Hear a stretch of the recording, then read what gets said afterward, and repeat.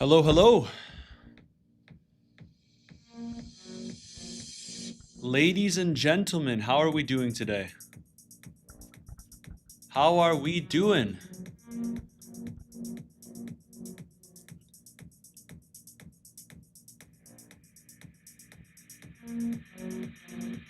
Let's get this party started.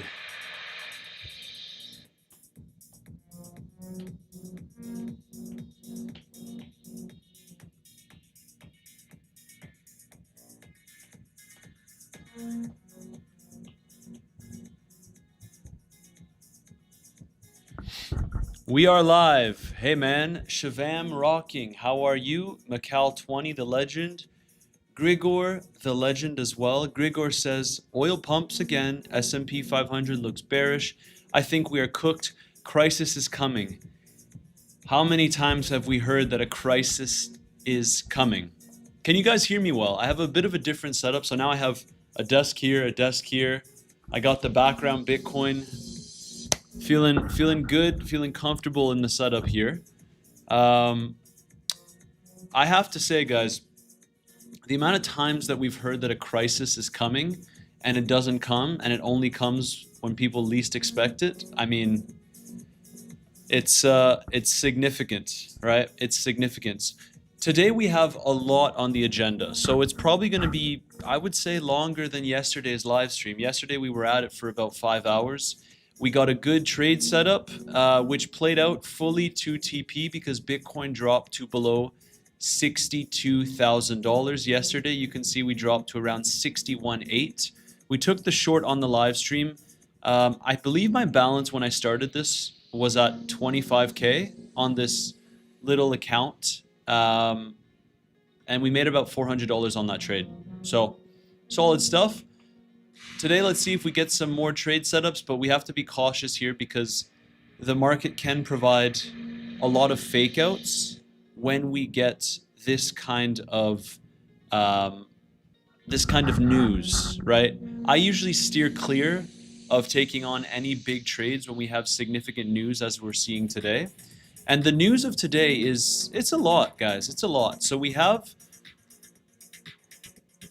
core inflation year over year, inflation rate year over year. Then we have month over month the same, month over month the same.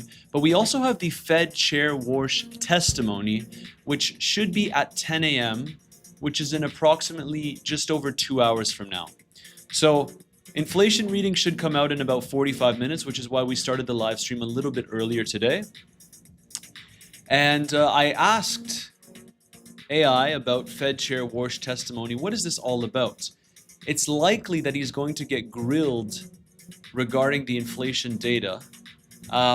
Basically, he's going to stand before the House of Financial Services Committee for his very first congressional testimony since taking office.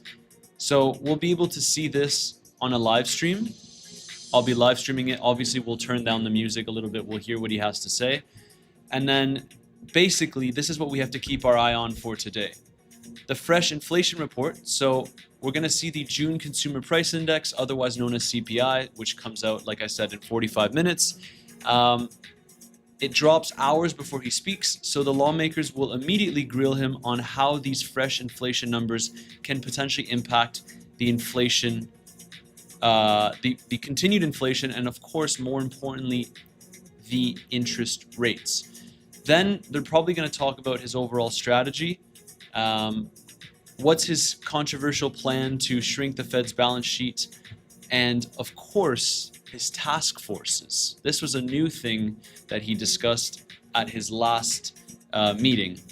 The second half of his testimony before the Senate Banking Committee will stream tomorrow, Wednesday, at the same time. So normally on Wednesdays, I do video updates, but there may be a chance here that we go ahead and live stream tomorrow. But I'll keep you guys updated on that because it's really the only thing that comes out. I'll see how it goes. But yeah, that's the plan for today. Inflation data, Fed Chair Warsh testimony. Let's see if we can get some new trades. I have my BTCC account open, I have my 2-bit account open, I have my Weeks account open, and I have my Bluffin account.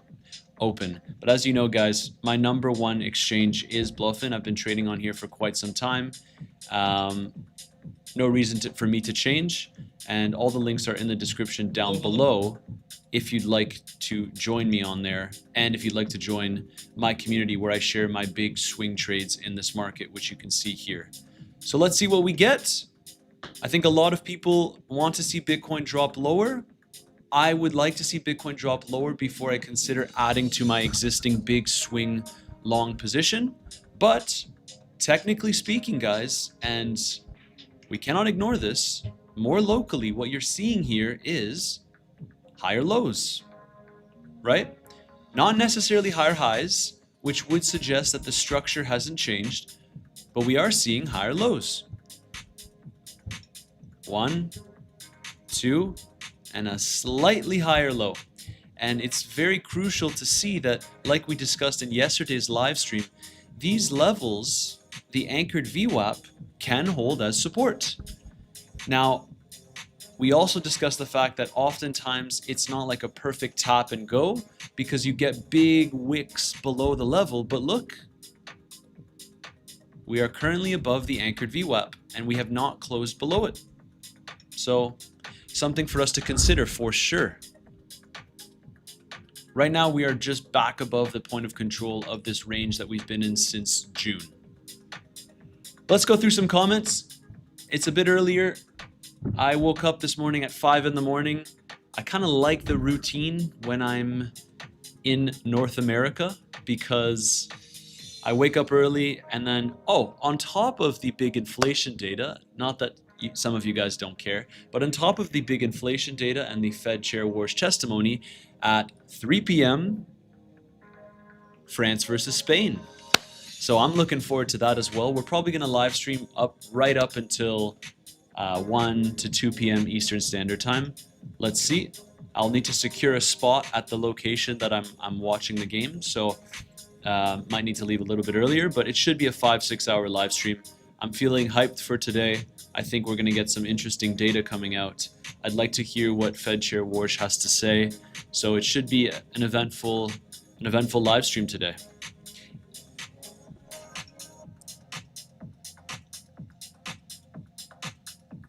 All right, let's go through some comments. Grigor knows the market owes us a red week. If the simulation is to play out, this week should be red for Bitcoin. So far, it is tracking the 2018 scenario almost perfectly. And we'll talk about gold as well, but it's pretty insane so far. Doesn't have to be perfect, but the weekly candle for Bitcoin should be red if the simulation continues. Let's go through some comments. Mustafa, everything is nice, my bro. D-Scribe, hello, Metzir. Oil is at resistance. We hear you loud and clear. Awesome. All good, buddy. Awesome, awesome, awesome. Like button smashed. Rhino Bull, my man. My man. Yahi Music says, why are you edging? I think it's because sometimes what I'll do, I'm a little bit cheeky with it. If I need just a little bit more time, I scheduled the live stream for 7:35 a.m. my time. And then I was like, crap, I need to use the washroom. So I popped it forward a little bit, and I think that's what Yahi Music is referring to. Good morning, Nick Tooney, my man. I hope you're well. I hope you're well. Mustafa is asking, my bro, is Bluffin safe to keep long-term cash? Look, I'm comfortable with holding stable coins on Bluffin for my DCA spot strategy, but also for my leverage trading. That being said, I hold a significant amount of my capital in cold storage. So for capital that I don't plan on using immediately, it doesn't matter how much I trust Bluffin. It's my go-to exchange, you guys know this. I just think it's wise overall to have it outside of any platform for that matter. The capital that I'm not using, of course. The capital that I plan to use, I'm happy to leave it on here. We still have our big swing trades open. And actually, Tau is looking better and better to the downside here. You can see our average price was at 285 for this short. And right now it's sitting at 197. My next TP on Tau, which was shared within my community, is actually should be $183. So we've already taken some profits on the way down in the community. If you want to join, guys, remember, you have the first link in the description down below. Just DM me the keyword BTC on Telegram.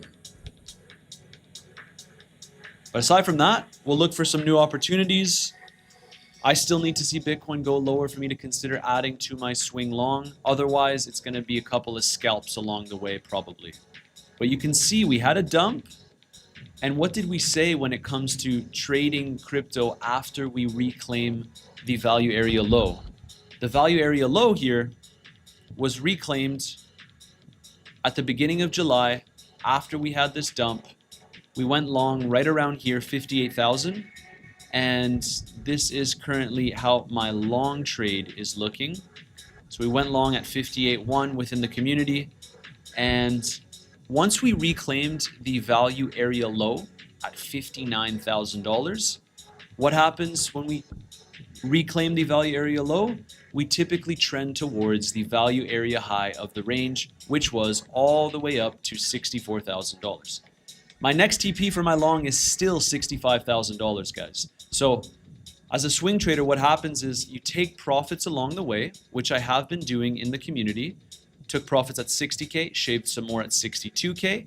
Then my next take profits are as such, but I need to see 65K for me to consider taking more profits. We've already secured around 33K on this trade. Or sorry, 31K.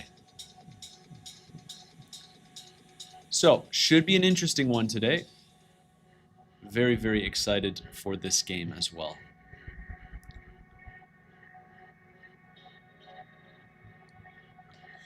Afternoon, sir. What is the crystal ball telling us today? Yahi Music says, on X, I see many people calling for the big dump already. Is the July rally over? Yahi Music, my man, I love to hear that.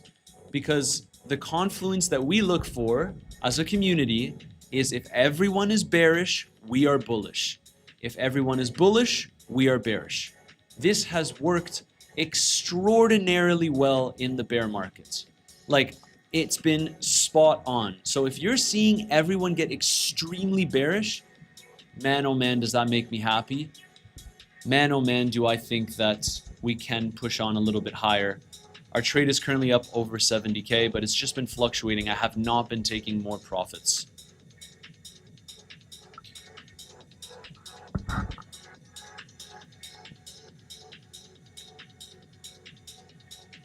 IBM stocks is cooked, earnings bad, good entry. I'm not really looking to trade that, to be honest, my man. Good afternoon, Matsur from sunny Thailand. Good afternoon to you, my friend. What would you buy Sol at as a swing long? I'm not looking to honestly swing long Solana.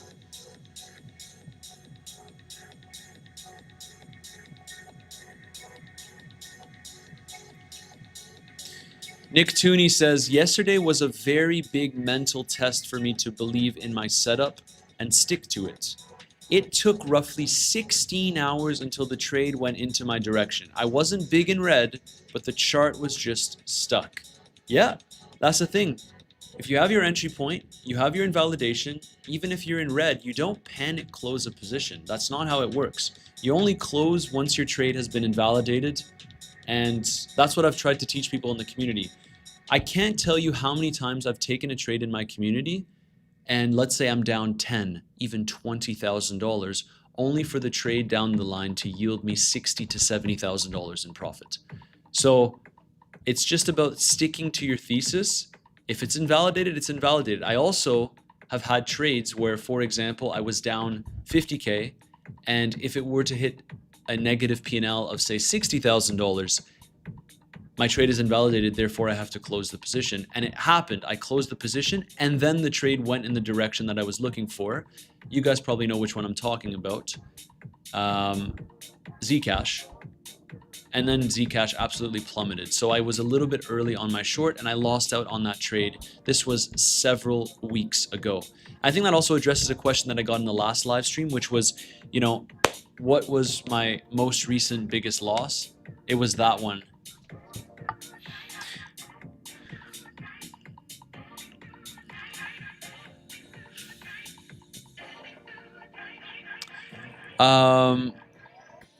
What about ADA? I am stuck in spot for a long time. My man, I think you've been tuning into the channel for quite some time, and if you guys have been, you know that I've been vocally bearish on altcoins for the past few months. I'm not going to be the one to tell you to keep on holding on to an asset that continues to struggle. That's not how I trade this market. So I'm not quite sure what else I can say on that point. Nick Tooney, I've seen you talk about taking profits at 65K. We hit 64.7K though. Do you think it's stubborn to wait for a fixed number you set yourself instead of being fine with the 64.7K? In general, I would say yes, but the reason why I'm okay holding out is because I've already taken profits along the way. If I hadn't taken any profits, then yes. Particularly as we approach the point of control of this range, we've wicked above it multiple times. So this is a generally a very, very good profit-taking zone at 64.7K.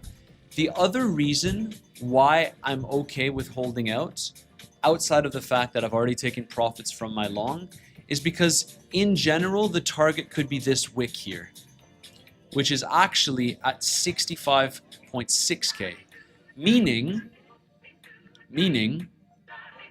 that 65K is still a reasonable target, right?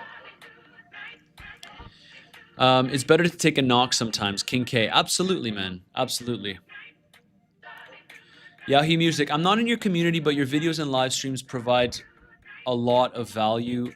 I rarely miss your live streams recently.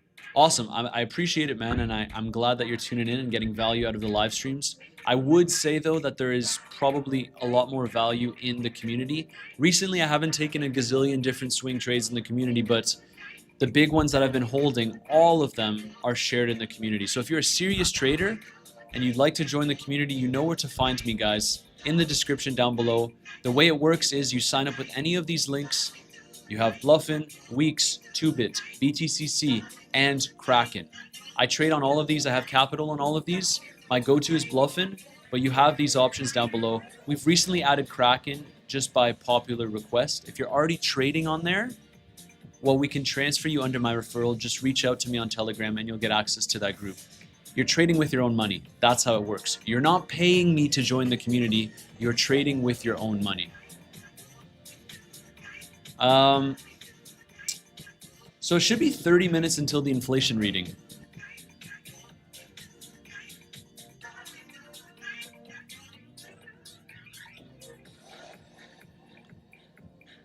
Samir asks, how much time will it take for Bitcoin to go to 70K? First and foremost, there's no guarantee that we hit 70K. Just because I think that it's a probable scenario, it doesn't mean it has to happen. Second of all, my long-term or my longer-term Bitcoin chart looks something like this, or more medium-term. So if this is to play out, I would say maybe around end of July, beginning of August. But guys, you have to understand, like, you cannot see me. I draw this for simplicity purposes, but you cannot look at a drawing like this and think to yourself, all right, perfect, I'm going to trade it like this. Guys, this is just an illustration. If the price action plays out perfectly like this, I mean, at that point, I have to order a crystal ball on Amazon, because I highly doubt that it'll play out like this. But I think that we can get that squeeze up. Right now, on the chart, Bitcoin is basically sitting between that 200-day moving average at the bottom, at the top here, the bull market support band, and the 200-week moving average. So that's what we're looking at right here. So I think that it's possible that we do see something like that. Probably choppy, probably ugly price action which is why in the community we've positioned ourselves in a long. And I don't have to stress about taking on a new long if we don't get it, simply because we're positioned well. And if people are getting very bearish, as Yahi Music has said on X, then awesome, because that's what I like to see when I'm in a long. If I'm in a short, I want to see people getting extremely bullish, which is where we entered our short when we had the Clarity Act pump, along with this massive short that I'm still continuing to hold.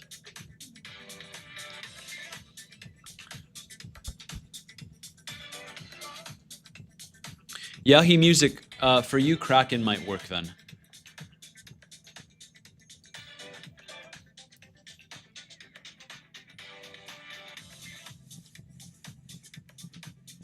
Good evening, Yakub. I hope you're well. Drew Baldwin, good morning. How did your scalp go yesterday? Guys, the scalp went amazing yesterday. We hit full TP. Obviously, I closed the stream beforehand, but you can see, I think my balance on this account, I don't hold that many funds on 2bit. I have around 25K, but my balance went up $400.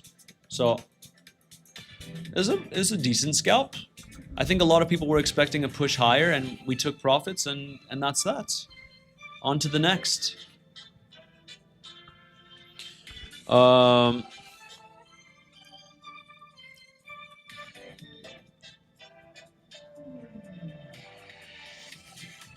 Matt, please and please advise PGA sit. Where are you? I'm in a 13x losing streak, says PGA sit, and will not leave my strategy. I hope it works. I have to say, my man, if you lost 13 trades in a row, it's probably time to take a break from the charts. Yeah, I think it's probably time to take a break from the charts. Unless you're trading with an insignificant amount of capital for you and you can afford to take a couple dollars losses each time. But 13x losing streak, I don't know if I've ever had that in my entire life. So I think I usually take a break from the charts if I have a big loss. But a 13x losing streak, man, and this isn't to harp on you, but I think it's probably wise to take a little bit of rest from the charts. You can still tune into the content. You can still see how the trajectory of the bear market plays out, but actual trading, I would probably take a little bit of a break.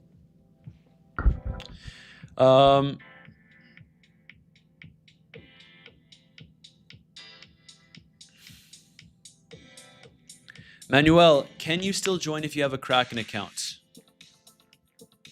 Absolutely. Absolutely, you can still join. Guys, if you already have a Kraken account and you're not willing to go on Bluffin or anywhere else, what you just need to do is message me on Telegram. And remember, you need to use the links in the description down below because there are some scammers. As the channel gets a little bit bigger, we have some impersonators. DM me on Telegram, clicking this first link and say, hey man, I'm looking to transfer my referral on Kraken. And then I'll be able to add you to the group once that's sorted out. So you can join if you already have a Kraken account.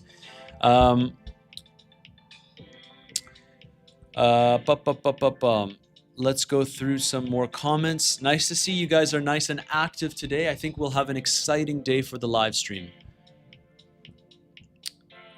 And Grigor says, Ben Cowan made a drawing 95% similar to yours in the last dubious speculation video.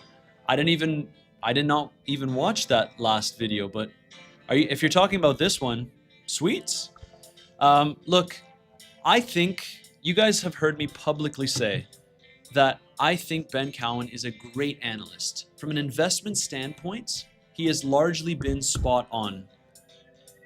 But I will say that he doesn't trade the market with leverage. So I definitely take on a little bit more risk than him, but I would like to think that I get a little bit more upside than him because while he has been vocal in calling for continuation to the downside, time-based capitulation, as he likes to say, I've been actually trading it. So in the community, every single relief rally, and Grigor, you'll know this, I've been pretty vocal when people are bullish at these local tops, saying, hey guys, I am going to enter a swing short, and I've added to my position, and I've taken profits on the way down.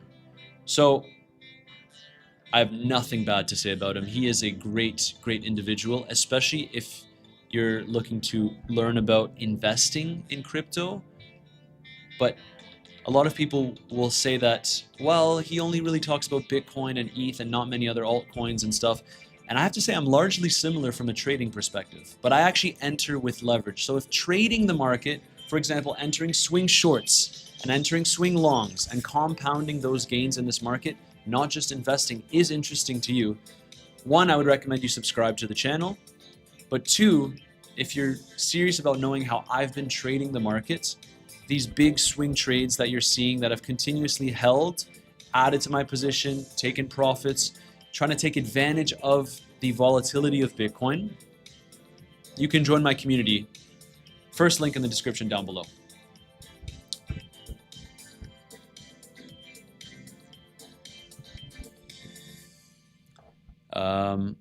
Are you waiting to take a trade after the CPI report?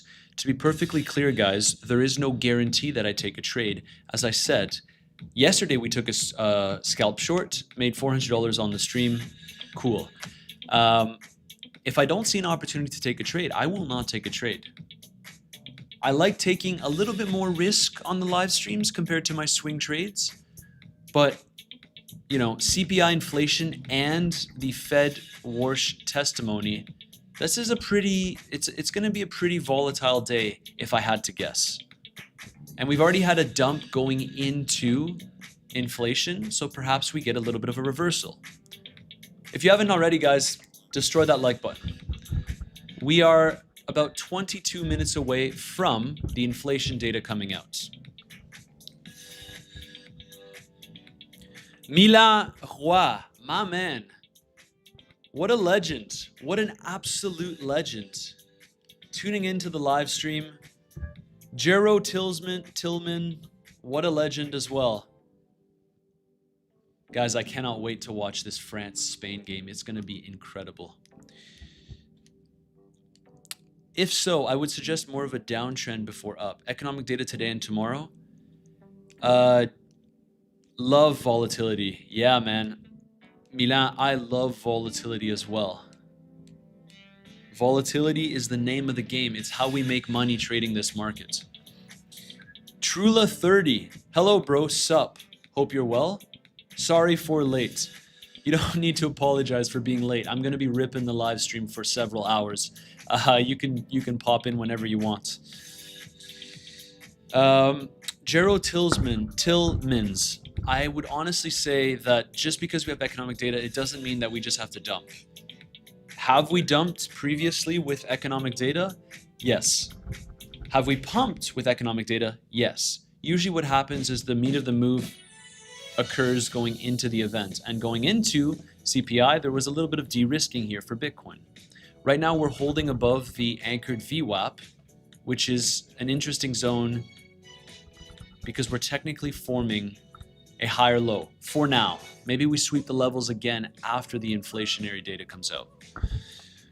Hey Matsur, I've been following you for a few days and I've learned a lot. Hope you keep up the great job. Victorla, I hope I keep up the great job as well. And thank you for tuning into the channel. The goal with this is to guide you for the remainder of the bear market, and then we will ride off into the sunset together in the bull market, because I do think that the tides will turn relatively soon. From a 4-hour time frame perspective, we are heavily oversold and we should get a little bit of relief today. Totally possible, Nick Tooney. Totally possible. Mbappe and Dembele are amazing to see play on the field. I completely agree. You know, there was a lot of arguments saying that, for example, they couldn't work together because Mbappe is someone that is highly ambitious and clearly wants to win the Ballon d'Or. But Dembele is the current Ballon d'Or holder. So they were maybe speculating on the fact that they wouldn't be able to work well together, but it's been quite the contrary. We had Dembele pop off with a hat trick. We had Mbappe just continuously carrying with crucial goals. Mbappe is the main man. The question is, I would suspect, if I had to guess, that Spain will have the majority of the ball over the course of the game. And it's going to be a couple of quick counters. The pace in behind that France has will be absolutely devastating for the Spaniards if they cannot capitalize. However, if Spain keep the ball for the majority of the game, and then they maybe put on a sub like Mikel Merino with a cheeky little finish to wrap up the game, it's a wrap. This is a world, like as far as I'm concerned, France-Spain is a World Cup final. It's such a crucial game. And actually, guys, I know you're not here for my football takes, but you can probably tell I absolutely love football, and I will keep talking about it because it's part of me. It's part of my personality. But this is the first time in World Cup history that the top four favorites to win the tournament are in the semifinals. There's usually some kind of upset. This time around, clearly not. England, Argentina, Spain, France.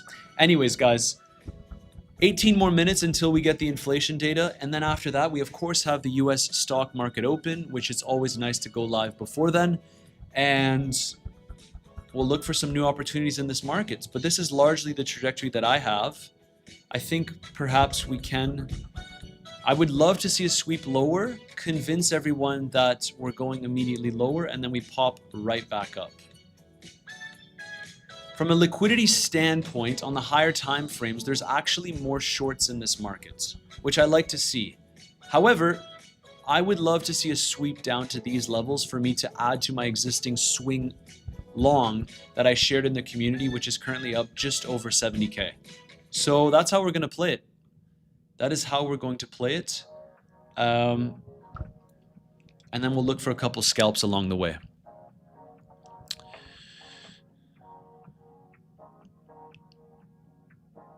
Good morning, Legend from Florida. Good morning. Archie, I want to join the community, but you need an option for Bybit. Please, bro.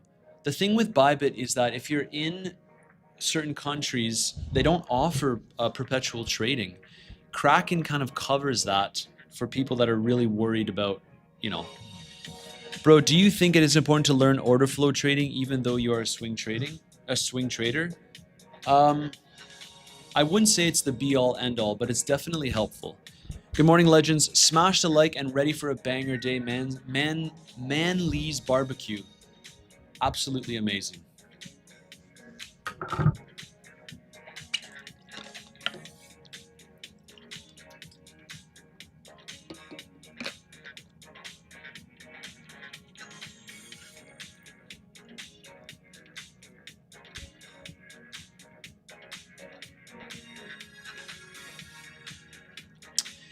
Matt, I've noticed you take your entry in a swing in one go as opposed to dollar cost averaging. Also, where can I consider going long for a swing?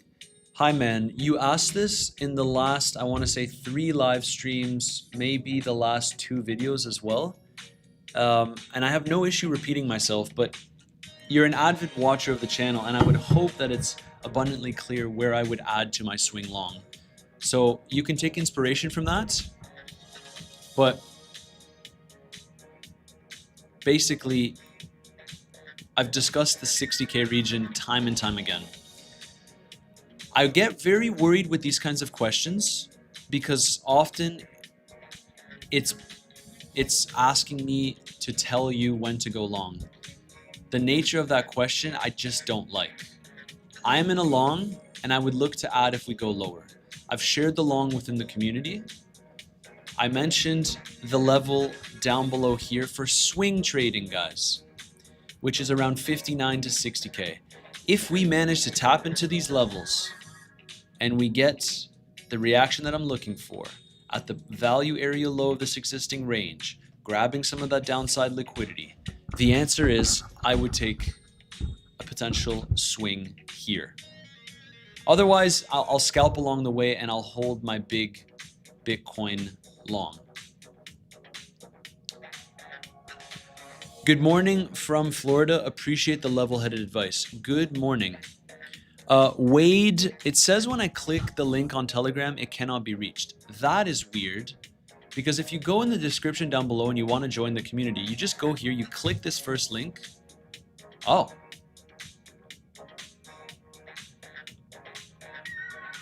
What is that? That is strange.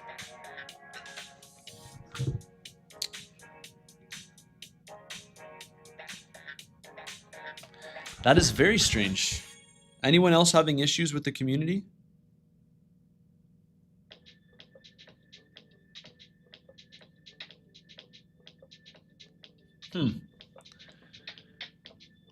That shouldn't happen.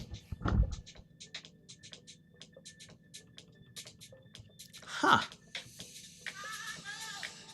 All right. Give me a sec, guys. Inflation data is coming out in 13 minutes. Let's see if we can fix this. X Liberty, yes, you can join my group.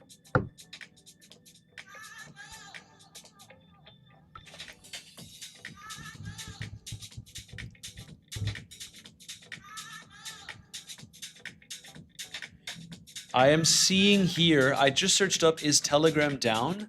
And it says users report show possible problems with Telegram.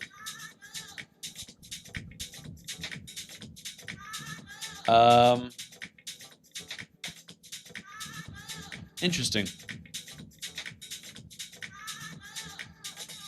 Yeah, Telegram is having issues today.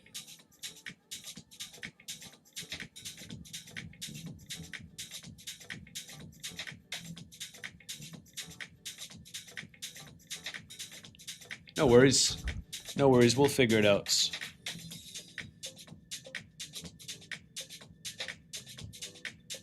Oh, I'm liking the setup more because now I have a screen here, and I have a desk kind of like this, and I'm sitting in the middle. It's really nice.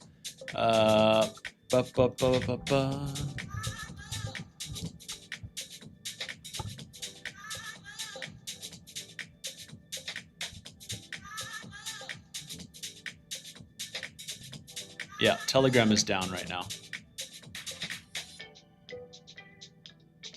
Telegram is working for you in Florida.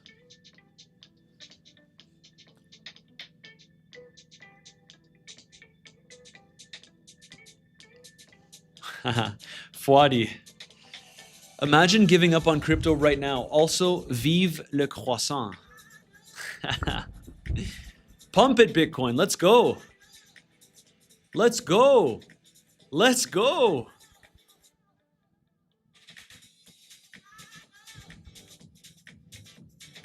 I'm still locally bullish.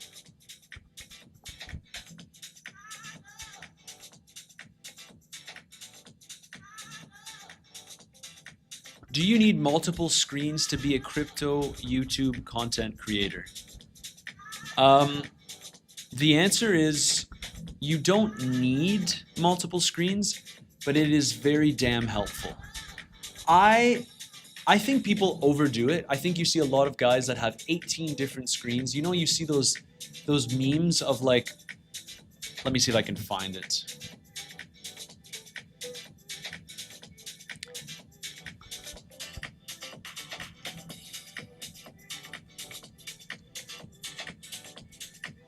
Inflation data in 10 minutes.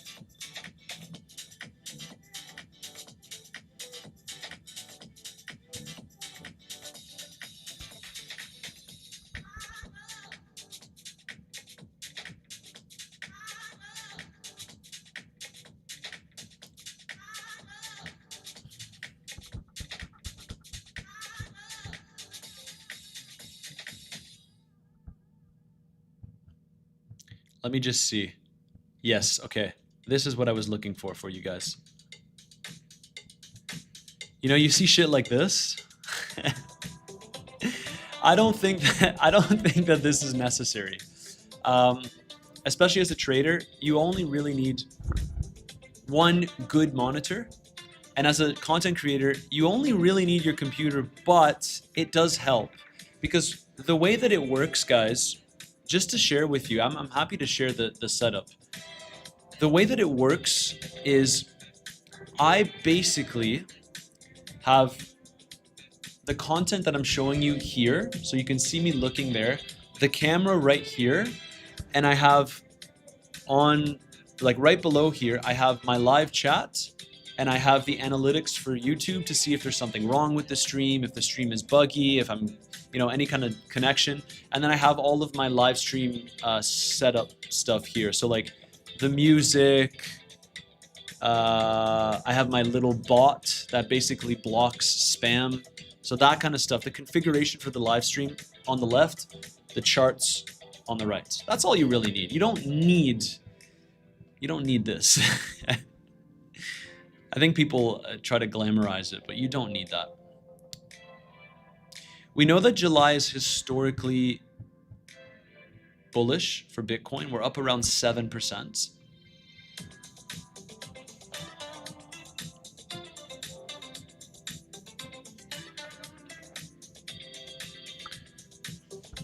Zero G, I thought you're expecting a red week this week, so how come you're bullish now? I'm bullish because I'm in my long.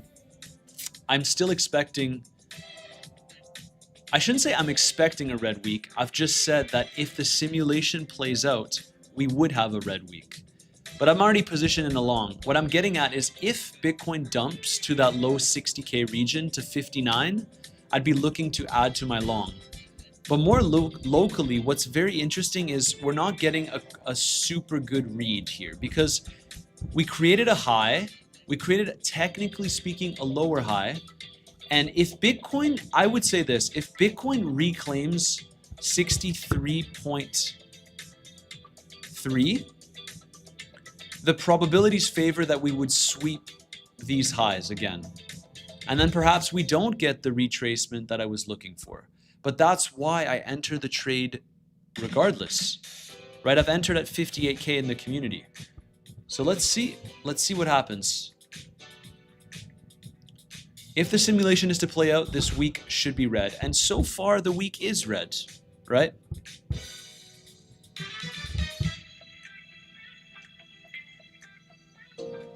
Today, any news? Absolutely, we have some news. Today is a big news day. Today we have the inflation rate and we have the Fed chair testimony. So he's standing before the House Financial Services Committee today, and then tomorrow he's standing in front of the Senate Banking Committee. And if you haven't already, guys, destroy that like button. We're seeing more and more people hop in. We're in the trades within the community. Yesterday's live stream, we took a nice scalp. I shorted Bitcoin and we made around $400 profit, which was nice to see. And now we're on to the next. Right now we're holding above the anchored VWAP from the previous pivot low.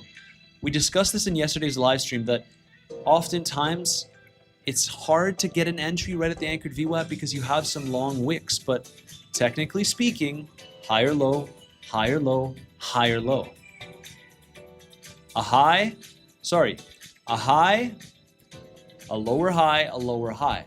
So what happens when we're creating lower highs and higher lows? Bitcoin is basically getting compressed, not providing that much clarity until it breaks in either direction.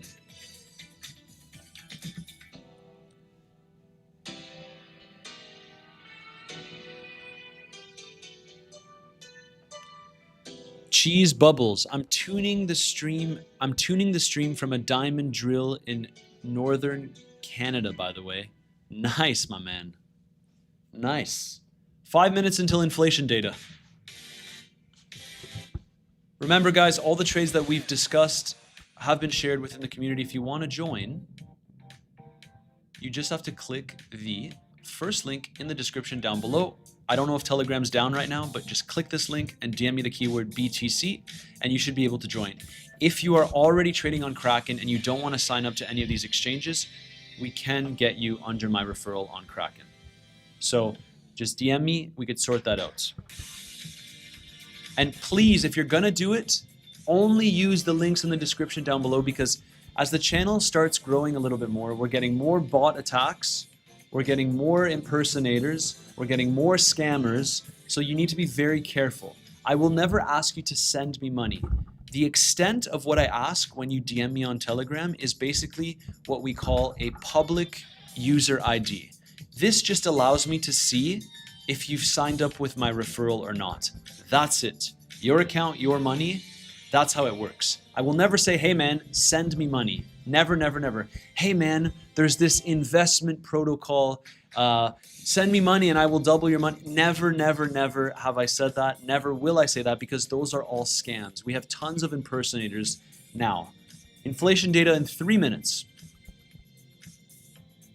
Morning from Brazil, Christopher. Hello, my man.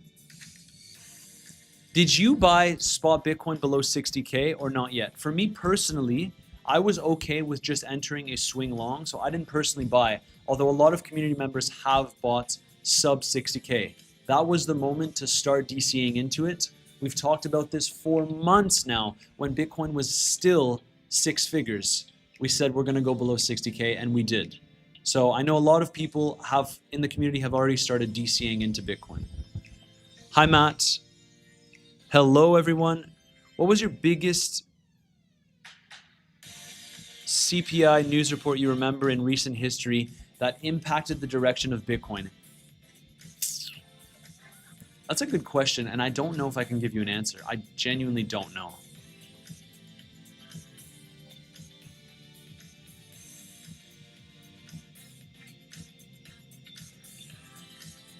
Rhino Bull, it's only Tuesday. This week is young. We could pump and dump and still close red. Entirely possible.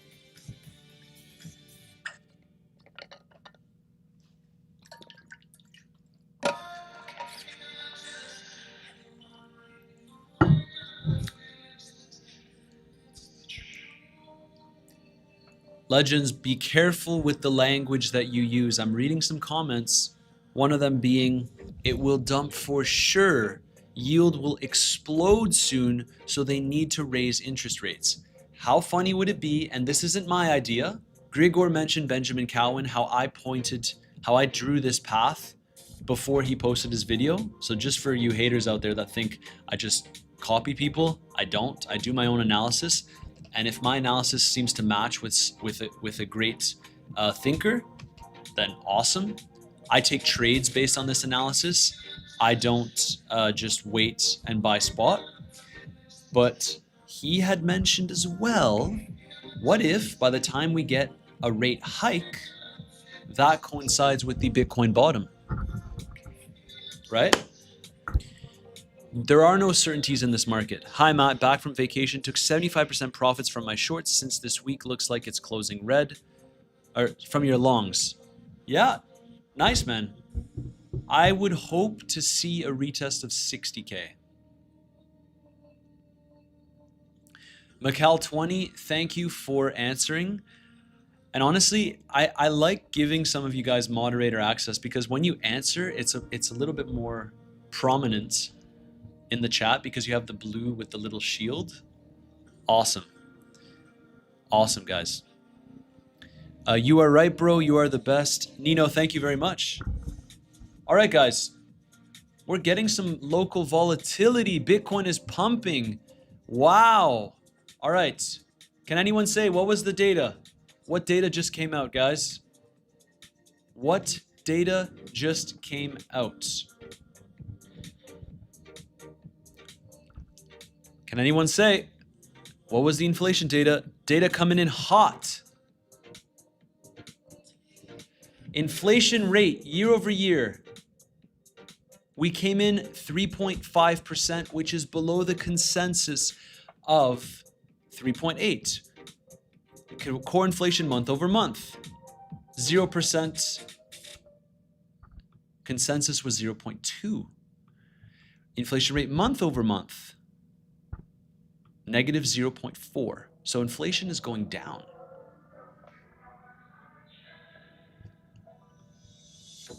Wow, legends. What a pump. What a pump. Now we have the stock market opening in the next hour. This is going to be interesting. Send it, man. Send it. We're up 80K on the Bitcoin long that we took within the community. Absolutely incredible. Great stuff. Great stuff.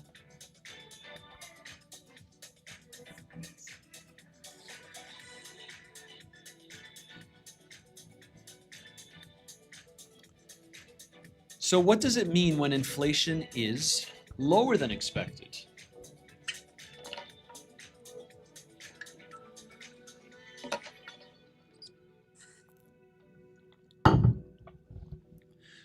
Someone said, no, I was short. Someone said, my position is protected, stop loss covered, riding free trade.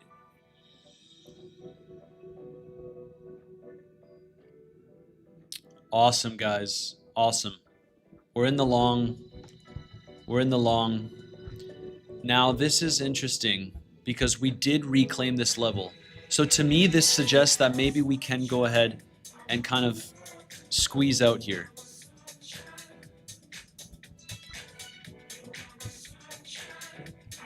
Lovely stuff. Lovely, lovely stuff.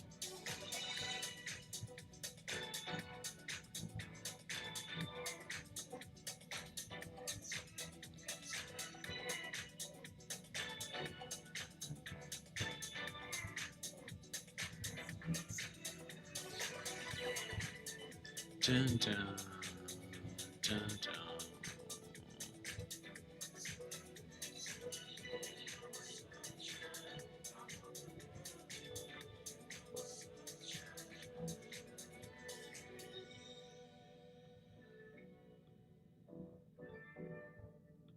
Let's do this one a bit thicker. Maybe a different color just so it stands out. Oops, that's text. The longs are printing, legends. The longs are printing.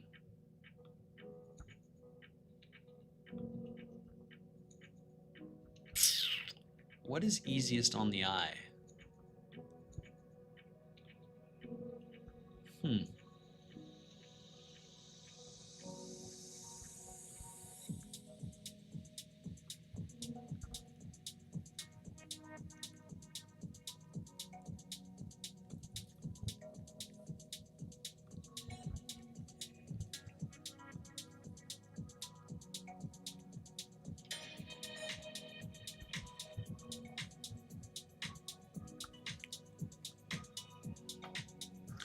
The longs are printing. The stock market opens in 1 hour. Now keep in mind, guys, we had a lot of shorts that jumped into the market recently.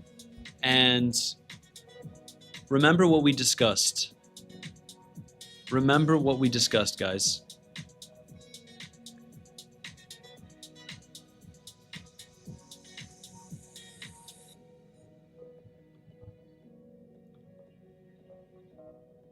Grigor, you absolute legend, man.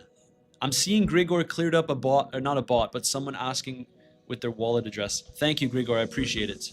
That's exactly why I make some of you guys mods. Love it. It was clear everyone was short. Yeah, a lot of people were shorting. Let's go. It's Will Anderson. Matt, do you have your take profit order at 65K, or will you manually close it if we get there? I have my TP here. So I have a 25% TP. This was shared within the community on my Bitcoin long. Keep in mind, guys, I entered from lower. I'm going to take 25% profits here. If we make it there. I would actually prefer if Bitcoin dumps, because then I could get a bigger long position. But right now it's okay. I'm okay with holding this as is. Hey, bumping today. Yes, we are. It's a great day. We just got inflation coming in lower than expected. We have the Fed Chair Warsh testimony at 10 a.m. Eastern Standard Time. We also have the stock market at 9:30 a.m. So it should be a pretty nice and volatile day.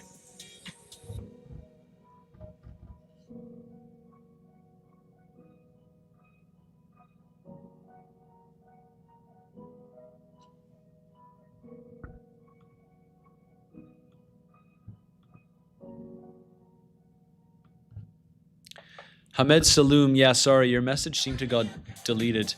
Do you think if we sweep the highs at 64.5K, it will result in a more aggressive dump to the 57K, assuming it does not hold? No. I actually think that I'm gonna go out on a limb here, and I think that the lows are safe temporarily.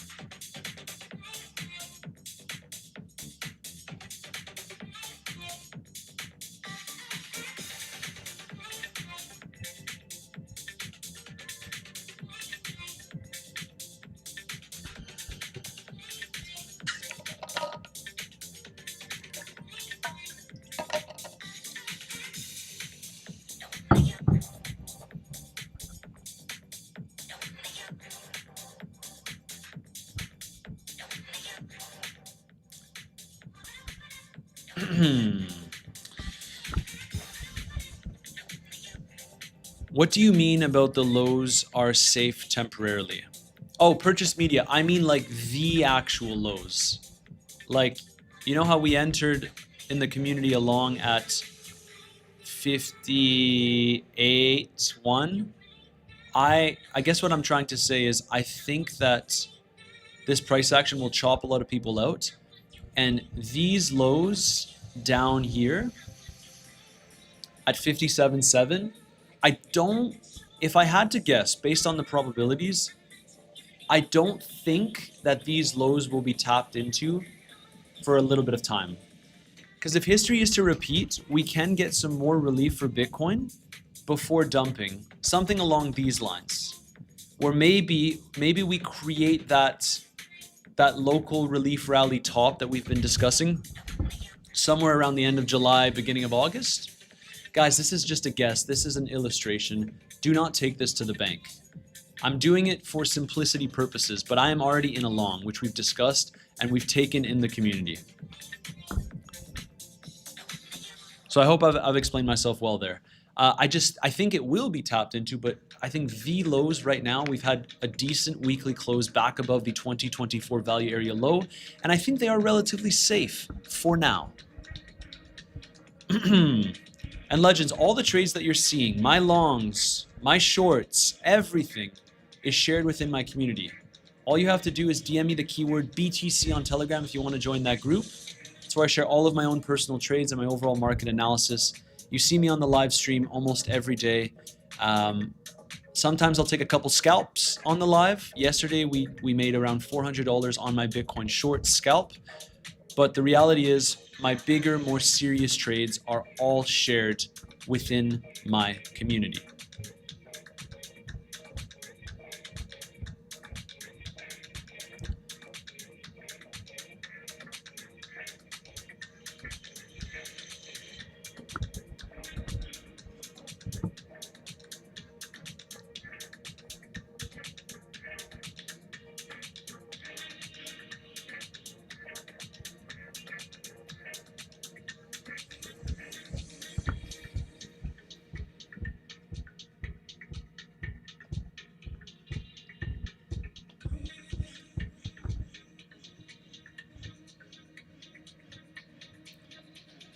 Stock market opens in about 50 minutes.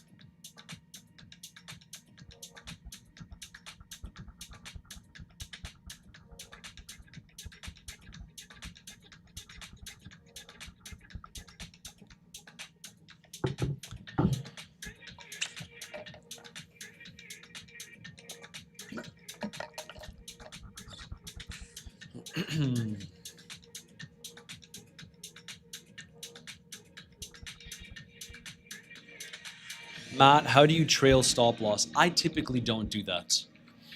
Good morning, Sayamori. I hope you're well. Yehu da Cristo. Hi, Matsur. Curious, how do you manage your emotion? I keep getting FOMO when I look for entry on the 15-minute time frame, even though I created a trading plan before. This is going to sound annoying, and you guys have heard me say this time and time again, but it's all about how much you're actually risking on the position.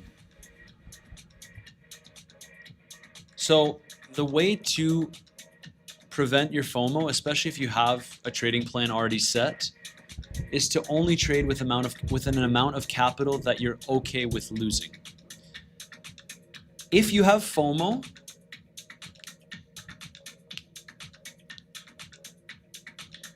it simply means you're using too much capital. Because I think that if you were using, you want to use an amount of capital where if you miss a trade, you're totally okay. But if you got in the trade, you're totally okay.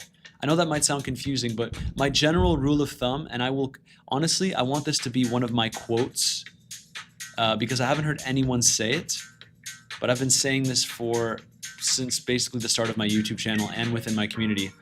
If you cannot sleep at night with an active trade open, it simply means you're risking too much capital. That's my go-to motto. So that's how I view entering trades and things like that. And I think that the FOMO stems from potentially looking to use too much capital if you didn't enter a trade. Because if you use an amount of capital that is reasonable to you, you wouldn't necessarily stress about missing a trade because there's unlimited opportunities to trade in this markets.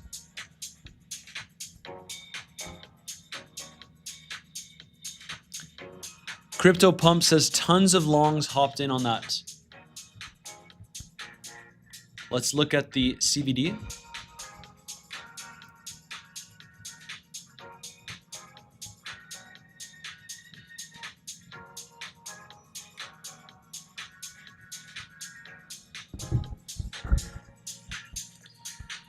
Yeah, you are right. Wow. We have tons of longs. Unbelievable. But the thing with this is if you look at the CVD divergence, you know, it's tons of longs entered, and we saw that we're getting higher highs with the CVD. So on Bybit US dollar tether, on Bybit USDT, on Binance USDT, on Binance USD, no. But it's okay because it's not bearish CVD divergence because we broke above the highs. The price broke above the high. If this made a lower high on the local 15-minute time frame, then that would be a cause for concern. But because we broke above these highs here, or sorry, I should say above these highs, then it's totally fine. Now, maybe we see it on the higher time frames. Let's see.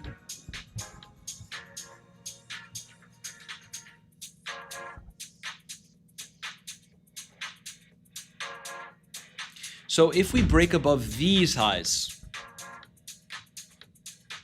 which would bring Bitcoin. So let's say an example on the 1 hour time frame, guys.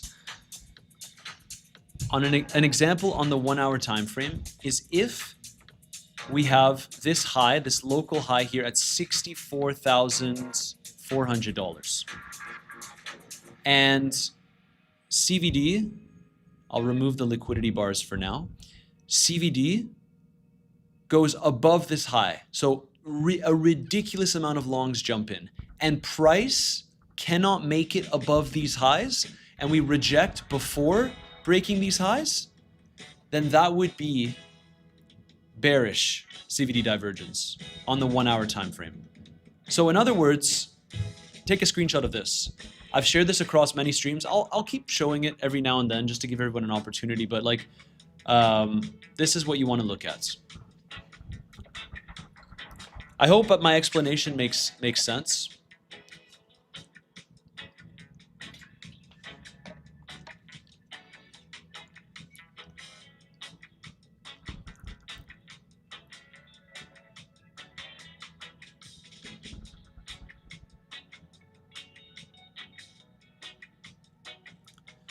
Crypto King, I'm cool with that. Push it up so my long can print more. Yeah, man. My long is printing as well. We took a giga long in the community.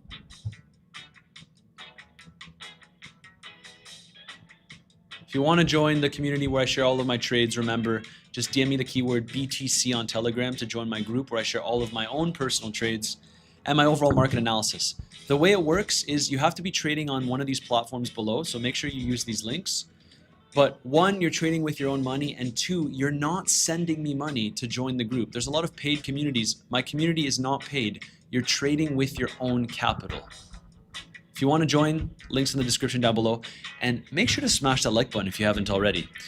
We've already had a great start to the live stream today. CPI came in lower than expected, good move to the upside.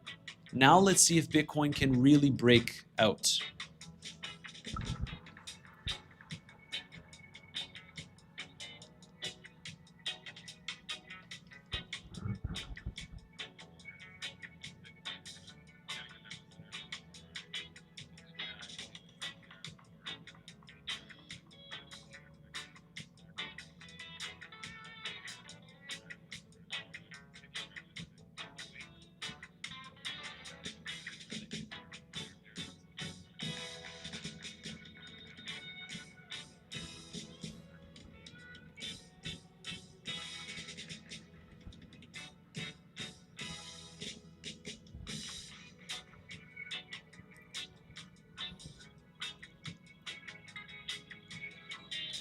Someone said, wow, ETH. Shall we take a look at ETH?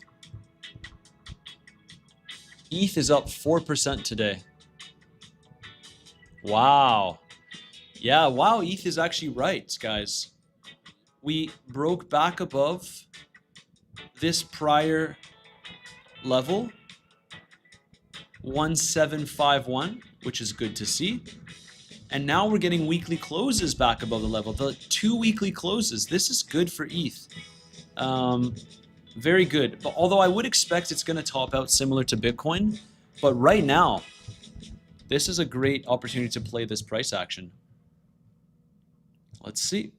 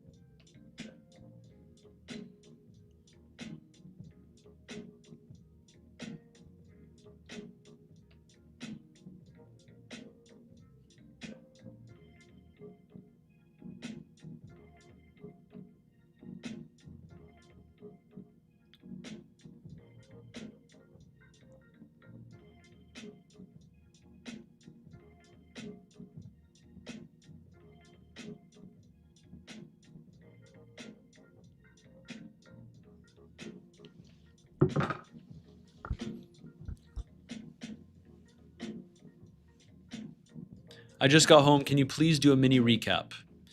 Taluk dat. Yes. Yes, I can. All right, guys. Recap of the stream so far. Inflation data came in lower than expected, which is positive. This can spark a rally for Bitcoin. We came in like way lower than expected because the consensus was 3.8%. and the actual was 3.5%. So that is very, very significant. Core inflation rate month over month, expectation was 0.2%, actual was 0%. So inflation came in lower than expected, which is naturally positive. Now, we've discussed the fact that Bitcoin would likely get continuation on a relief rally, and I'd be looking to add to my Bitcoin long if and only if we drop to the 60K region. But because we had a lot of aggressive shorts that jumped in, I'm more than happy to maintain this existing position because we're currently up just over $80,000 on this long setup. This was shared within the community. My overall view of the market is something along these lines. First and foremost, our first resistance is probably going to be right up to this region, 64.7. But my next take profit for my Bitcoin long is at $65,000. Now, in yesterday's live stream, we took a cheeky Bitcoin short, full TP'd. We made around $400 on this trade. And now it's about being patient. We held on to the anchored VWAP. Let's see if stocks can get a move to the upside. ETH is looking pretty solid, but my overarching view of the market is this, which we've discussed time and time again. Relief rally. Once we swept the lows at the beginning of the year, I was thinking that this week could be a red week, but now we're currently seeing a green candle, but obviously there's a lot of time. What's happening here is we are also above, right now we're holding above that 200-week moving average on a weekly time frame basis. So I think that Bitcoin basically gets compressed between the 200-week moving average and the 200-day moving average. And then it will likely resolve lower, in my opinion. So to explain myself as well, that's why I also still hold my big Bitcoin short, my Tau short, because I think even on this relief rally, we're not going to make it to my average entry for my Bitcoin short, and I'd be looking to add to my existing position once more, and that will all be shared within the community. This long that I took at $58,100 was shared within the community. So have all of my shorts. So we're up multiple six figures across all of my accounts right now. I've been more locally bullish, and the only area that I was interested in adding to my long, guys, is, like from a swing trading perspective, is that 60K region. And right now, this is a pretty nice move to the upside after yesterday's drop below the anchored VWAP from the pivot low. Guys, if you want to see how I've been trading this market regularly, remember, just DM me the keyword BTC on Telegram after clicking this first link in the description down below. The way it works is you trade with your own money on any of these exchanges below. You're not paying me to join. It's where I share all of my own personal trades. The US stock market opens in just over 35 minutes from now. So let's see what we get out of this.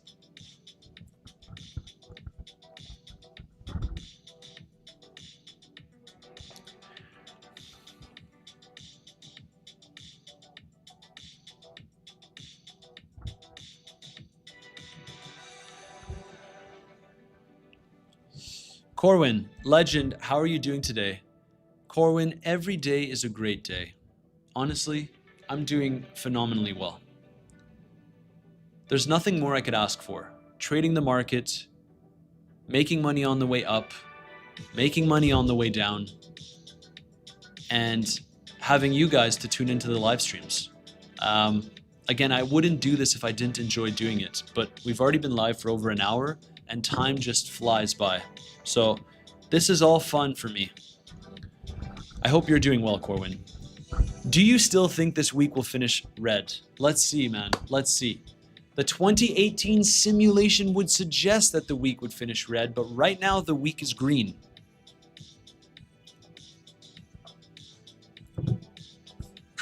Let's see. Happy birthday, Gemma Gov. The legend. Zia Talks, hey bro, hope you're doing fine. It is always lovely joining your live stream. Thank you, my man.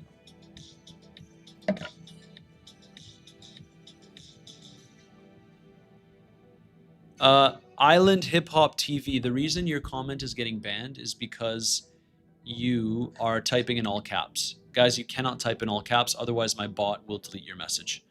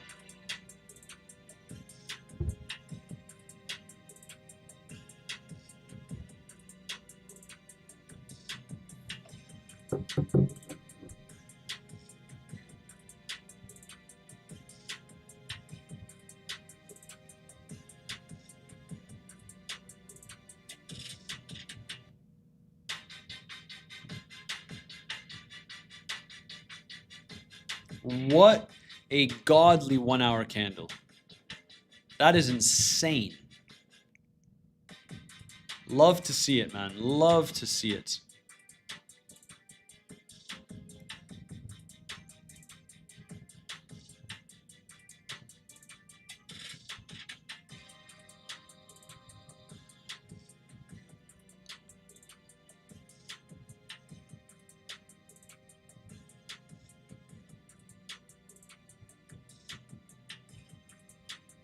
I think we take these local highs, to be honest, guys. Remember what I discussed. If Bitcoin breaks above $63,300, it's likely that we can take these local highs. That being said, we are forming this wedging structure, but you know, maybe we get a little bit of resistance here for a while. Maybe it gets boring, but this was a nice move to the top of the range.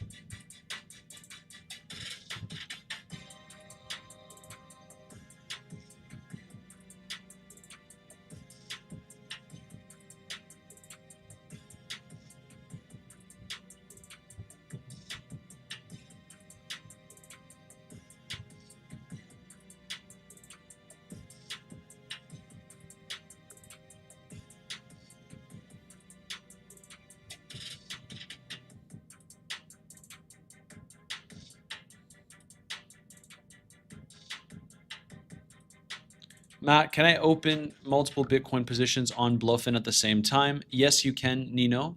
So the way it works on Bluffin, you have to basically go up here, click this little icon beside the sun, and then you have to go one-way mode, click hedge mode. Now, I can't do this because I have active positions open. So for me to activate hedge mode, unfortunately I need to close my positions. So you can either trade on a sub account if you already are in active positions, or you trade on another exchange. I have tons of options down below, but you could just make a sub account on Bluffin. It's quite easy. Did you take profit on Tau? It got to 195. Zia talks. No, I did not, because Legends, in my community, my next take profit on Tau was actually 183, I believe. So I've taken profits at 240, 220, 200. So now I just sit in my trade, guys. So my Tau short is up basically 100K now.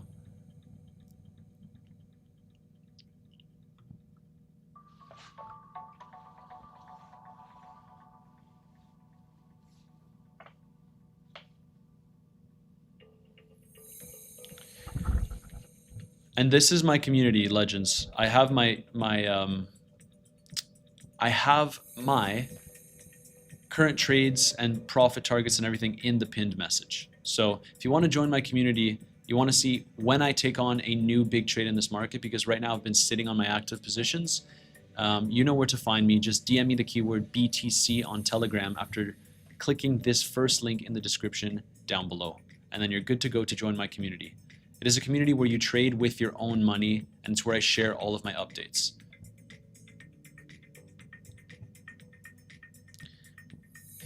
Stock market opens in 29 minutes. Thanks, bro. You're the best.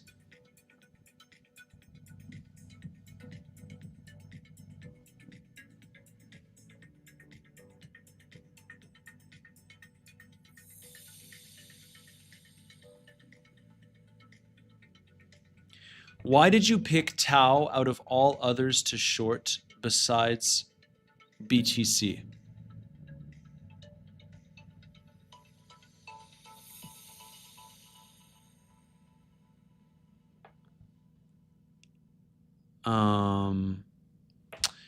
Good question. Basically, this. If you look, oh, besides BTC. I mean, like, I was already in a Bitcoin short, but structurally, on a weekly time frame basis, it looked like we were just going to form another lower high. So I was speculating on this being a lower high. Lower high, lower high, lower high, lower high. Low, relatively equal lows, but then a lower low with the liquidation event. And yeah, that was the logic. Pretty simple, pretty straightforward.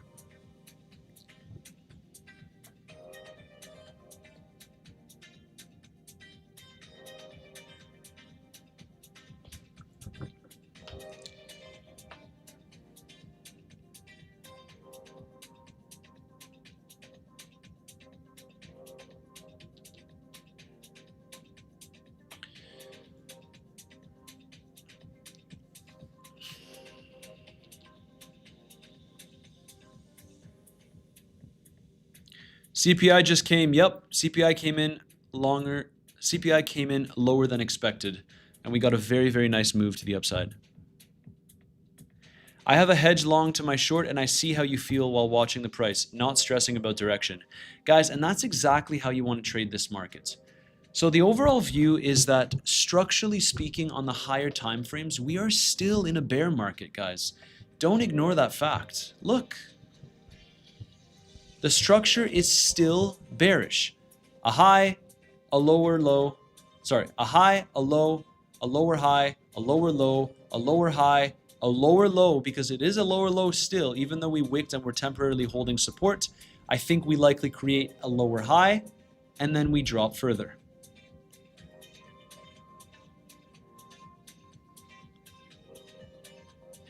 If you're so bearish on alts, how come you don't short the majority of them? Because I've already made tons of money shorting them at much, much higher prices. Right now, alts are already beat down like crazy, man. You don't short just because you're bearish on alts, especially when you have tons of short exposure in the market.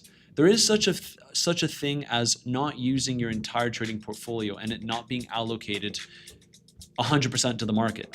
I don't do that, right? If I didn't have any positions in the market, an alt that I would be particularly interested in would be Zcash.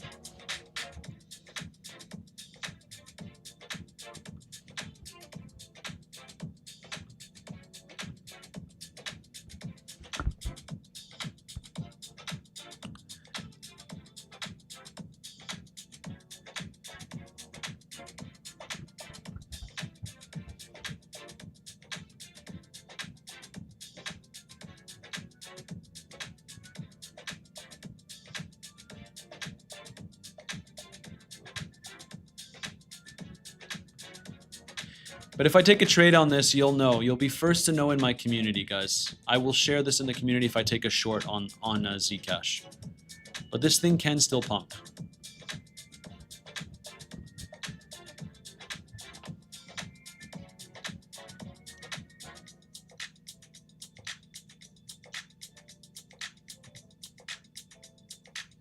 VSVP says bookmark this 70K by Friday. I don't know, guys. I think, look, a lot of you scalpers are stuck on the lower time frame, and I guess rightfully so. But I must say,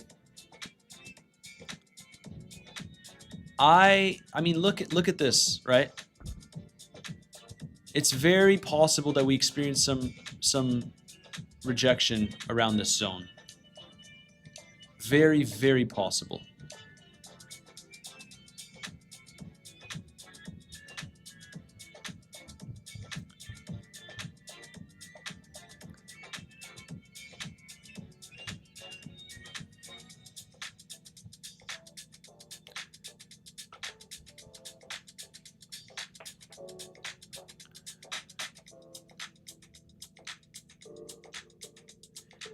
Hey, Mets, you're a bit late today. I remember you told me about some icon. You said about some icon in YouTube for private group members. How is it? Sorry if you already answered that. No, I didn't answer it. I'm still trying to figure out how to do it.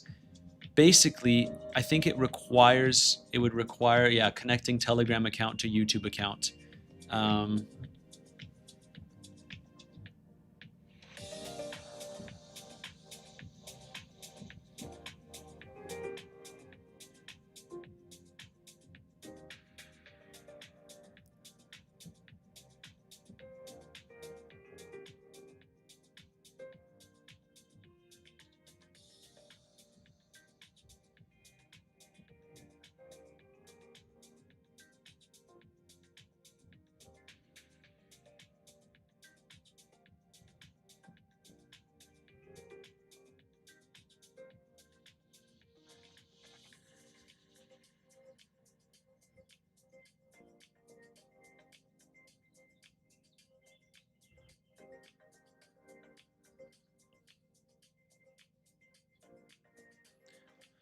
Legends, the community trades are looking pretty good. These are swing trades that I've been holding for quite some time.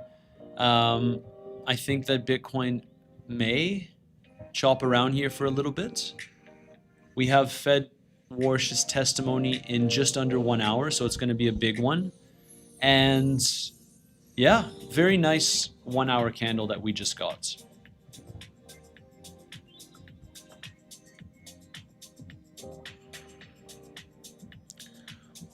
One of these days, you should do a 2-hour stream dedicated to alts. Guys, I think alts are like, you're asking a serious investor what he thinks of altcoins.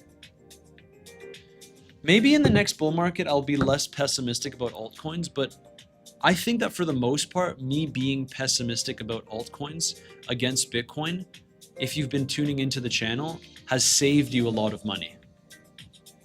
So it's hard for me to justify that. Like I'd rather throw in, I don't want to say Bitcoin is safe because nothing is safe in this world, in the investment world, but I'd rather throw in 6 figures into Bitcoin, multiple 6 figures near the bear market lows than throw it into some random alt and hope that it pumps, right? Because if the crypto market is going to trend upwards, Bitcoin is the play as a serious investor. Now, if I had less capital, then maybe I would speculate on different coins. I understand that because I used to do it. But the fact is, the last bull market, if you held your for the most part, there's of course a couple of alts that outperformed, such as like Solana and a couple others. But for the most part, if you held your capital in Bitcoin from bear market low to bull market top, you got most of the upside of the crypto market and you minimized your downside risk. So it was relatively stress-free. Alts, the people that I know that made a lot of money on alts in the previous bull market were people that were jumping in and out of positions. It was most definitely not the people that just held altcoins and prayed for a 100x.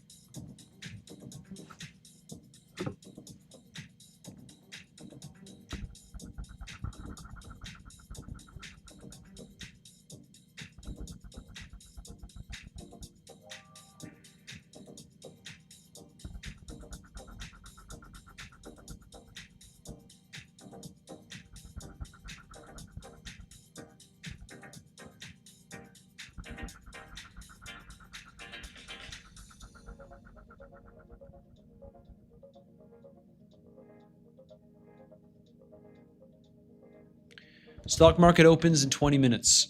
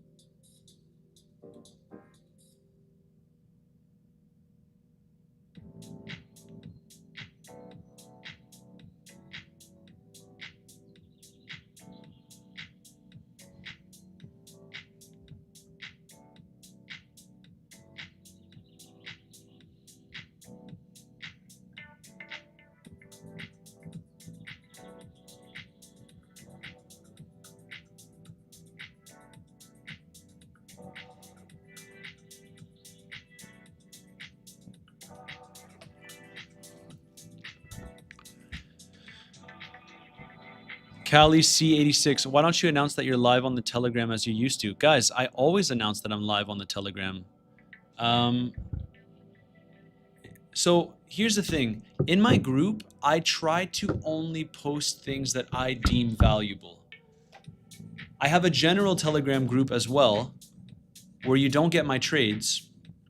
But if you scroll down here, it's this one. And I post all the time in this one, where I basically say, hey guys, I'm going live. I don't share it on the premium group, because that has nothing to do with my trades or how I make adjustments in the market. Maybe I'll put out a poll in my premium group to see what you guys think. But that's why I don't want to spam bullshit in my premium group. There's no sense in doing that, in my opinion. Hey Matt, do you think Bitcoin will pump up more when stock market opens? It's possible, at least at first. I'd like to see us claim 64.7K and maybe get like at least a wick above this wedging structure. That would be nice.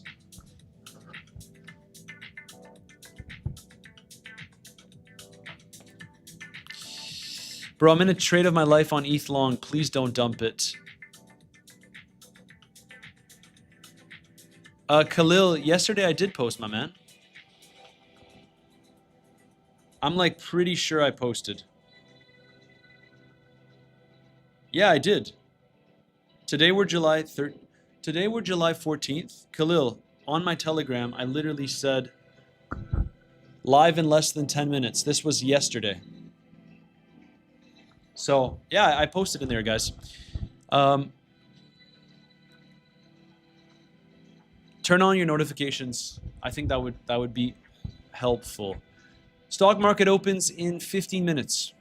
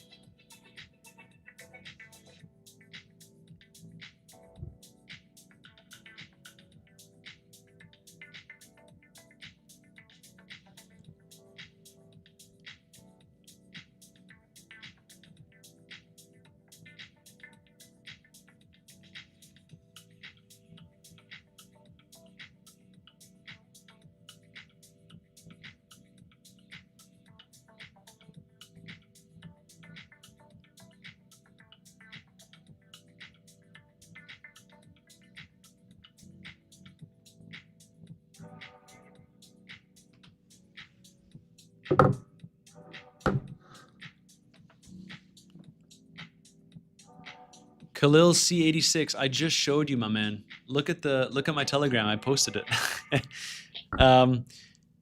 Rick Ty, legend. Hello, boss. How's everyone doing? Hi, Matt. Today you not trade scalping? Yesterday you have a nice trade. Here we go, guys. Yesterday I might have taken my trade like 3.5 hours into the live stream. So if I'm gonna take a trade, it doesn't have to be immediately. And no, Khalil, scroll up a little bit, man. Scroll up. Pump it more, Bitcoin. Pump it more. Pump it up. Let's see. Yesterday, Khalil, I posted it as well. If you scroll up. Am I the only one tripping? Today, I posted live in less than 10 minutes, big data, inflation data plus Fed Warsh testimony. Yesterday, I posted live in less than 10 minutes. Ah, okay. Just got to scroll up. Just went short at 64K. Oof. I don't know, man. I personally, when I see a strong 1 hour candle like this, I don't short. This is there's not much wickage. It looks like it can continue up, right?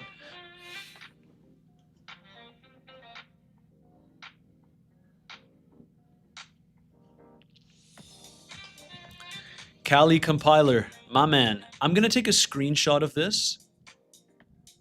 If you don't mind, Kali compiler, I just took a screenshot of your YouTube comments. And I might actually post it in my premium group to justify why I don't post so much. Don't get me wrong, there's some periods where like I will leave 15 different voice messages if I think it's relevant. But I want to share that comment that you just shared because I think some premium group members are dopamine addicted and they want constant updates when the price moves by $500. Like that's not how I trade this market. So I'm going to use that as a screenshot as well, if you don't mind. Francisco Fiori Pionist. I am short too. I don't know, guys. When I see a big candle like this, I would be surprised if we don't get another squeeze up. If this 1 hour candle immediately retraces, that would be pretty surprising to me. That would be pretty surprising to me. Stock market opens in just over 10 minutes. Legends, this Bitcoin long that I took, which is up around $85,000, was shared within my community. I took it at $58,100. I'm sitting in the position. I wanted to add to the position if we are to retest 60K, but we haven't retested that level. So if you want to know when my next big trade is, please remember to DM me the keyword BTC on Telegram to join that private group. So you click this link and DM me the keyword BTC.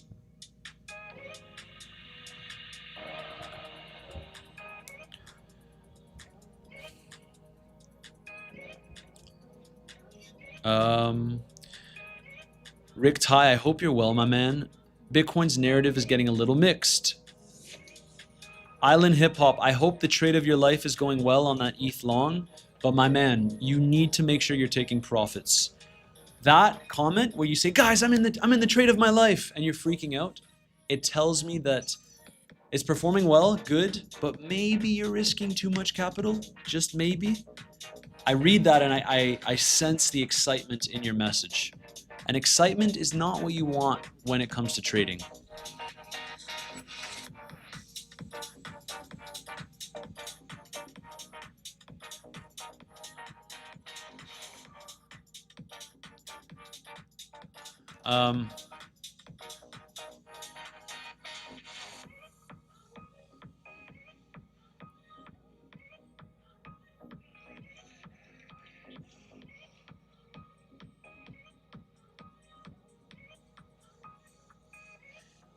I'm reading some comments.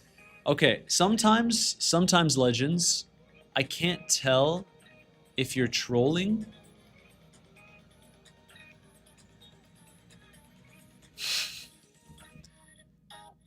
The riser, yes, CPI data did come in low, which is a very good confluence for the pump. Bitcoin 64K almost.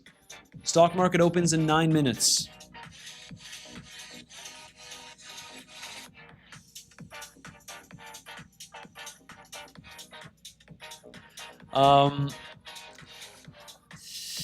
Purchase Media says, it's true, Callie. I used to be in Connor Kenny Discord and it was noisy AF. A lot of money lost in the process. CBM is slow and steady and made me so much money for the first time ever leverage trading. Purchase Media, thank you for your kind words. If you guys needed a testimonial for my community, which again, I'll remind you, is literally just you trading with your own money and my analysis is shared in there. You can join, first link in the description down below. I like having a Telegram community because when I'm not live, if anything changes with my trades, if I take on new trades, for example, guys, this big Bitcoin long that I took at $58,100, I was on vacation. I wasn't posting on YouTube that much. And I mentioned it in my community, hey guys, I'm taking a long here. And we had a very, very nice move to the upside now. So that's where I share my big trades. If you want to join, you know where to find me. First link in the description down below. Getting a nice move up here. Crazy if this 4-hour candle closes above 64,000. Yeah. Very, very nice move. Stock market opens in 7 minutes. The reason I say I don't know if you guys are trolling is because someone said that they longed at 64K. Can Bitcoin push higher? Yes. Does it make sense to long after a giga green candle? Probably not. I long when people are worried that we're going to go lower, and I short when people are certain that we're going to go higher.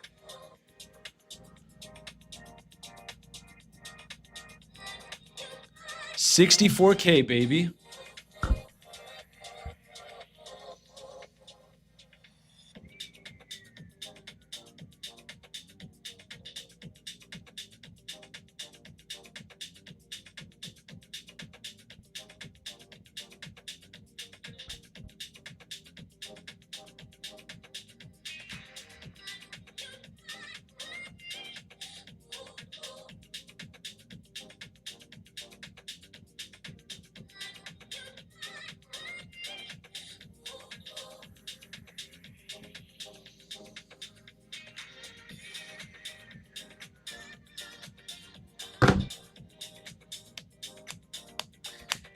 Yeah, I'm not the biggest fan of pumping before the stock market opens. You guys know that sometimes we do get a little bit of retracements, but we are comfy.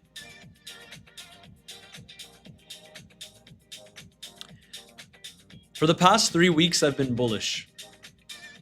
I will flip bearish again, and you guys will hate me again. It will happen, I promise.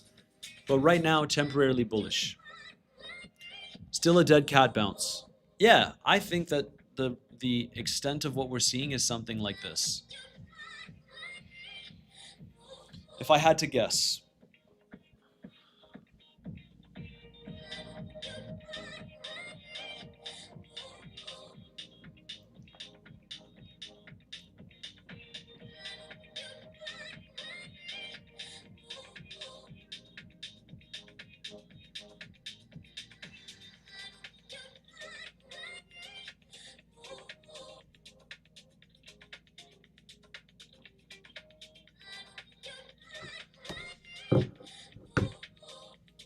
Stock market opens in 5.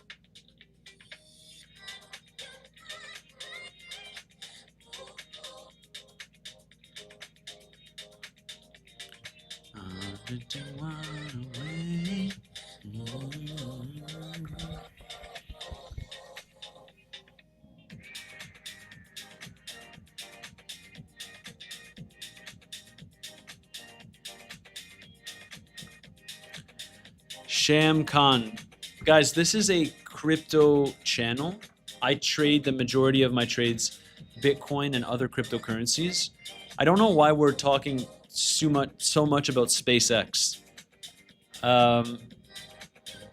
You asked this yesterday and we talked about SpaceX, but I'm not really looking to trade it right now. Matt, what is your opinion? 60K first or 70K? Oof, that's a tough one.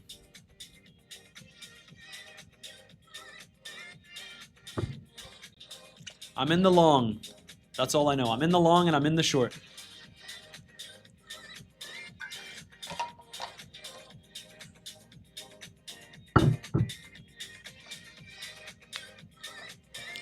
Hey Matt, would it not be better to go down at the 0.5 fib around 61.1K and then pump would be more clean?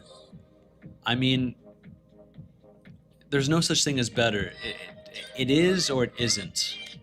And to answer that, perhaps, but all I know is the price action that's right in front of me, right? I don't want to instill FOMO in you to try to enter a long, but so I think it's smart that based on your own trading strategy, you wait for what you're looking for. But for me personally, I'm in a long, so I am hoping for continuation higher, right?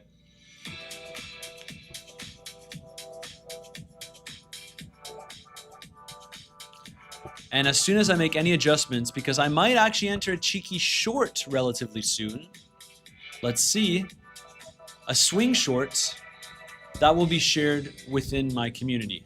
First link in the description down below. All the trades that you're seeing are shared in my community first. You guys are my priority in the community. DM me the keyword BTC on Telegram if you'd like to join.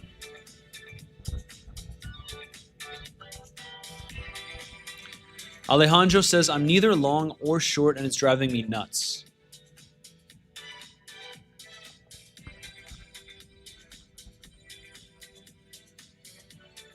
I don't know, my man, why is it driving you nuts? I think it's just important to just relax, right? Relax. The thing with the crypto market is that there's literally unlimited opportunities. Sometimes you have to be patient for them, or a lot of the times you have to be patient for them. J Tin Man. But no sense in going crazy, right? Action Jackson. Action Jackson. Be careful, short makes sense now. This is options week and expect a rug pull. Hey Matt, what do you think about PPI tomorrow? Maybe it comes in lower than expected again?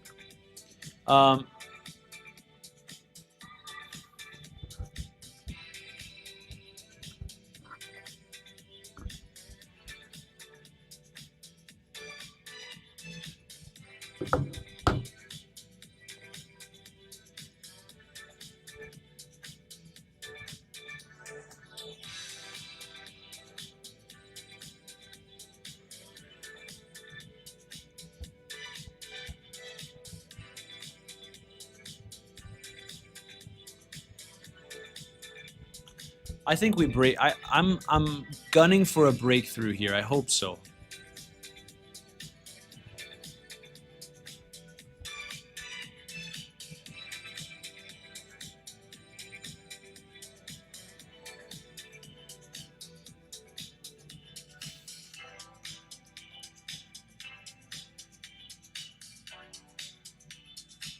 What is your plan when the bear market is over? Corwin, I know that you're in the community. That's a question that surely you know the answer of. It's looking for swing longs only and buying some spot. My plan is to basically look for swing longs, although we could get months and months of choppy price action again before we have a nice impulse to the upside. So I'm always going to keep a tab on the market, obviously, but yeah, looking for more and more swing longs. Stock market is now officially open.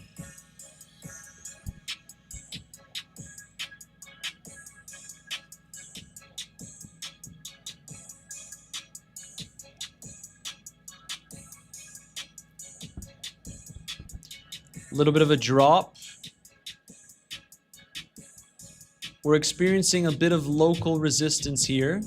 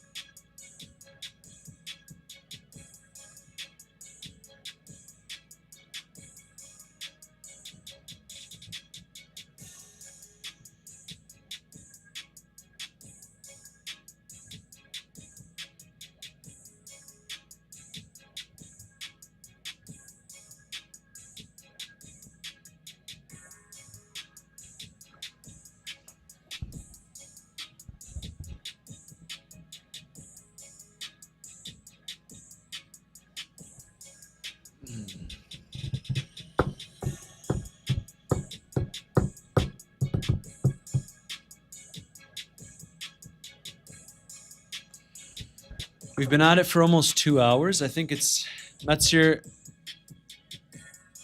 Nas, Russ, Dow not up very much considering. Why is crypto up so much?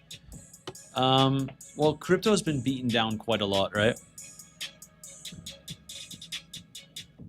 I know, but when you entered your longs on spot and futures, you just wait until the next bear market, or do you keep them active in also shorting when there's an opportunity in, for example, alts?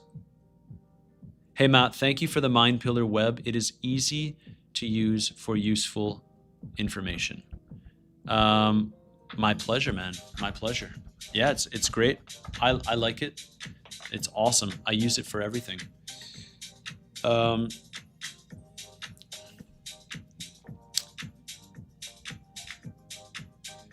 Time to put the glasses on. We're hitting the 2-hour mark, legends. So we've entered a Bitcoin long within the community. And we're up just around 85K. Legends, if you want to join the community, please remember, you know where to find me. Just DM me the keyword BTC on Telegram, and you'll be able to join my private group. The way that it works, you sign up with any of these links below, and you start trading on there as you normally do with your own capital. You're not paying me to get access to the group. And that's that. You join, and you get access to the group. If you're already trading on BTCC or Kraken, we can transfer you under my referral, meaning you get to keep your current account and you can join the community. So I'd recommend you join. It's where I have all of my big trades. Like I shared these trades within the community. Big trades, my bigger trades. This short is my biggest trade I've ever done. And it's my most profitable one I've ever done as well. So we're looking for another one like that, hopefully within the community. Right now, we're getting a little bit of a wick to the upside. Fed Chair Warsh is supposedly going to be talking in the next 25 minutes. So there should be a testimony. If anyone can locate where that will be live, because we're going to play it for you guys.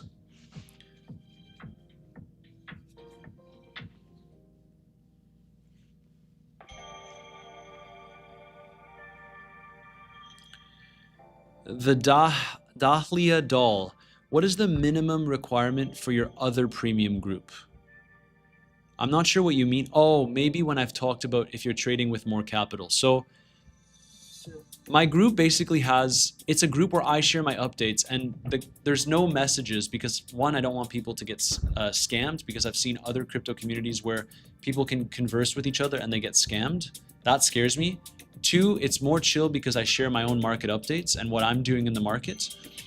And three, we have a range. We have traders that are trading with $500. We have traders that are trading with 5,000, 10,000, 100,000, 500,000. We even have some traders with over a few $1,000,000. Obviously, there's a lot less of those compared to the mid-range. But I have what we call on Telegram a priority folder. And what this means is if you're trading with over $25,000, I can add you to this folder. And I have 3 different sections. 1, 25K plus, 2, 100K plus, and 3, 500K plus. So what this means is based on how much capital you're trading with, you get my individual attention.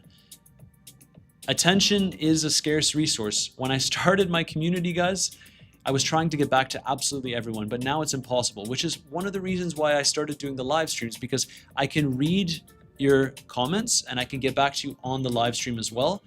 But when it comes to personalized messages, and let's say you want to talk to me a little bit more thoroughly, I give you my individual attention if you're trading with more capital and you're part of the community. So, for example, I send a voice, like for example, we have someone that's trading with over a few $1,000,000, and whenever they ask me questions about the market, what my thoughts are and things like that, I send them personalized voice messages and things like this. So it's almost as if a friend is texting me. I add you to my folder and I get back to you. It's not financial advice. I should make that abundantly clear, but I do pay way more attention to that. Otherwise, I have a bunch of free resources. Dump into Warsh speech and then continuation. Yes, trading with more capital. The Dahlia doll, let me know if you are and you're trading with my any of my affiliate links down below, and we can add you in that folder as well. So basically this week we aren't going red. I mean, we're Tuesday, right? Thanks to you today, I woke up with $4,000 more. I am at 20K now since March that I joined. Absolutely awesome. Hey, Matsir, I just tried to get the Bluffin app and it didn't look like it's now unavailable in my region. If that's the case and you can't access Bluffin, we have other options down below. We have Weeks, 2-bit, BTCC, and Kraken, of course.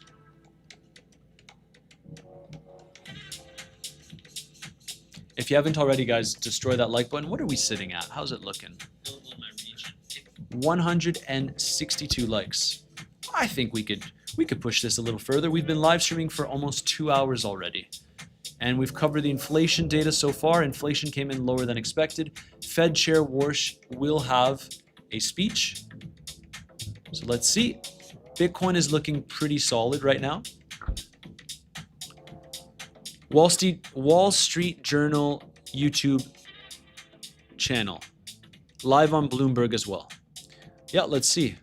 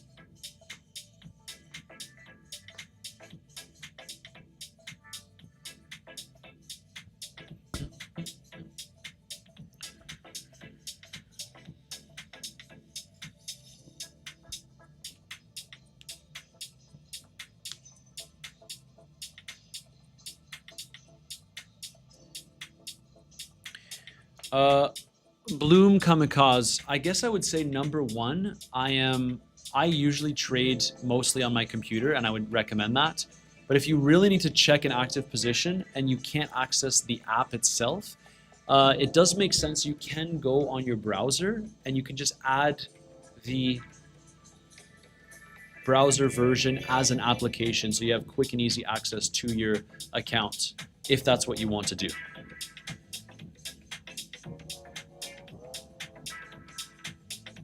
Man, how do you do these long live streams? I get tired just by watching. I don't know, man. This is like, I think we're gonna be even more intense about it in the bull market. Right now, you guys are seeing me do usually on average between 4 and 6 hours. I do it a few times a week, but I think we're gonna get to the point where we'll be looking at maybe 7 to 9 hours in the bull market, especially if I'm taking on a bunch of trades. That's what I'd like to build my...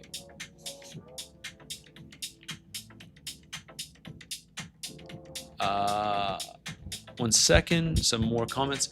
So we're gonna see...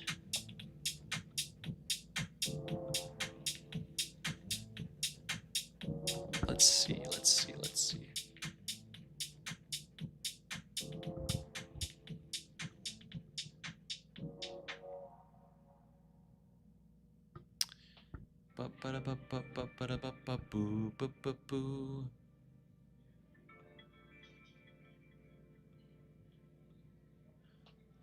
see.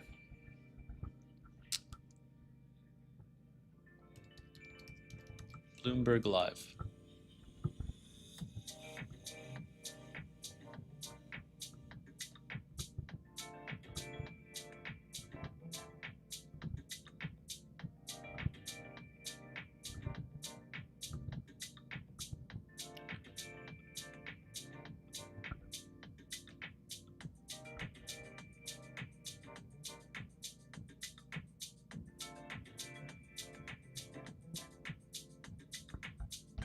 Probably some choppy price action going into the event.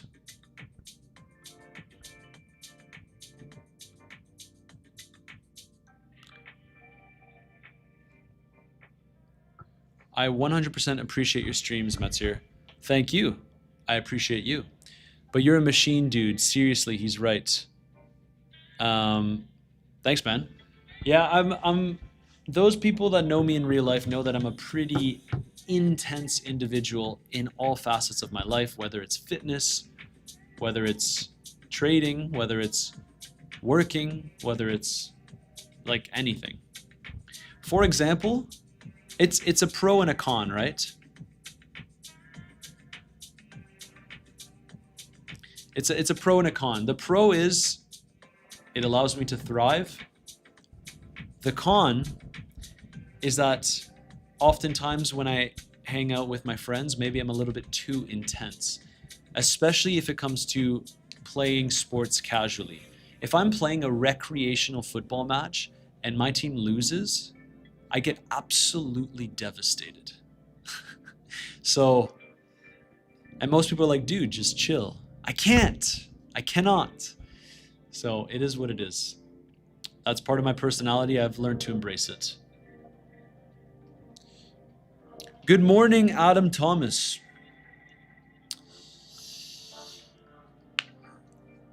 Are you considering an SFP short from 64.7? I would like to see my first TP hit, or my third TP hit on my Bitcoin long at like 65.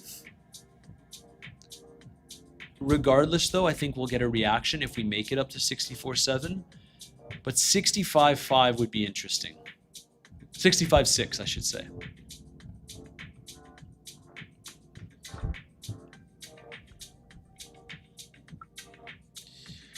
Great work. Your analysis is great. I appreciate your hard work and dedication to help the community. Omas, thank you very much. I appreciate you tuning into the live stream and supporting the channel. We're getting closer and closer to 20,000 subscribers. And with more subscribers comes more bots, unfortunately. You guys remember one of the live streams we got absolutely annihilated by bots. So let's...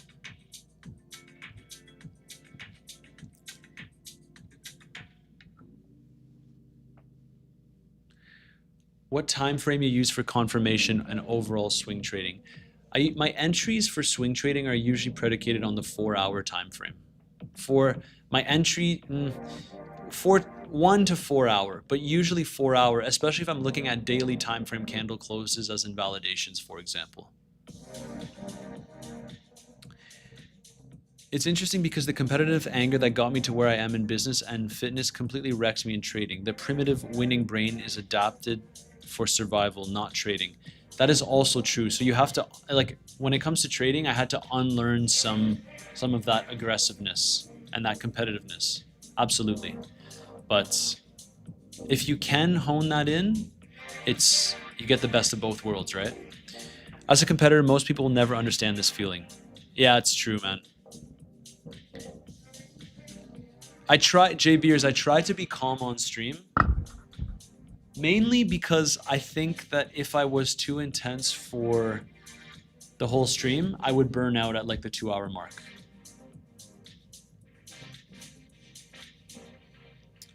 Matt, please check Bitcoin sell pressure. It looks like big dump is on the way to catch new longs again.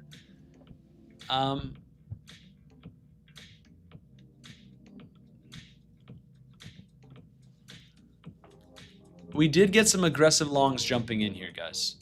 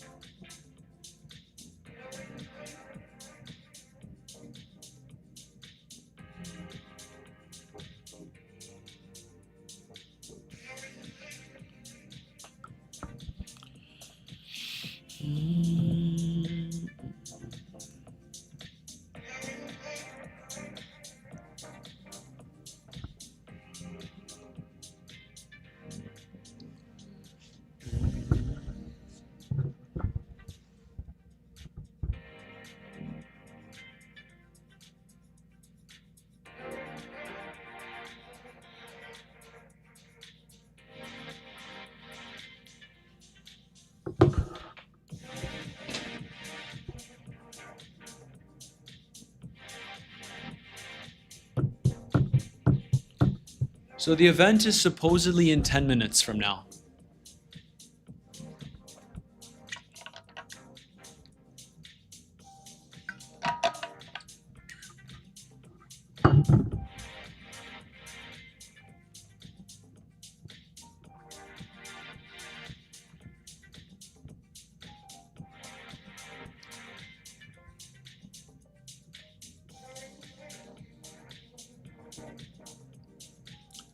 Would you scalp short here? No. The scalp short would have been at around 64 if you took a scalp. Guys, you have to understand, when I see a red candle, I'm not a breakout trader. So when I see a red candle, I don't tell myself, okay, I'm shorting. That's not like how my brain works. In fact, it's the exact opposite. Dump, chop, dump, King K says.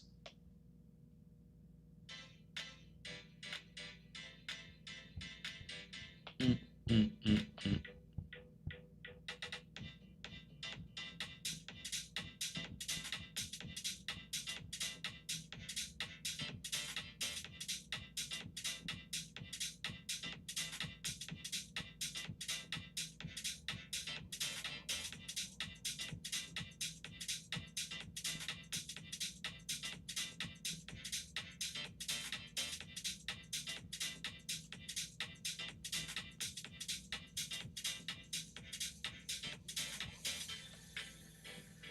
Ten minutes, legends. 10 minutes.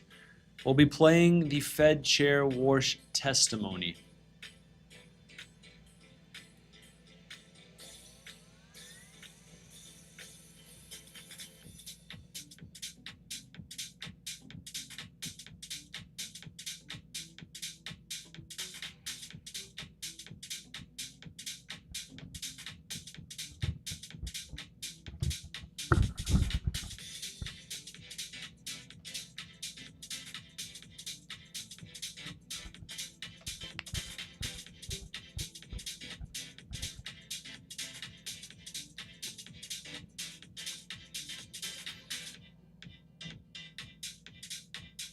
Enjoy the tunes, because soon we're going to hear this man give his testimony.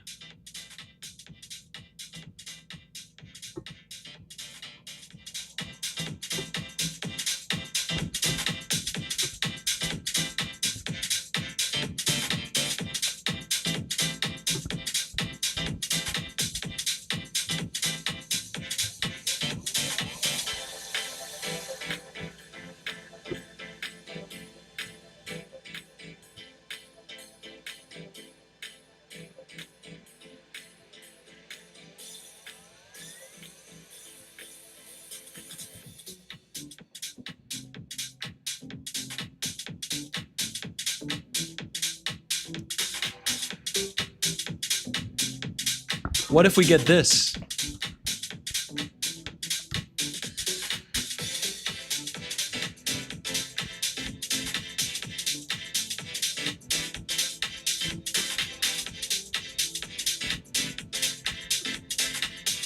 Yes, Ilio, teardrop.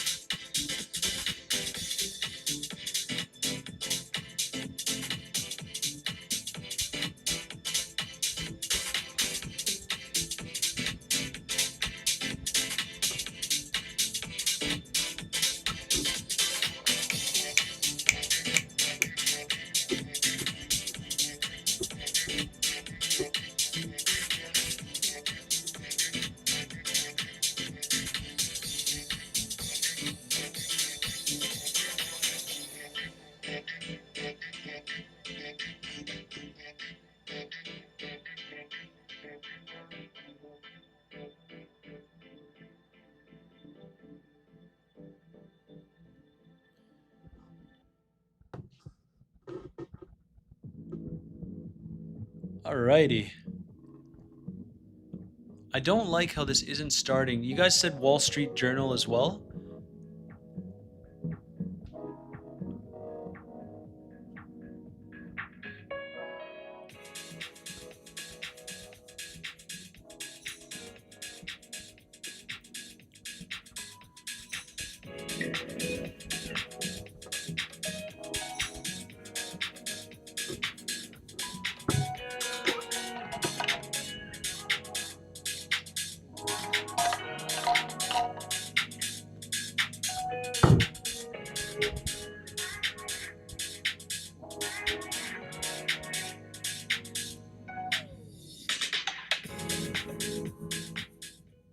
All right. 6 minutes.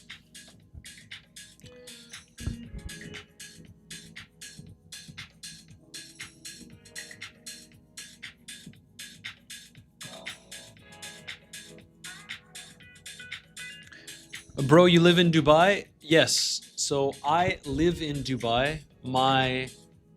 Over the summer though, I do travel a lot. So sometimes I'm in North America, sometimes I go to Europe, and it's important wherever I go, I get a nice, decent studio setup so I can do the live streams for you guys.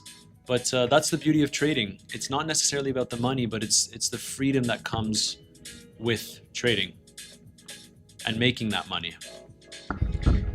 So I travel a lot in the summer.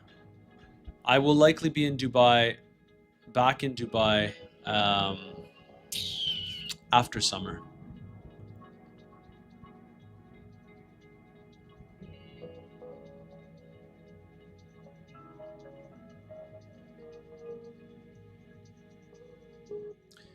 What is my best advice and worst advice that I've received in crypto?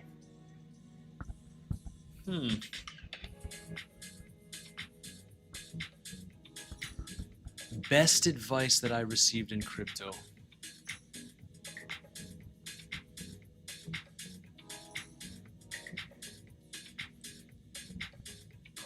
I don't want to say the usual risk management thing, because I know that you guys have heard me say this time and time again.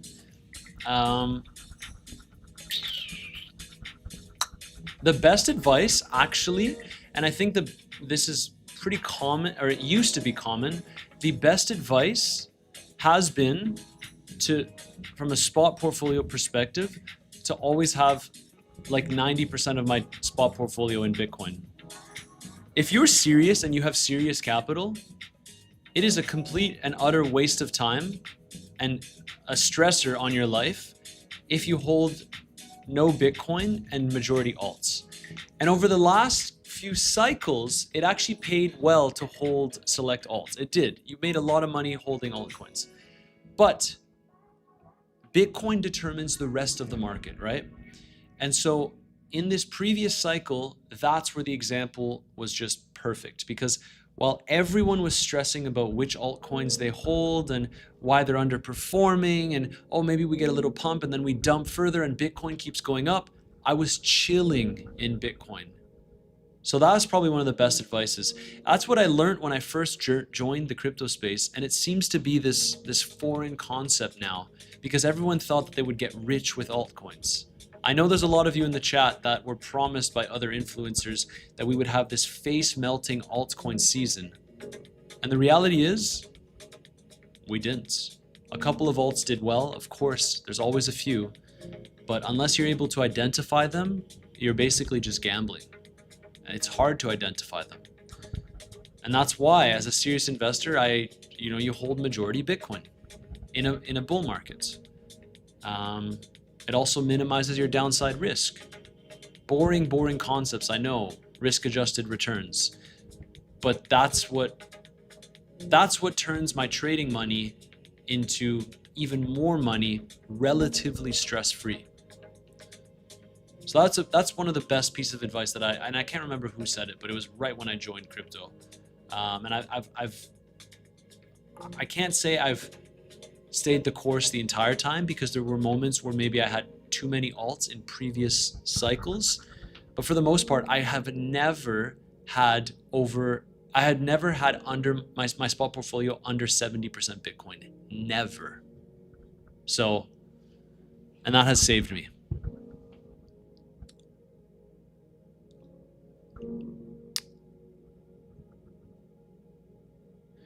%98 of YouTubers every day, alt season. Anyways, guys, this kind of non-financial advice and my trading strategies and everything that I do in this market, if you want a glimpse of that, how I operate, you have the first link in the description down below. Just DM me that keyword BTC on Telegram if you want to join my private group. It's where I share all of my own personal trades and my overall market analysis.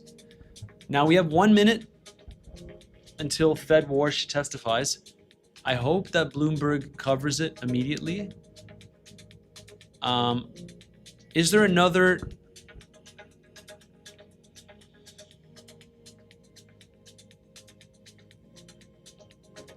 Is there another channel that will play this in case it doesn't play? Usually I like when the stream has already started.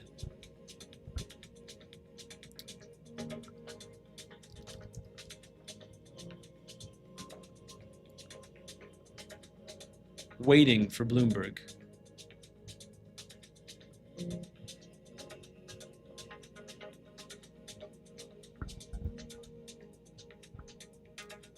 Is there another channel here?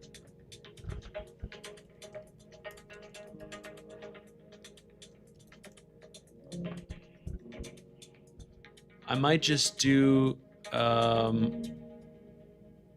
do Reuters. I think Reuters, yeah. I prefer this, man. That looks better. Or Associated Press. Yeah, 2,000 viewers. This one looks pretty reliable.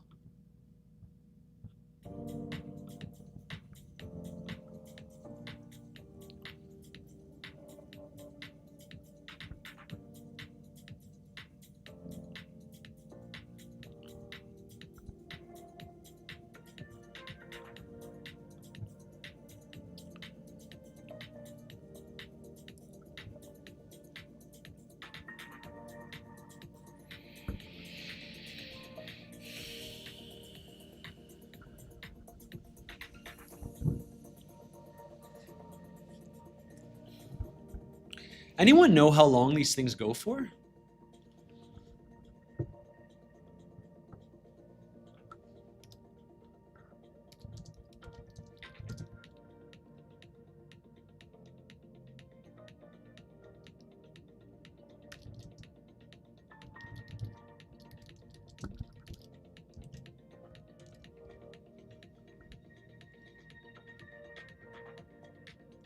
Oh man, guys. Wow. 2+ hours. Woo! Oh man. We're gonna be in for a long one. Jeez. Okay. You guys are gonna fall asleep. We'll have it on and we'll flick back and forth, right?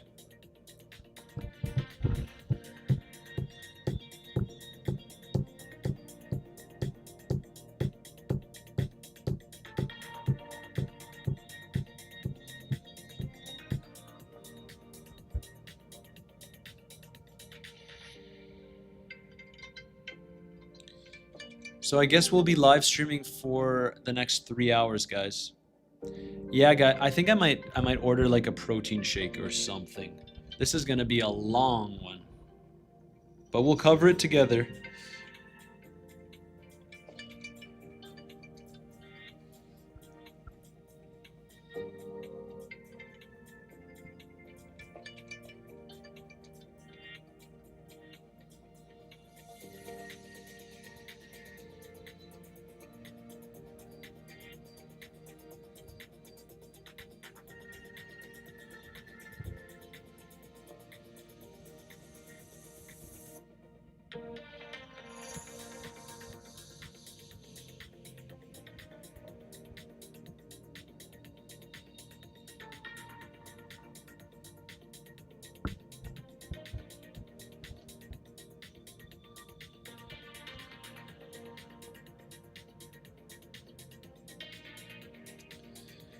If you had to watch a channel other than yours or your mom's, what would it be?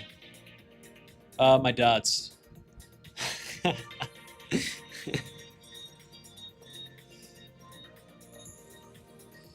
All jokes aside, it really depends. If you're a trader,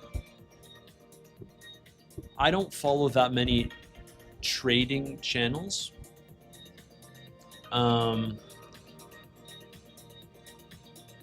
But as an investor, Ben Cowan is pretty spot on. He's been pretty good. If you're just a stress-free guy that only wants to buy spot and doesn't actually trade the market like I do, he's a good person to watch.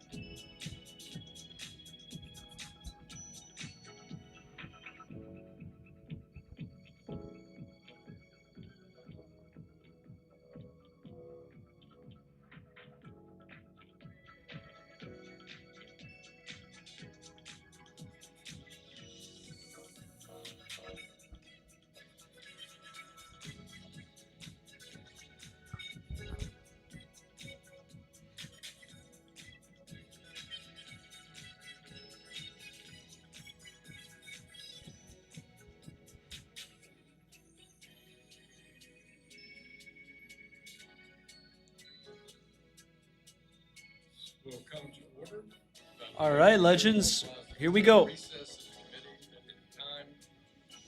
hearing is entitled the Federal Reserve Semi-Annual Monetary Policy Report. Without objection, all members will have 5 legislative days within. Can you hear well? Extraneous materials to Let me know. I now recognize myself for a 4-minute opening statement. First, let me welcome our witness, the Honorable Kevin Warsh, in his first appearance before Congress as our new chairman of the Federal Reserve.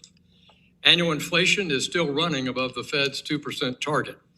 One only need to recall the bitter experience of double-dip inflation from the 1970s and early 1980s and the actions of then-Chairman Paul Volcker was forced to take to defeat it, to know why this second surge needs to be stopped. There's no more punishing tax on American industry or on the hard-working, innovative citizens of our nation than inflation. In its first statement under your leadership, Mr. Chairman, the FOMC said that it, quote, will deliver price stability, close quote. Congress expects the Fed to remain focused on that mission and keep it until price stability is achieved. Today, we face the consequences of some of the Fed's former choices. In August 2020, the Federal Reserve adopted a flexible average inflation targeting framework in which it decided to allow inflation to run, open quote, moderately above 2% for some time, close quote, after periods in which it had been running persistently below 2%. This framework, combined with the irresponsible fiscal policy and a slow response to inflation that began in March 2021, led to an inflationary surge the likes of which had not been seen since those early 1980s. In 2025, the Fed wisely abandoned its flexible average inflation targeting framework. Going back further today, we will also review the consequences of the Fed's experiments with large-scale purchases of treasuries and agency mortgage-backed securities, better known as quantitative easing, or QE. Though perhaps justified in its first round during the immediate onset of the 2008 global financial crisis, long past that crisis, the Fed repeatedly expanded QE, with the cost of each successive round of QE higher and benefits lower. And while the emergency facilities in QE were resurrected in early 2020 in response to the unknown economic and social ramifications of the COVID-19 pandemic, yet with a clear V-shaped recovery well underway, those facilities and policies were not ended and promptly phased out. The result of these decisions was a Fed that held a quarter of the federal debt in 2022, and though that share has decreased, it still creates incentives for fiscal policymakers to avoid the tough decisions on debt and deficits today and leave the consequences to our kids and grandkids. You have said recently that inflation is a choice. I want to echo this and say that debt and deficits are also a choice. For years, the Congress chooses unrestrained deficits and out-of-control debt and has repeatedly drafted the Fed into being an enabler. Both, in my view, have to stop. Turning to the Fed's regulatory and supervisory policy in the recent past, the Fed is engaged in mission creep, resulting from political capture by certain partisan actors attempting to accomplish policies through the Fed on which they cannot build a consensus and pass through the Congress. From crusades against digital assets to trying to make the Fed a climate regulator, these decisions took the Fed far beyond the boundaries that Congress has authorized in statute. It's not the Fed's role to make decisions for the American people on major questions of political or economic significance. That's Congress's responsibility. The Fed needs to avoid repeating the mistakes of the past and reform itself to guard long-term monetary policy independence and restore the reputation of the Fed in an apolitical as an agent carrying out the Congress's statutory directives. I look forward to your testimony today, Mr. Chairman, and I yield back. I now want to recognize our distinguished ranking member of the committee, Mrs. Waters, for 4 minutes for an opening statement. Thank you, Chairman Hill. Chairman Warsh, you are taking the helm of the Federal Reserve at an important moment. Congress designed the Fed to stand apart from politics so that it can support stable prices, maximum employment, financial stability, and the long-term interests of the American people, and not the personal interests of a president. Today, working families are being crushed by the rising cost of living. They pay more at the grocery store, more at the gas pump, and more for housing than they did a year ago. Just today, the Bipartisan Joint Economic Committee reported that Americans have paid a total of $56.4 billion more in gas since Trump began his endless war with Iran. That's $477 for each household in America. In fact, the Federal Reserve's own research shows that 1 in 10 Americans skips meals because they simply cannot afford it. Workers are also worried about what artificial intelligence means for their jobs and their financial security. The one common thread of all of this is Trump, whose policies and actions made the economy and the concerns of American people so much worse. His tariffs have driven up costs for consumers and businesses. His attacks on independent financial regulators have undermined confidence in the mission of institutions that have protected the public.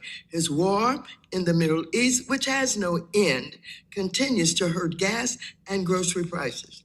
Despite this pain being felt by American families, there is one family making fistful of money, the first family.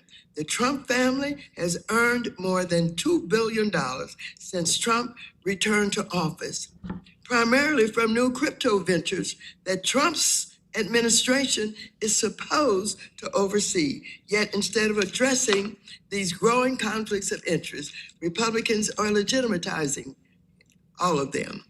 They blocked all efforts to stop this profiteering when they passed the stablecoin and crypto legislation. Chair Warsh, I understand you have committed to divesting all of your financial assets to avoid conflicts of interest. That should also be the case for the President of the United States of America. Turning to the Federal Reserve, Trump has repeatedly attacked your predecessor, Chairman Jerome Powell, because he refused to kiss the ring and bend monetary policy to the president's demands. His administration continues to try to remove your colleague, Governor Lisa Cook. I hope we hear from you today how exactly you will defend your colleagues and the Federal Reserve. You should also take no comfort in the Supreme Court's shielding the Fed when it overturned Humphrey's executor. The court vastly expanded presidential authority over independent agencies, and it is likely to still come for other functions of the Fed, like bank supervision next. Committee Democrats will continue fighting to protect the independence of the Fed and other agencies, strengthen consumer protections, and build on an economy that prioritizes working families, not the president, the wealthy or the well-connected. So I look forward to your testimony today. I yield back the balance of my time.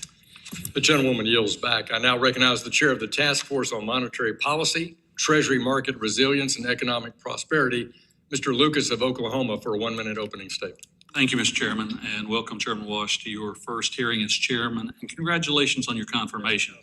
We look forward to your testimony today on the Monetary Policy Report.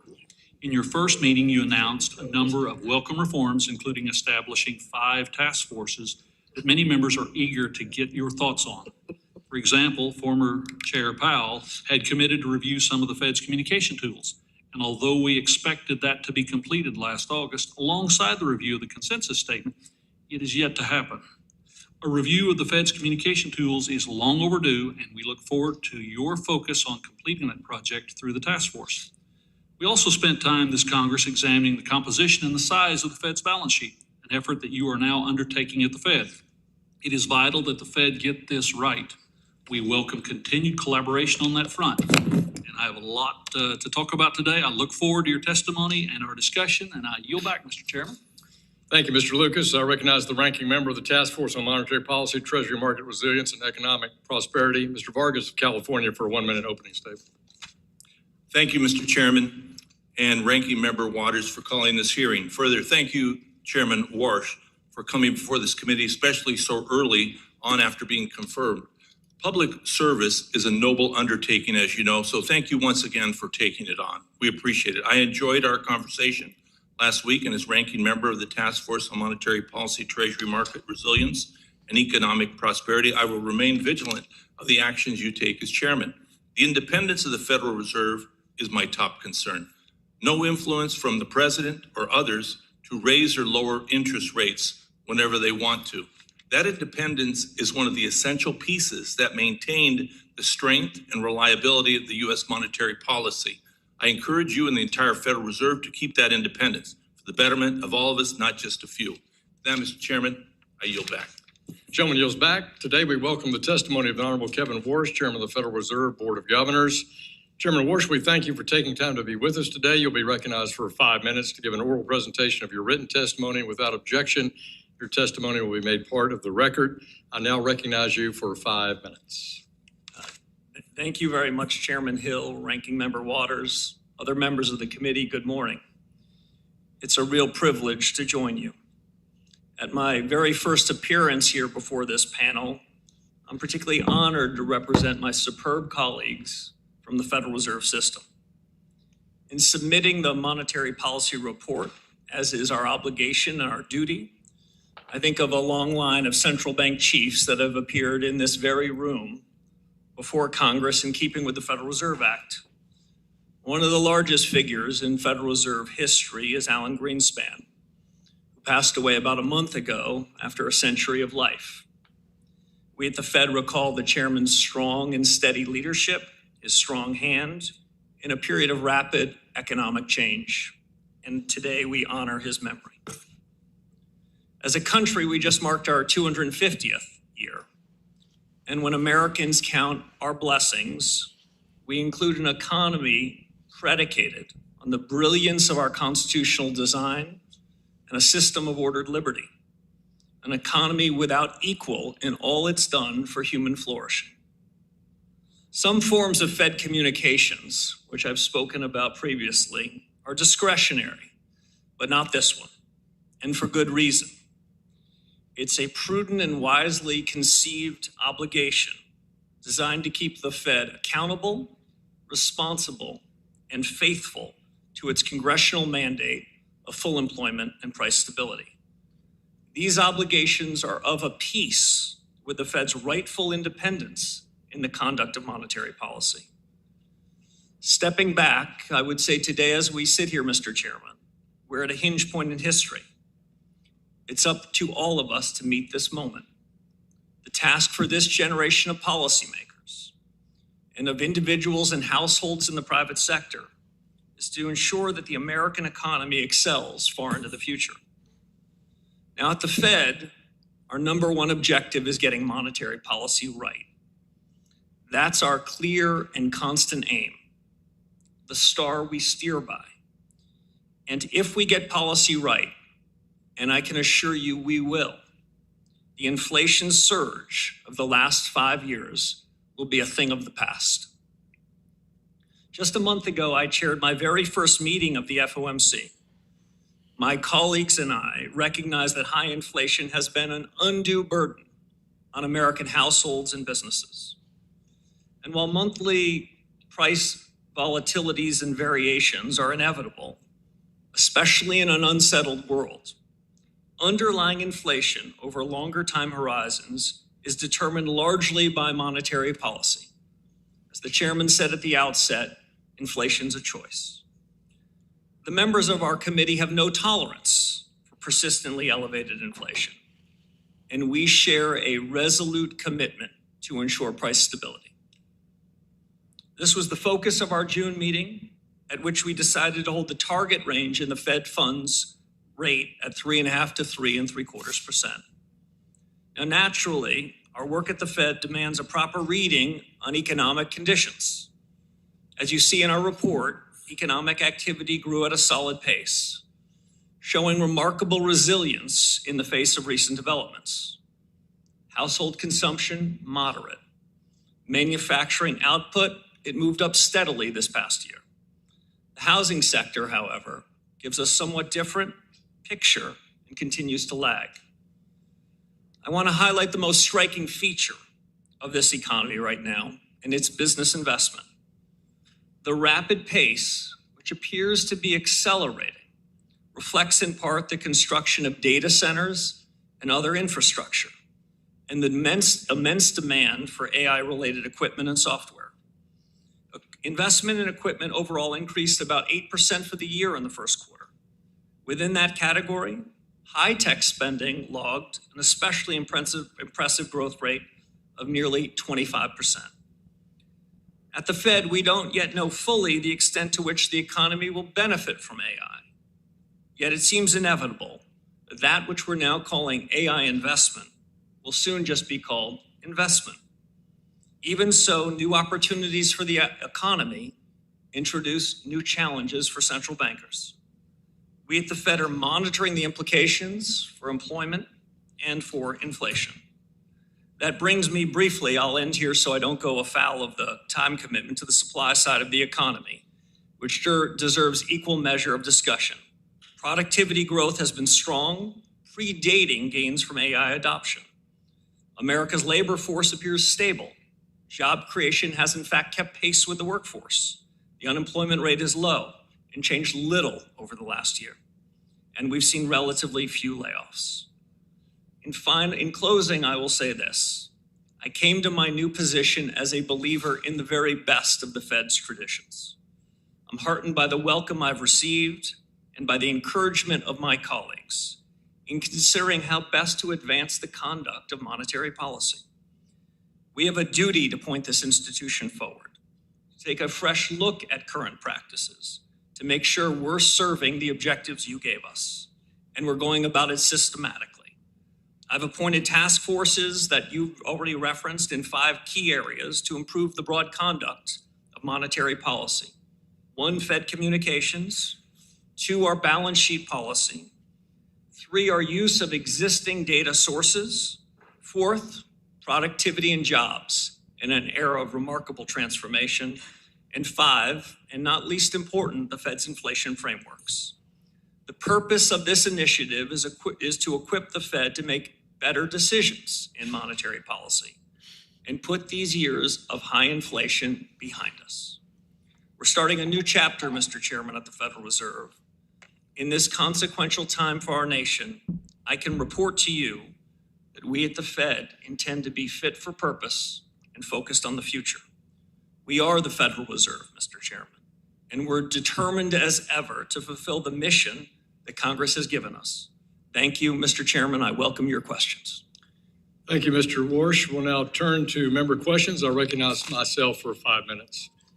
As outlined in your statement, inflation is the result of many factors. Of these, the Fed has control only over one: monetary policy, as expressed through its interest rate and balance sheet policy.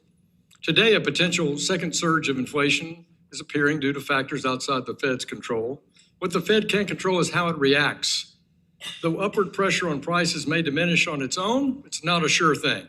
The Fed may be able to look through these inflationary pressures, but the Fed has believed that before and has been wrong. High inflation affects Americans in the here and now, not in some hypothetical future composed of long-term projections or of inflation expectations. Mr. Chairman, I was very encouraged to hear both in your testimony and your opening FOMC statement about restoring price stability as a top priority for you. When we think about that in the near term, though, how do you and your colleagues on the Open Market Committee plan to accomplish that given the policy tools at your disposal? Well, thank you, Mr. Chairman. We want economic growth to be more broad-based, and we want the change in prices, the increase in inflation, to be more limited. There are a lot of things that are happening that are outside of our control, as you mentioned, conflicts overseas and the rest. We can't have and shouldn't have a direct control on that. But inflation's a choice. We monetary policy makers need to choose lower prices, and that's the commitment my colleagues have made. In direct answer to your question, I would say we're doing 3 things. 1, commitment, which you heard at our first FOMC meeting, and I hope you heard today, is we're committed to the Fed to deliver price stability. We're committed to the 2% inflation goal, And so for businesses or households or market participants who came into this saying, well, they said before they were committed, but they seem to have tolerated a higher level of inflation, that commitment is resolute. Second thing that we can do is take ownership. This isn't a time for us to pass the buck, to blame others. The Federal Reserve can and will deliver price stability. We have the tools that you mentioned, both interest rates and balance sheet policy, that can help us achieve that aim. And we have the tools to deliver that. So it's a function of commitment, responsibility, and tools, and we're 3 for 3 and we'll deliver. Thank you. I referenced in my opening statement about the 2020 decision on tolerating higher inflation and that it's now been abandoned by the board. Clearly, I think that was a policy error. It was praised by some at the time in August of 2020, but I found it alarming at the time it took place. First of all, do you agree with the FOMC's decision to abandon that? And secondly, how do you consider this past 6 years of experience when you look at the task force work on the framework question for looking at inflation? Yeah, so there's no secret that at the time that the framework in 2020 was announced, the new framework, which was intended to get inflation higher, that at the time and in subsequent years before finding my way into this job, I was very critical of it. That central bank wasn't the first central bank to ask for a little more inflation and end up with a lot more. It was a mistake. The framework did not succeed in its objectives, and I am pleased that before my arrival, that my predecessors took that and cast it aside. All central bankers are going to make some share of mistakes, but when they make a mistake, they've got to call it out. Had that mistake been called out sooner, I don't believe we would have been burdened with this undue tax over the last 5 years. It's nearly the same degree. That's why we are reform-oriented. That's why my colleagues and I are so driven by these task forces to think about them anew. And in final response, I just say one of the task forces you mentioned is to revisit the inflation frameworks that the Federal Reserve uses so that we can better understand what will cause inflation to rise and fall and what we can do about it. Well, thank you. And you also referenced courage in your opening statement, and you've just outlined the toughness of the set of policy choices that you and your fellow governors have. So difficult that your longtime predecessor, Arthur Burns, described that mission as the anguish of central banking to try to cope with the different structures. So in the last seconds I have left, will your task force work review the issue of what you have control over versus what is in the control of the Congress and regulatory and executive branch authority? Yeah, I'll be brief in my response given the time. There's no anguish in central banking here, Mr. Chairman. We have the commitment, the power, and the responsibility to deliver on the mandate that this committee gave us, and we will. We've got full ability to do it, so you will not hear me blaming anyone else. Thank you, Mr. Chairman. My time has expired, and I recognize the ranking member, Mrs. Waters, for questions for 5 minutes. Thank you, Mr. Chairman. Chair Walsh, Section 10 of the Federal Reserve Act states, and I quote, "No member of the Board of Governors of the Federal Reserve System shall be an officer or director of any bank, banking institution, trust company, or Federal Reserve Bank, or hold stock in any bank, banking institution, or trust company," quote unquote. This prohibition ensures there's no conflict of interest arising from your role in making decisions as a regulator that could lead to your personal profit. Yes or no? Do you think that's a sensible prohibition?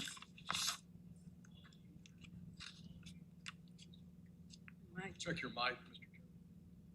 Chairman. Excuse me, ranking member. It's the law you've written, and it's the law we will follow. Let me keep going.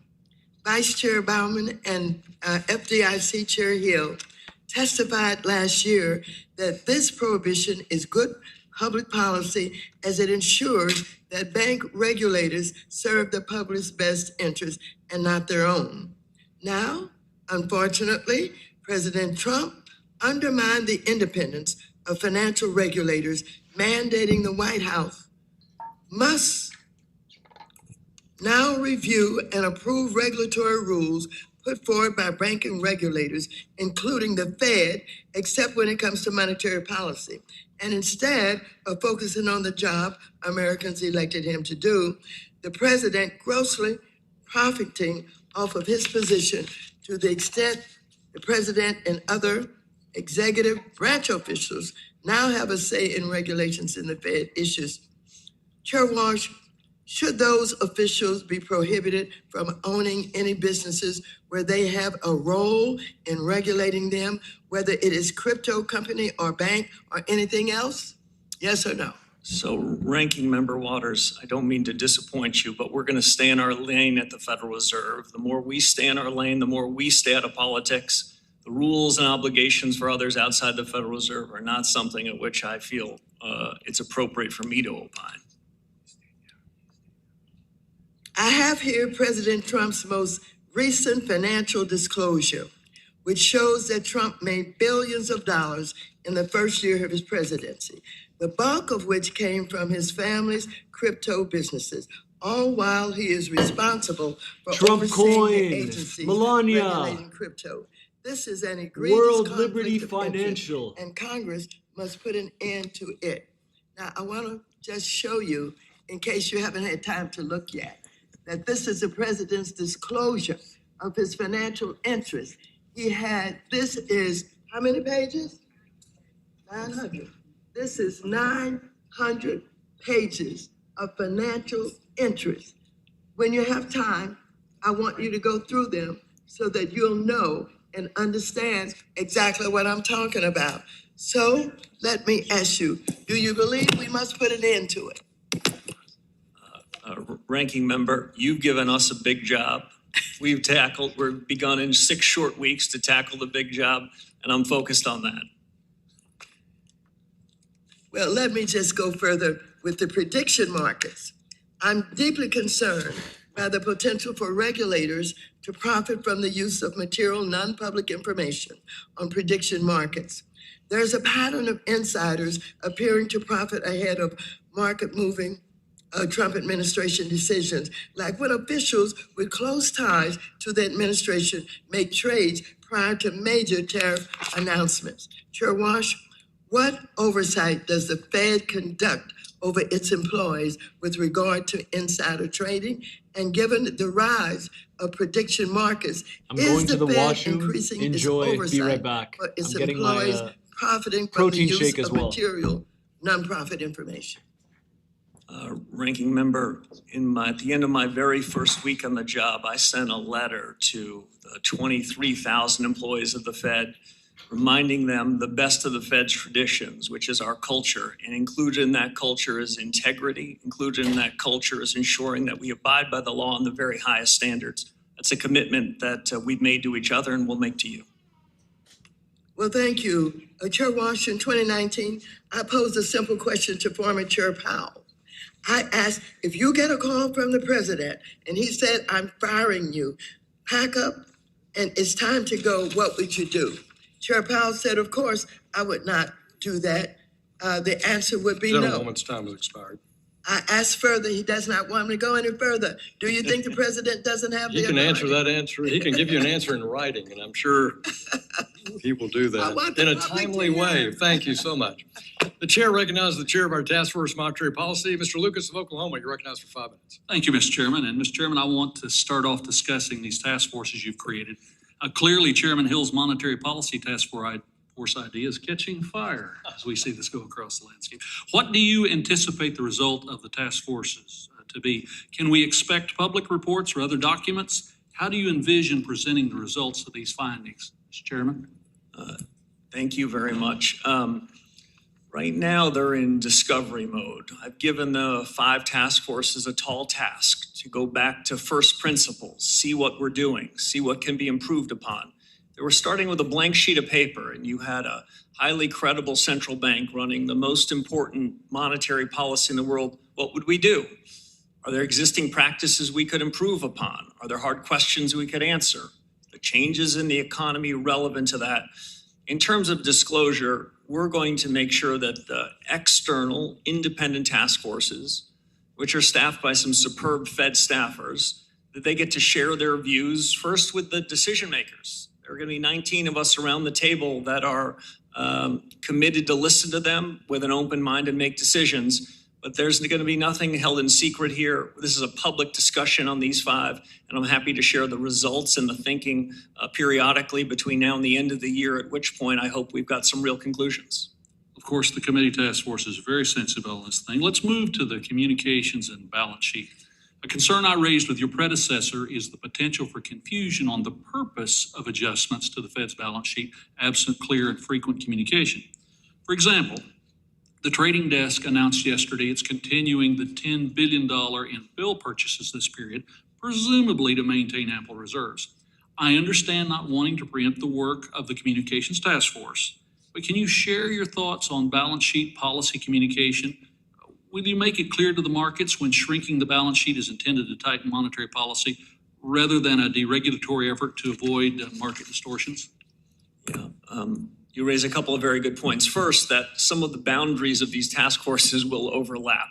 In some sense, each of the task forces are charged with obligations that are ultimately the FOMC and the Board of Governors. So the communications task force and the balance sheet task force, there might be some overlap in their work.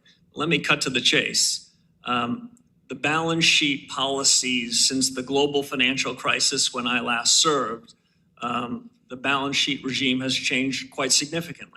The size and duration of assets the Fed's holding have changed massively. They changed first in a period of crisis. That was the design of this new balance sheet policy. I don't want to prejudge decisions that this task force makes, but it's no secret of my long-held views, and I'll just state them 3 ways. One is the balance sheet is part of monetary policy. Monetary policy is made both through interest rates and through the balance sheet policies. The balance sheet isn't merely about plumbing. So that's point 1. Second, I want to assure you that if there were a change in balance sheet policy, that we would preview it, explain it, debate it, and no changes in balance sheet policy would happen without good advance notice to the likes of this committee and broadly financial markets. And 3, as we think about balance sheet policy, we at the Federal Reserve have to do, I think, a strong and compelling job to stay clear of fiscal policy. We want to be out of the fiscal policy business, which is between you and the Treasury Secretary and the President, and focus on monetary policy. Those are among the big questions I've asked this group of 3 distinguished leaders to take on, and I look forward to hearing what they have to say about it. The composition of Treasury purchases continues to trend towards more price-sensitive market participants. The MPR details this trend along with the strong demand and increased liquidity, though we know from experience conditions can worsen quickly in the crisis. How are you thinking about financial stability and the threat of fiscal dominance as Congress fails to get spending under control while the demand for our debt, including the Federal Reserve, continues to change? So it's an excellent question. As we sit here today, the average duration, that is the average outstanding stock of assets that are held by the Fed and U.S. Treasuries is about 6.5 years. The Treasuries that held in the market are about 4.5 years. I understand in periods of crises, like the 2020 pandemic and the 2008 crisis, central banks by design needing to step into markets to create a fair price. But in more benign times, when our overall holdings are larger than the market, that's something where monetary policy is, in the language of former Chairman Volcker, on the edge of its authority. These are among the questions that this task force will look at. Thank you, Mr. Chairman. Yield back, Mr. Chairman. Gentleman yields back. Chair recognizes the ranking member of the House Small Business Committee, Ms. Velasquez of New York, for 5 minutes. Right here. Welcome to the committee. I would like to start with a straightforward, simple question. Do you work for Donald Trump? Yes or no? If I'm permitted to say, we're an independent central bank. We're honored to be independent. Our independence came from you. Okay, that's enough. Thank you. What steps would you take if the president or others in the administration target you or your fellow governors because he doesn't like how many of them are voting on interest rate policy? So it's not my intuition to engage in hypotheticals, but I'll tell you this: the Supreme Court said That's an easy way out. the Supreme Court said that the Federal Reserve and the conduct of monetary policy is independent. To the extent there were questions about it, the courts answered those questions. So what would you do? I would continue to do my job. Okay, good. Chair Warsh, do you agree that current monetary policy exists in an extremely polarized and politicized environment? Outside the four walls of the Federal Reserve, there's no doubt a lot of politics. But my goal inside the central bank is for there to be no politics. To the extent there's politics there, we're going to get rid of them. Well, I, along with many on my side, will say that the attempted firings of a sitting Fed governor and Fed chair in the central bank's 111-year history is quite the politicization and polarization of the Fed. Chair Warsh, at your nomination hearing a few months ago, you said, and I state, I am committed to ensuring that the conduct of monetary policy remains strictly independent. You just said that. Are you still committed to conducting independent monetary policy today? Absolutely. Given the current mistrust of government and the political environment surrounding your appointment, the decision to limit communications and offload Fed objectives to clandestine task forces with no clear transparency calls your motivations into question. Can you commit today to institute an explanatory framework that details the reasoning of the Fed's actions following policy changes? I'm here today, Congressman, to do just that. And I think I've demonstrated in my first 6 or 7 weeks in office a commitment to independence and a commitment to reform. Those two are of common importance, and I'm going to deliver on both of them. I'm glad to hear that. Thank you. Chair Warsh, at your first post-AOMC meeting as chair, you were asked how you intend to handle Fed communications going forward. You answered, and I quote, "We made some changes today. I expect more changes to come, and some of those might well be worthy of a press conference."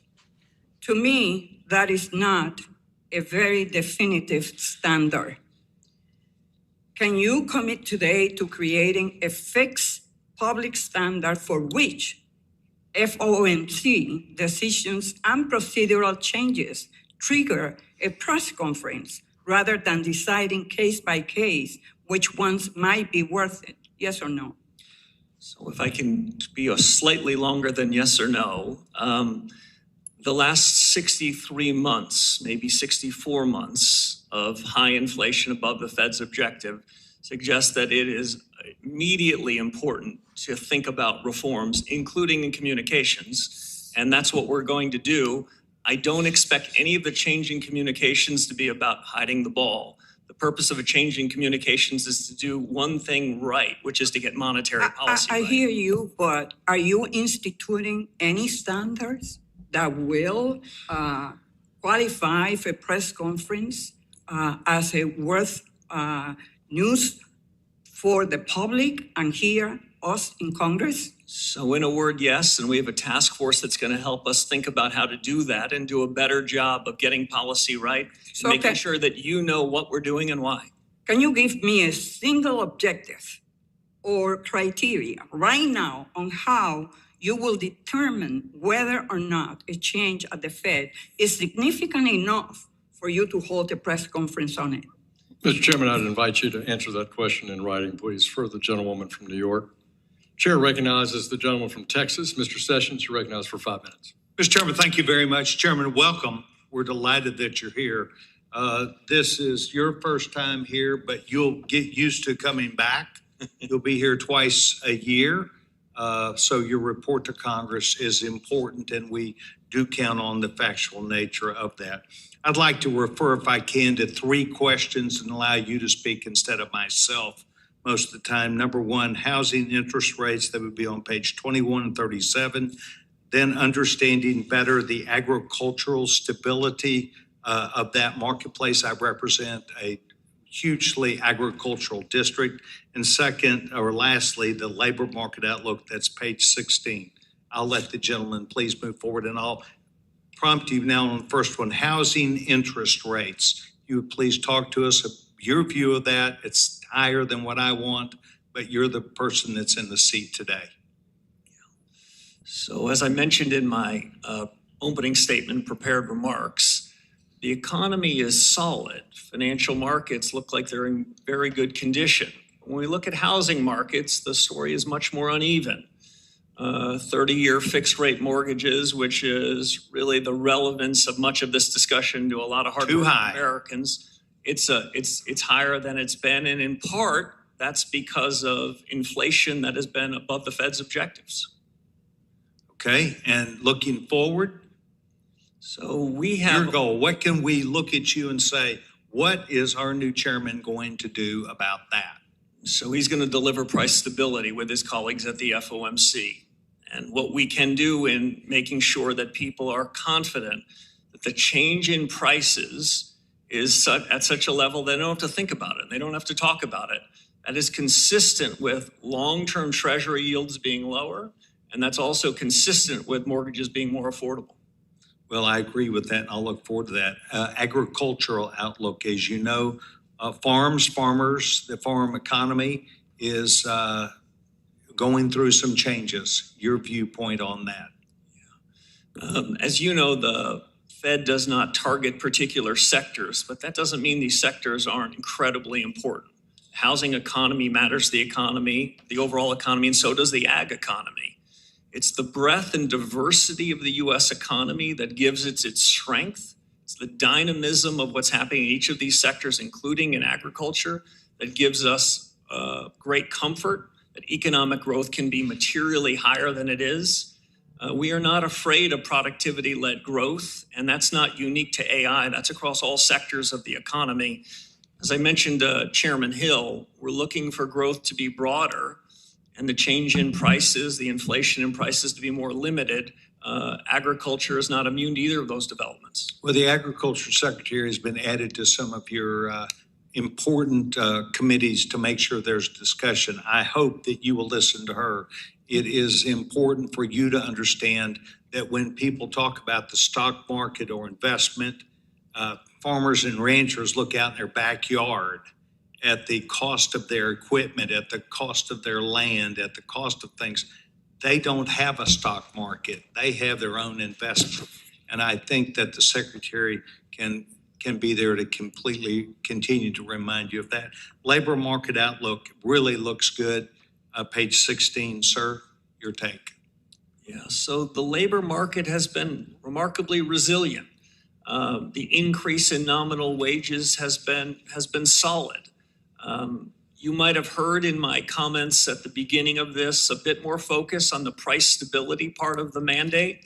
I want you to know, though, that there is no disfavored part of the legislative remit that you gave us. The dual mandate is your word to us that we're going to focus on price stability and on full employment. I intend to do just that. And if I could add one other thing, in my view, the two parts of the mandate are not in conflict. This is not an either-or proposition. The more we can do to deliver low and stable prices, the more we can get it such that people aren't worried about inflation. More employers are going to want to hire more workers. So you gave us a remit. We take both parts of it seriously. As we look out the window now, the labor markets look to be in pretty good balance. We've got some work to do on the inflation front. Well, we in the One Big Beautiful Bill encourage people to go back to work.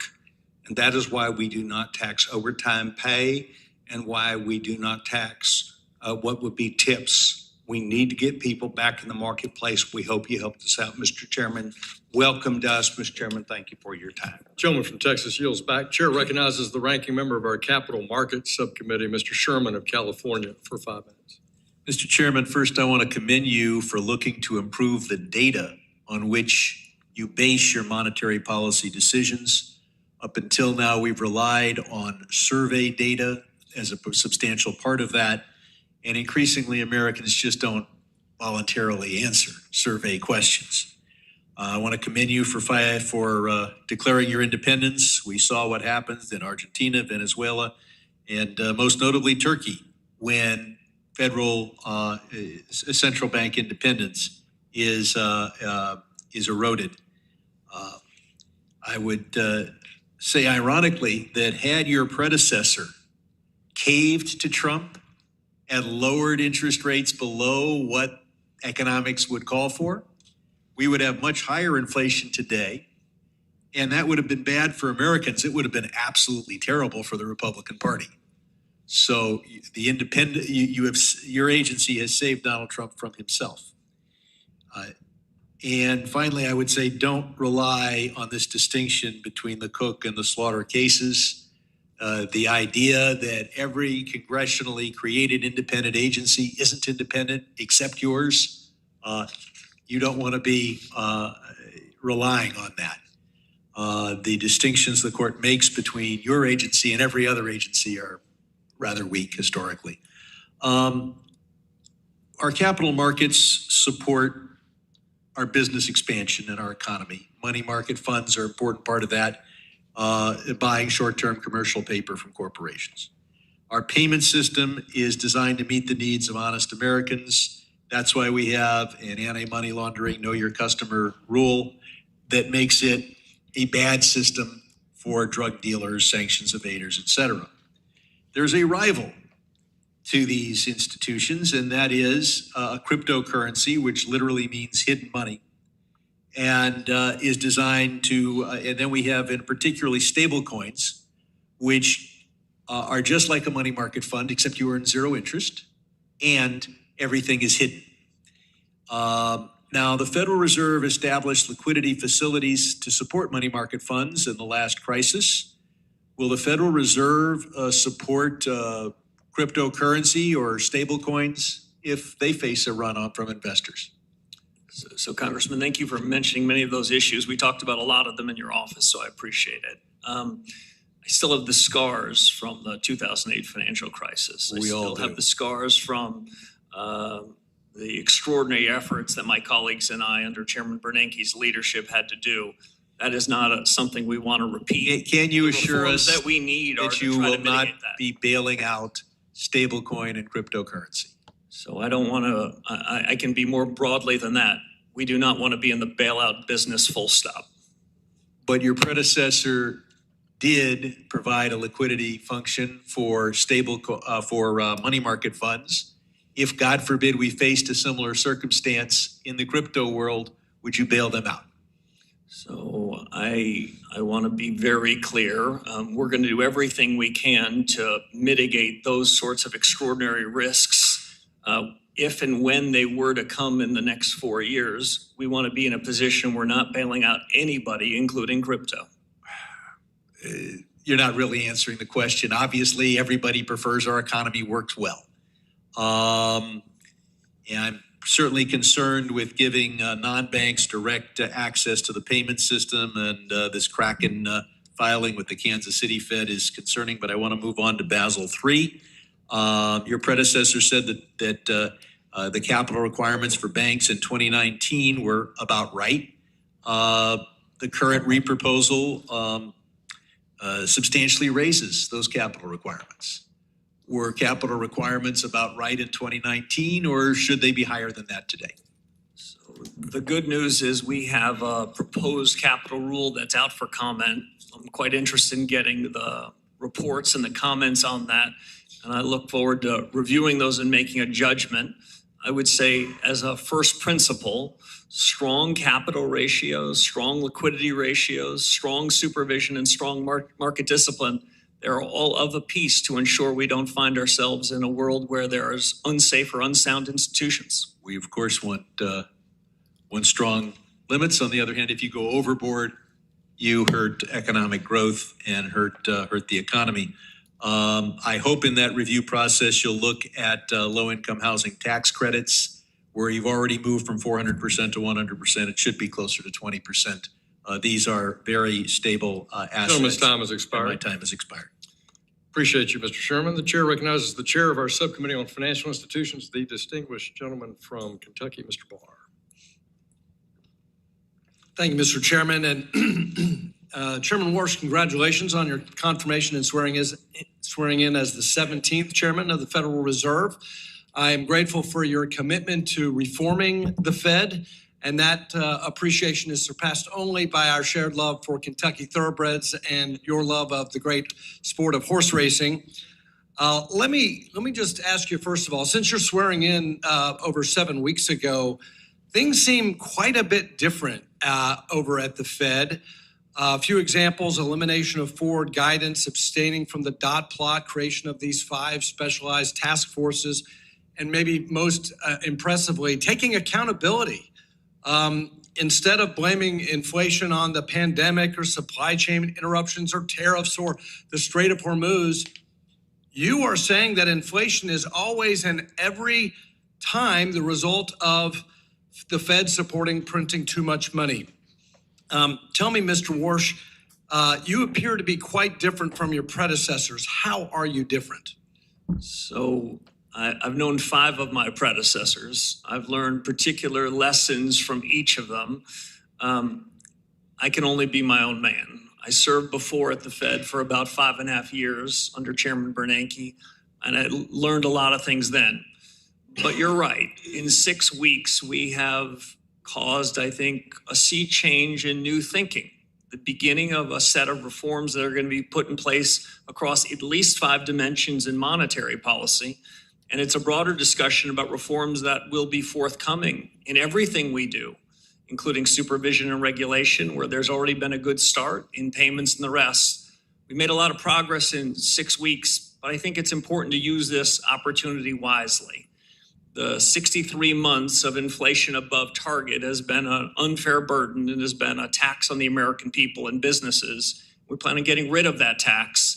If that means we need a regime change in policy and we need new consideration of practices, some of which have been working, some of which haven't, that's what we aim to do, and we're just getting started. Well, I appreciate your commitment to being different. Let's talk about overhauling Fed communications. This from a Wall Street Journal editorial on June 15th.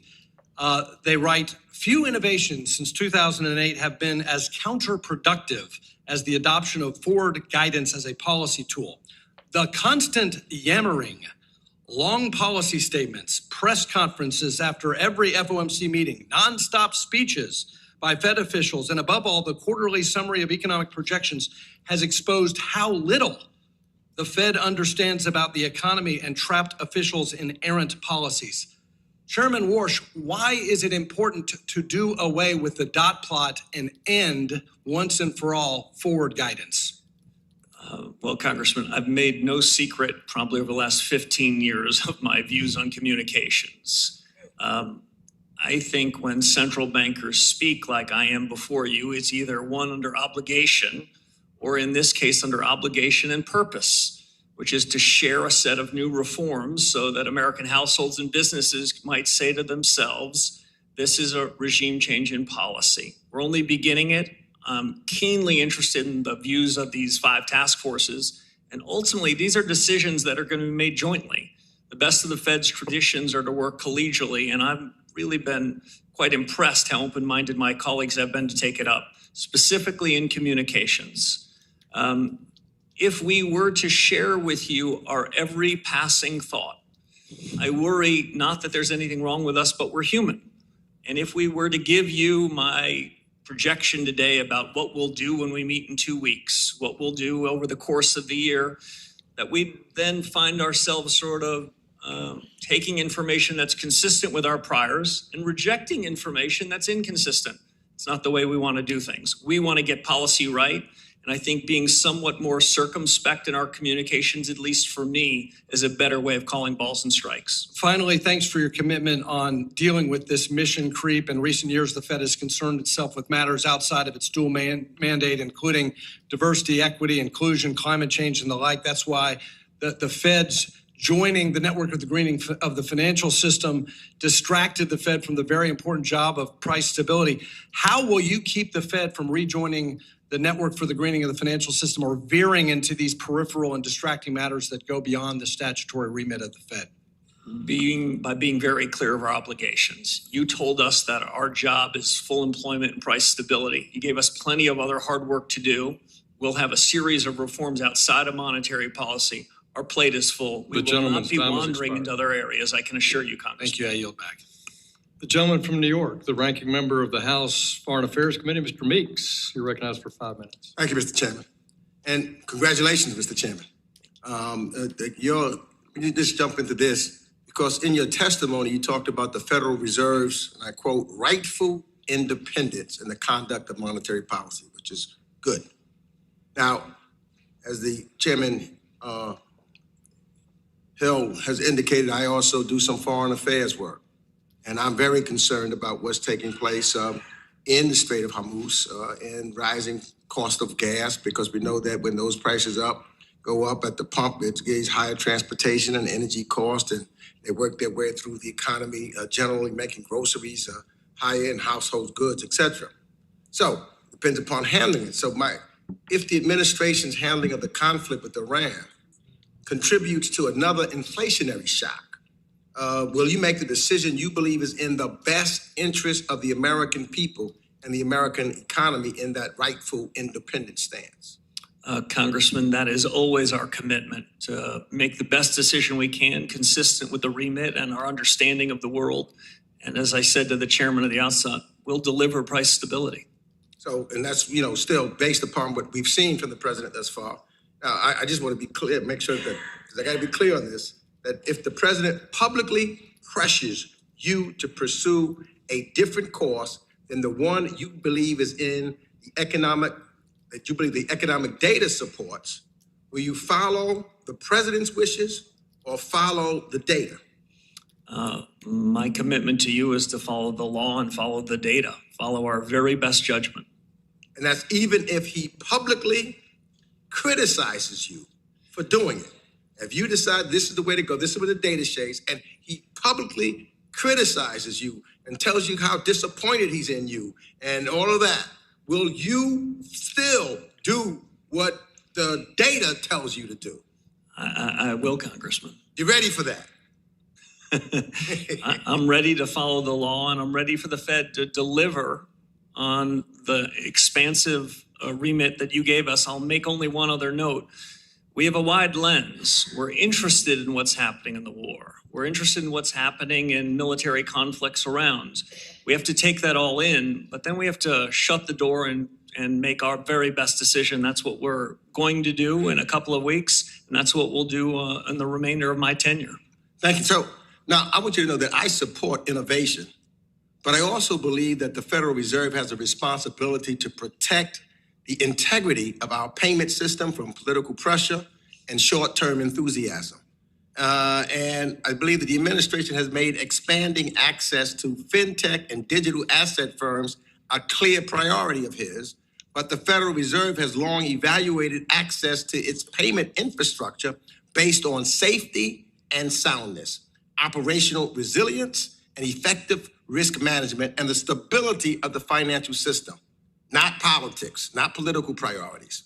So can you, and what I should say this also, because what I'm concerned about is that there are firms that's connected to our nation's payment infrastructure that must have robust cybersecurity, fraud prevention, compliance, and operational controls, because failures can undermine public confidence in the financial system and leave consumers exposed to significant harm. So my question is, can you commit that decisions about access to the Federal Reserve's payment rails will remain grounded solely in the Fed's independent assessment of systemic risk, safety, and soundness, and not political direction?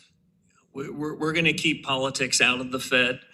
We're going to stay focused on the responsibilities you've given us. And I think you highlight something very important.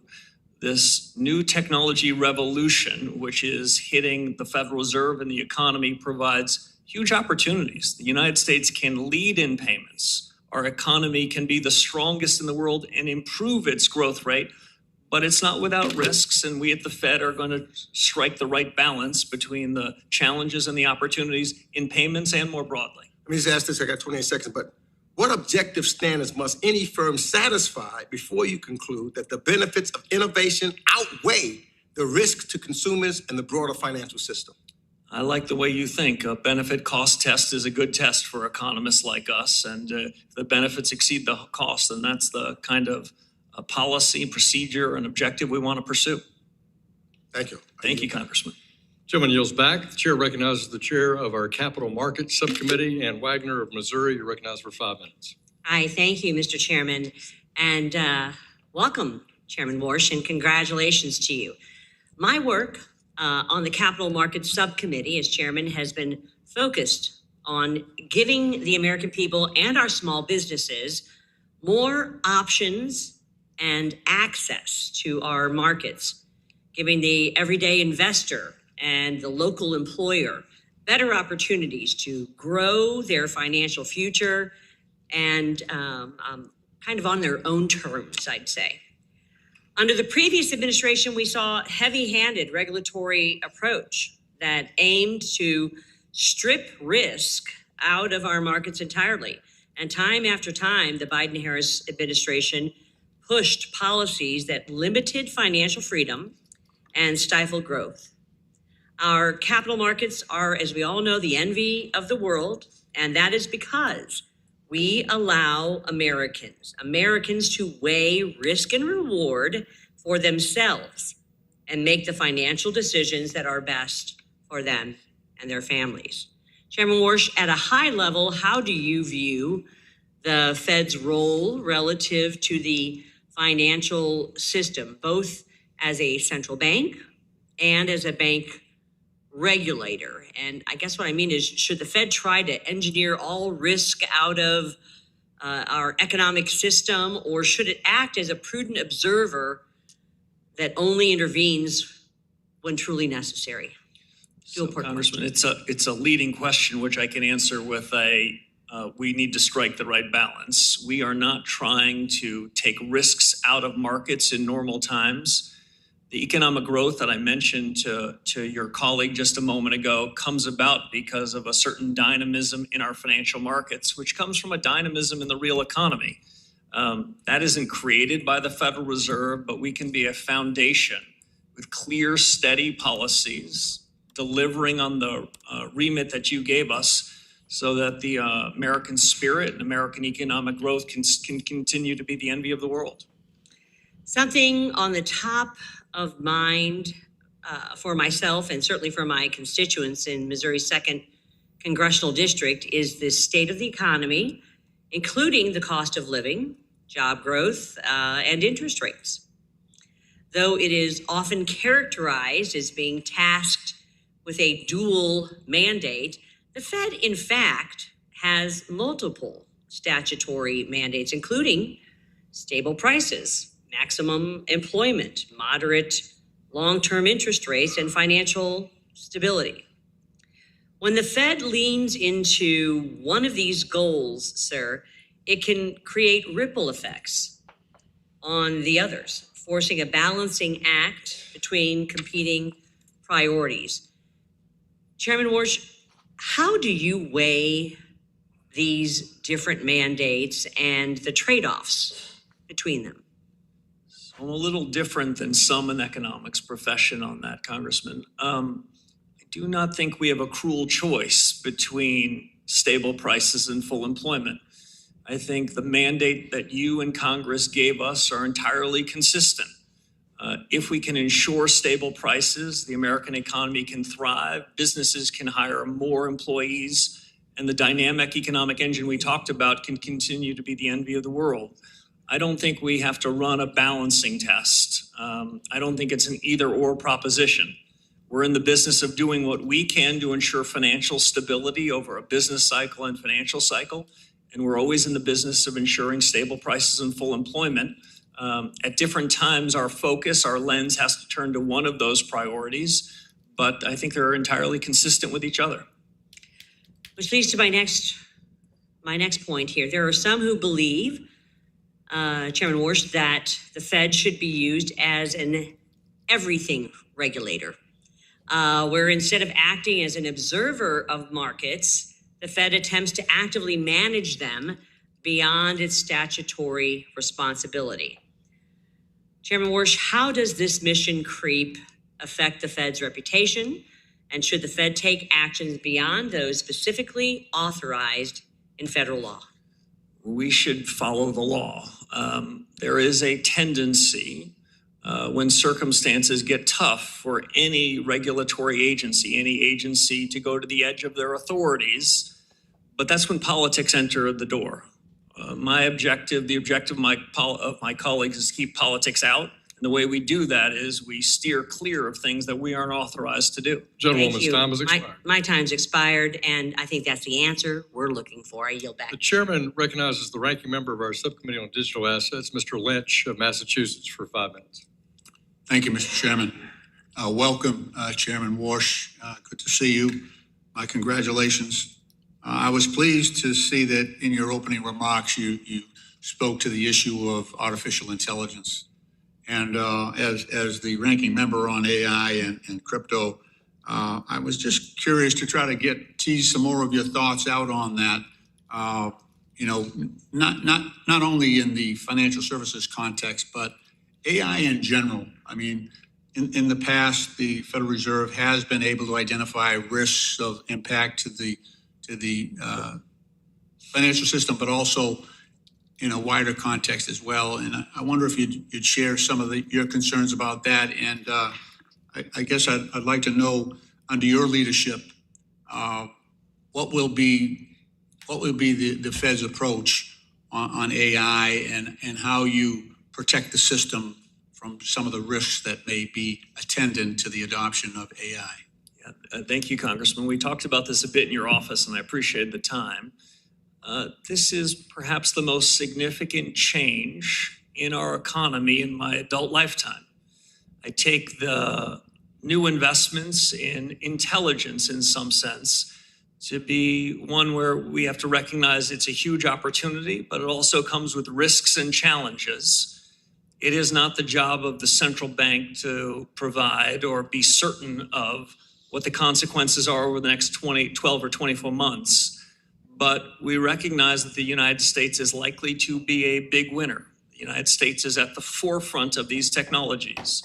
Both the human capital and the capital provided from investors are happening here. So the efficient frontier of these technologies are happening in the United States. This is a benefit broadly to our economy, but I don't want to sound overly complacent about it. These technologies also offer threats when they find their way into adversaries' hands. The infrastructure at the Federal Reserve, the infrastructure at our banks, large and small, they must feel new pressure as people are looking to use these technologies to do harm. So these technologies can be used for good and for harm. Over the long term, I think the U.S. is the winner. Over the long term, I think there is a material improvement in productivity, which should have a material improvement ultimately in wages and the strength of the economy. But the long term it can be quite far out, and we've got to monitor things month by month, quarter by quarter as we get there. Yeah, the thing that troubles me is every time we talk about AI, I hear about this race, and it's us against China, or it's us against South Korea, or countries in the EU. The problem with that thinking is that in this race, and we're seeing the velocity of change is enormous. It's exceeding obviously our ability to regulate AI. At the end of the day, I don't see the United States as the winner. I don't see China as the winner. I see artificial superintelligence as the winner. That's where we're rushing along this course. And at the end of the day, we're creating either us, and it doesn't matter whether the creator of artificial superintelligence is a good guy or a bad guy, or a good gal or a bad gal. That superintelligence itself will be the entity that we have to confront. And I just worry about the broader impact of what's going on right now. There's tremendous resources, as you know, being poured into AI.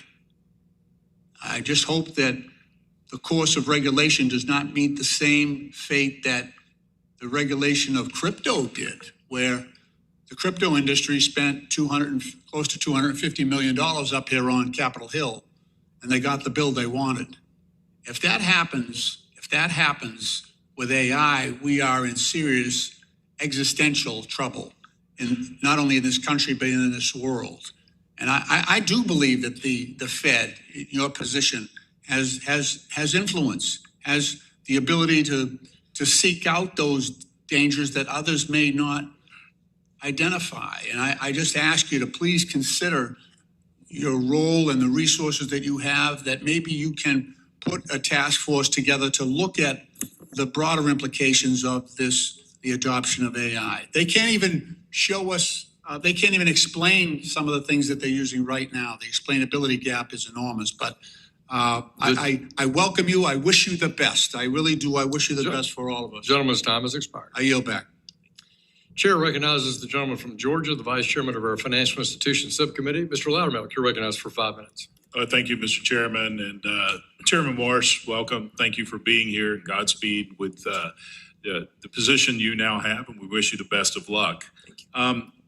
First, I want to talk about Operation Choke Point. As you are fully aware, Operation Choke Point 2.0 involved partisan actors at the Fed using, quote, reputation risk as a means to target and debank firms and individuals in the digital asset ecosystem. The energy industry and really anyone that partisan actors at the Fed believed unworthy of a bank account or loan. This was especially egregious given the fact that the Fed does not have a statutory authority from Congress to supervise for reputation risk. While I'm happy that reputation risk has been wiped from the Fed's guidance to examiners, can you please tell us what steps the Fed can take to durably ensure that statutory silence is never again abused by partisan actors to attempt through the Fed what they cannot make through law in Congress, and also what actions that you may be taking? So thank you, Congressman. Reputational risk has been removed from the dashboard that supervisors and regulators will have anything to do with. My view is that being a good supervisor and regulator is tough business. We don't need to make it harder by bringing politics into it. Vice Chair Bowman has begun a series of reforms before I arrived in this. And I think you're going to find in the coming quarters and years, we're going to continue to reform and refine our regulatory system so that we can have a safer and sounder financial system. And I'll add a more competitive one too. All right, thank you for that. We appreciate your work in that area. The Fed currently holds a considerable share of federal debt and has for almost 2 decades now. With a ready buyer and low interest rates, it's not surprising that Congress has been incentivized to run up large and growing deficits over the same time frame. You've spoken before about the Fed's role here and the threat of monetary dominance and fiscal dominance. How can the Fed get out of the business of underwriting Congress's fiscal irresponsibility? One thing we can do is think hard about when we're going to be buying debt from the Treasury. This might not sound like perfect virtue, but when we have a crisis like in 2008 and 2020, my view is you created the central bank to take extraordinary actions. In more normal times, in a more normal business and financial cycle, fiscal policy needs to be a decision that you make with the administration. Fed should have nothing to do with it. I've set up a task force to focus on the balance sheet, to ask the question first, what's the effect of the balance sheet on the conduct of monetary policy and ultimately inflation? Second, what are the pros and cons of different regimes? I'm not of the mistaken view we can go back to where we were when I arrived at the Fed in 2006, but I think there are several other sustainable equilibrium we can achieve. And the third question is equally important. It took us nearly 18 years to find our way into this balance sheet.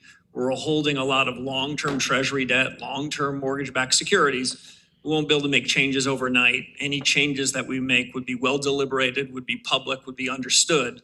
and there'd be quite a bit of time before any of that was operationalized. I look forward to the recommendations of the task force, and I look forward to hearing from my colleagues around the FOMC as we contemplate alternatives. Thank you for that. And what are your greatest concerns with regard to the threat of monetary dominance? Yeah, so you have a different job than we do. The independence that many of your colleagues have spoke about this morning is a political and economic decision to give us the pen on interest rates, to let us be the deciders of monetary policy. I've always taken that as part of a bargain. You're giving us independence on that, and my judgment is we should be staying out of fiscal policy. We shouldn't be weighing in, no matter how tempting it might be, either directly by buying assets that have some flavor of fiscal policy, or by opining on subjects that really isn't our business. We're going to try to stick in our lane at the Federal Reserve. We've been good at that for the last 6 weeks, but there's always a temptation to wander in other areas. I'm going to try to be reserved in my comments on fiscal policy with you and your colleagues. That's your job. It's not mine. Well, thank you for those answers. They're very thorough and very refreshing to hear. And with that, Mr. Chairman, I yield back. Gentleman yields back. Chair recognizes the gentleman from Houston, Texas, Mr. Green, who is a ranking member of our subcommittee on oversight and investigations. Mr. Green. Over here, Mr. Chairman. Thank you. Thank you, Mr. Chairman. I thank the ranking member as well. And I welcome you to the committee, Mr. Chairman, but I would also say to you that I will pray for you. And I'll pray for you because many of the questions that have been predicated today hinge upon a belief that you will sanction the president's desires. It is thought among the general public that you're in the position you're in because the president could not have the influence that he wanted to have with the prior chair, and he believes he can have it with you. So I hope that you will stand firm and honor your commitments that you're making, though some of them are not firm commitments as I understood your language. You indicated that you're interested in war. I appreciate this, but I believe you should also be interested in speculative bubbles. My assumption is that you are. Are you interested in bubbles, speculative bubbles, Mr. Chairman? We've got a wide lens. We spend a lot of time thinking about what's happening. I'm going to take that as a yes. Now, given that you're interested in speculative bubbles, let's just talk about a bubble that occurred. President Trump's meme coin, $Trump, profited an average of $1.74 million per day over his first year. $1.74 million per day. This amounted to approximately $636 million in total royalties and licensing fees generated at its launch. While this was happening, during that same period of time, nearly 1 million investors lost a combined $3.8 billion. This is because that meme coin lost value, dropped precipitously in value. It was a bubble, by the way. It is nothing. Anybody who's listening to me, if you've invested in a meme coin, you've invested in nothing. Zero. In a righteous world, it would be illegal. But given the Secretary of the Treasury that we have currently, it is not. And that's very unfortunate. SEC, the Secretary of the SEC, it is not. I think that we should concern ourselves with these speculative bubbles. And whether you like it or not, you have to concern yourself with it because when you lower interest rates, you lower the rates such that there's more capital available for people to use for speculative reasons. So you have to be concerned about it whether you want to or not, because you don't want to see a speculative bubble. Can I have your assurance that you will be concerned about these speculative bubbles, Mr. Chairman? So, Congressman, we want a resilient, strong, safe financial system, and we are looking at financial markets and we're looking at the real economy to make sure we deliver on what we can Some of these other subjects are really more in your purview and responsibility than They're in my mine. purview, excuse me for interrupting, but I have to. They're in my purview, but only because I choose to have them in my purview and I make an issue of them. I have to vote on them.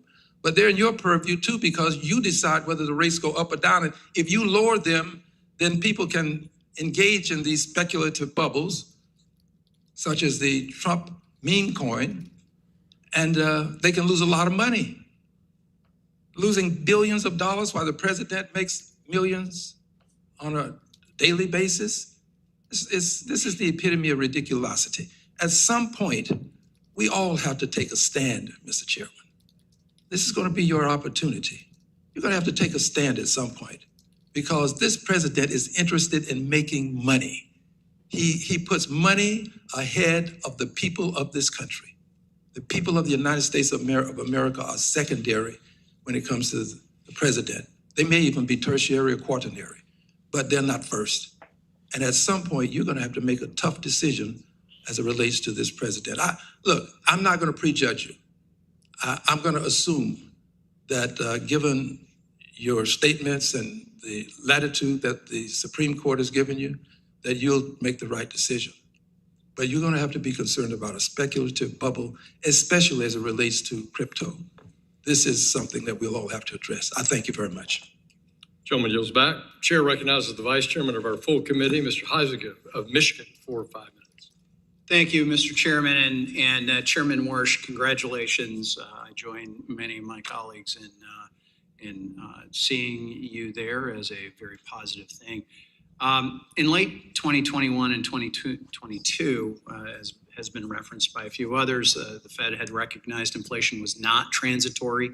I'm reminded of actually a hearing we had where we had then Secretary Yellen, former Fed Chair Yellen, sitting next to the then current Fed Chairman. And when I brought up the question about whether it was transitory, they did not have the same answer. And it was interesting seeing how that lag, and it sort of played into the fear that many of us had that there had been more to this foot dragging coming out of the Biden administration. The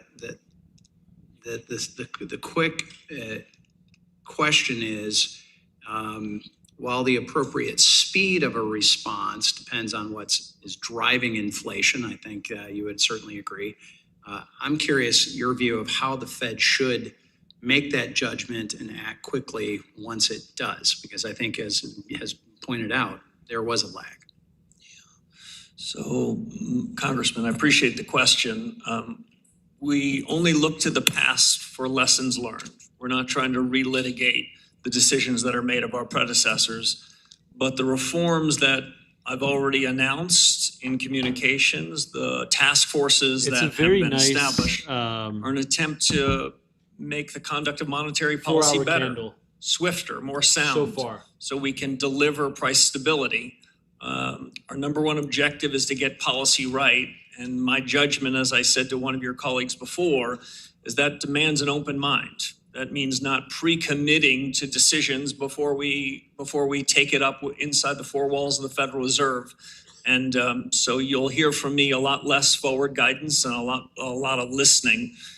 Generally, as a practice, what we're going to try to do, especially at the beginning, is deeper, more serious discussions among us, fewer pronouncements. So I appreciate you don't want to relitigate the past, but I do think, as we all know, we also learn from history. And during the previous administration, the Fed took some pretty major regulatory actions, some within its statutory authority, and in my view, maybe excessive, but others that were clearly beyond what Congress had really authorized. And everyone agrees a safe and sound banking system is essential to monetary policy, the economy, and the American people.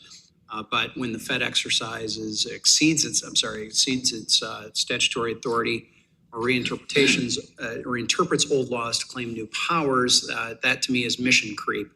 Can you assure us that future bank regulatory proposals will respect the important procedural guardrails established by the Administrative Procedure Act, The APA has been in many ways trampled, I believe, which often received only nominal consideration under the previous administration. How are you going to handle this? So we're going to follow the law just as you say.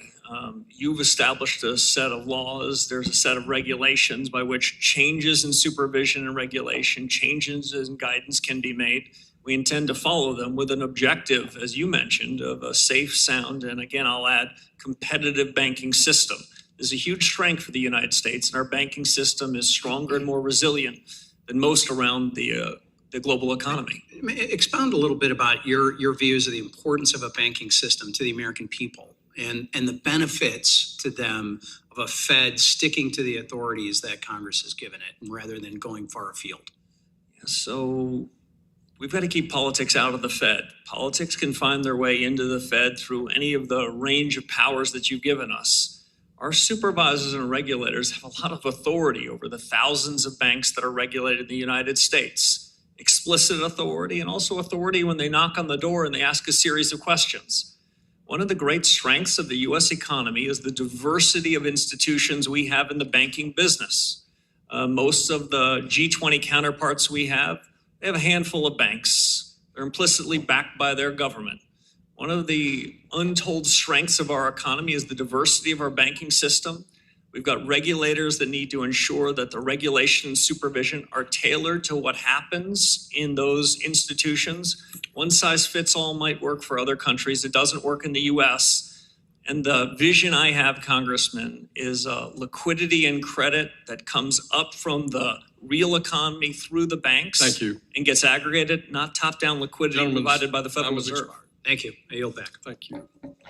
Chair recognizes the ranking member of our subcommittee on housing and insurance, Mr. Cleaver. You're recognized for 5 minutes. Thank you, Mr. Chairman. Let me be first, before I ask any questions, express my personal appreciation for you and Ranking Member Waters for allowing and giving my partner, Mike Flood, and I the opportunity to go out and deal with this housing issue that, frankly, I think is going to add a whole new dimension to our ability as a federal government to increase this human need for housing. So thank you very much. I appreciate, and I know he does as well, all of the freedom that you guys gave us. Thank you, Madam Ranking Member. Mr. Chairman, congratulations for your new step and your career and for being here. I appreciated having a good conversation with you prior to this. My next take profit on my Bitcoin long is 65K. And I'm sure that you're not surprised that there's a great deal of interest in independence and 65K. in theology. So there are 4 endowments of the human species, and one of them is independence. We have an independent will, and I'm interested in a declaration of independence, if you will. Wax eloquent on your view about the independence of the Federal Reserve. So the independence of the Federal Reserve is sacrosanct. Part of the reason for the Fed's power comes not just from a printing press, though it can be useful from time to time. It comes from our credibility to make the best choices we can, consistent with the law that you've written for us. And that credibility is bolstered if we are and are perceived to be independent. So that's a commitment I can make to you, because that's the way we can best do our job. Thank you very much. Independence is a big deal in the real world, and then certainly with the Federal Reserve. But I also have to say that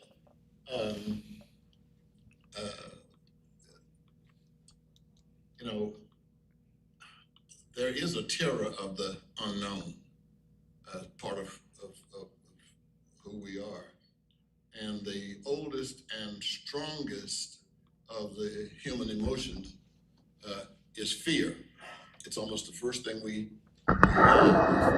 even babies will jump because there's a fear of falling. Even they may not even realize they're in the world, but there is this fear.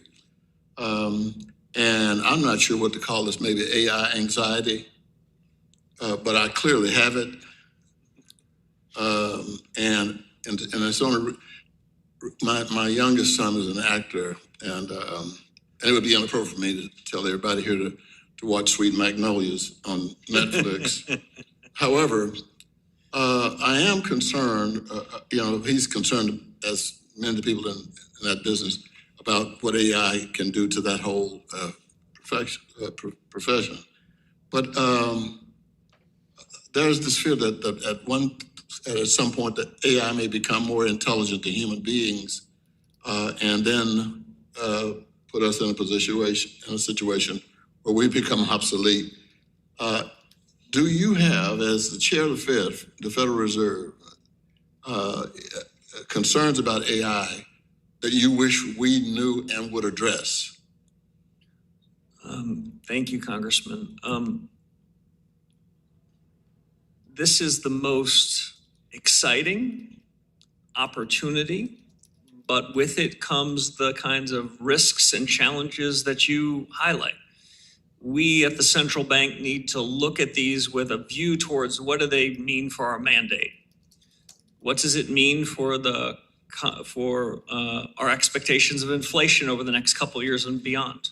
What's it mean for employment? You told us that's our job. And so we have to look at artificial intelligence and the surge of technology with open eyes about it. I must admit that part of these challenges, I see huge amounts of talent and thinking inside at the Federal Reserve, but I wanted to bring in some outsiders to share a view. So I've created a task force on productivity and jobs to help us think about that connection. We're not outsourcing anything. We're ultimately Gentleman's time has expired. We're ultimately going to make these decisions.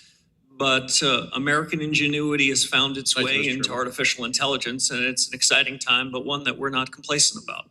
Appreciate it, Chairman. Thank you. Chair recognizes the chair of our subcommittee on digital assets, Mr. Stile of Wisconsin. You're recognized for 5 minutes. Thank you very much, Mr. Chairman. Chairman Warsh, thank you for being with us today.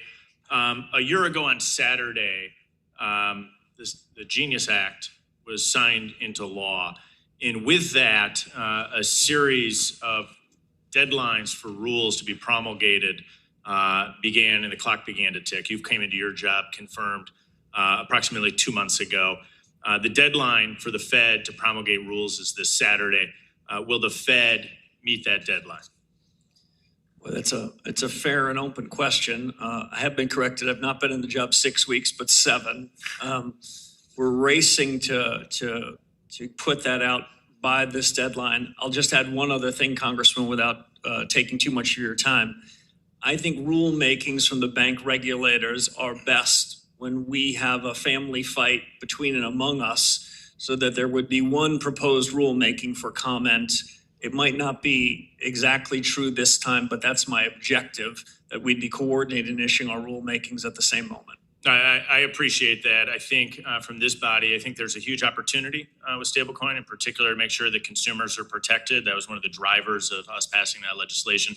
There's a lot of work to be done. You're new in your new role with the Fed, but we would like to be updated if, in fact, that deadline is not made.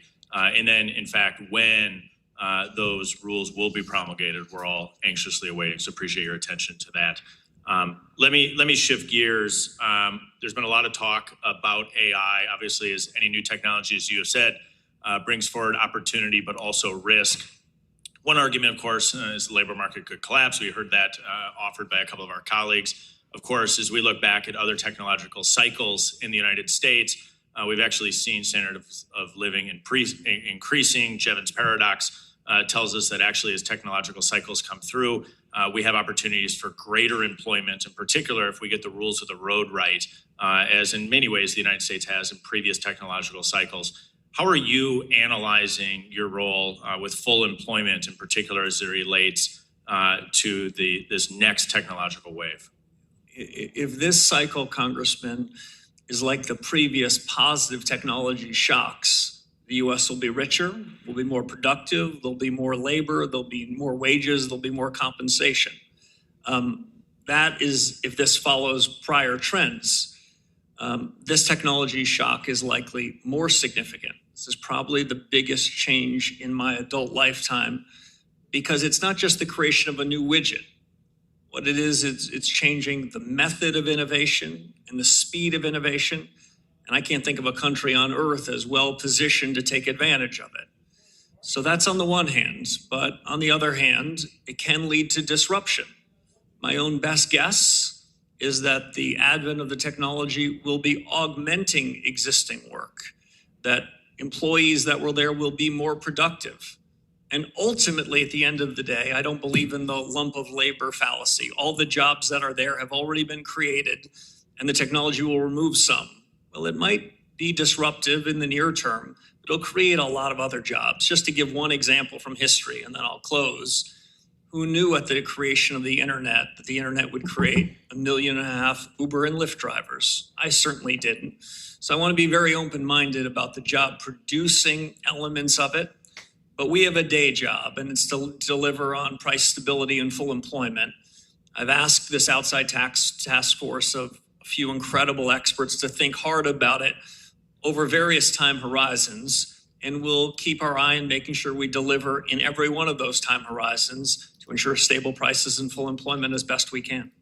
Thank you for that. I think there really is optimism, although there is downside risk. And I think one of the imperative aspects here is that we get the rules of the road right so that the innovation development is occurring in the United States of America and not offshore. One of my big concerns is how the Biden administration looked at emerging technologies in the financial services space, is that they were pushing that innovation development offshore rather than encouraging that here in the United States of America. With 30 seconds left, a lot has been said on the positive numbers that came out today. How does that shape your short-term and long-term outlook with the final 25 seconds?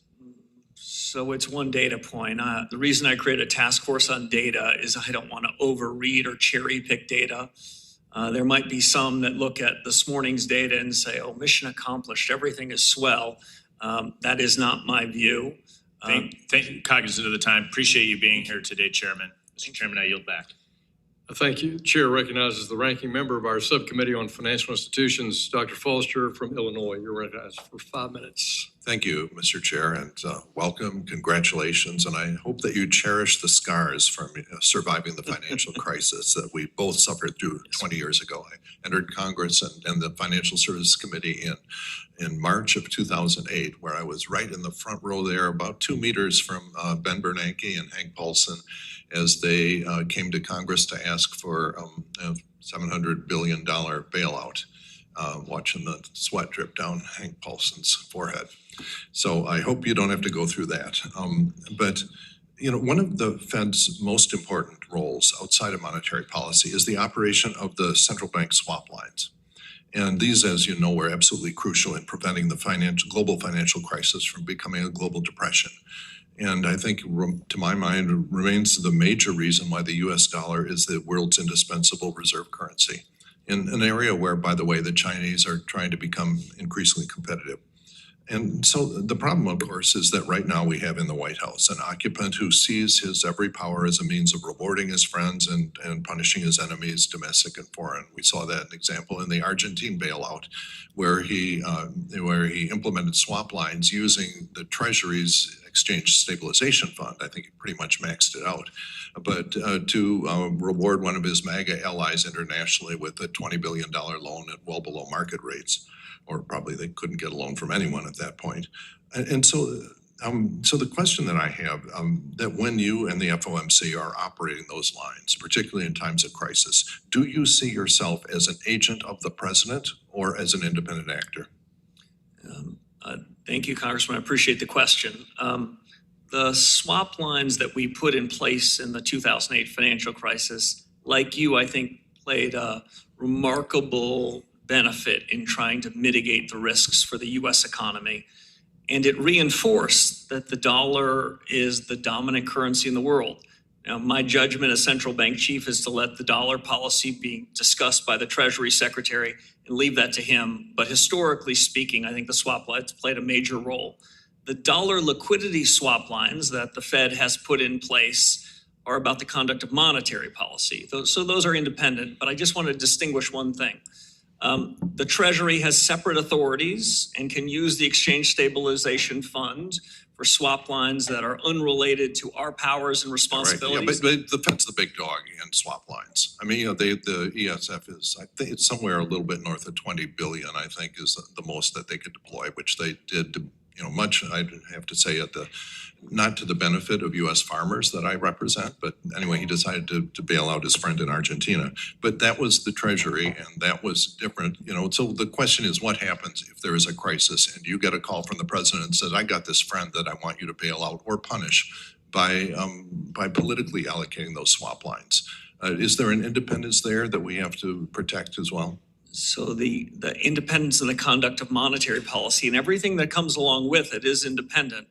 But just to go back to the 2008 financial crisis, when all that happened, as you'll recall, the Treasury Secretary and the Fed Chairman, they often had to work in tandem.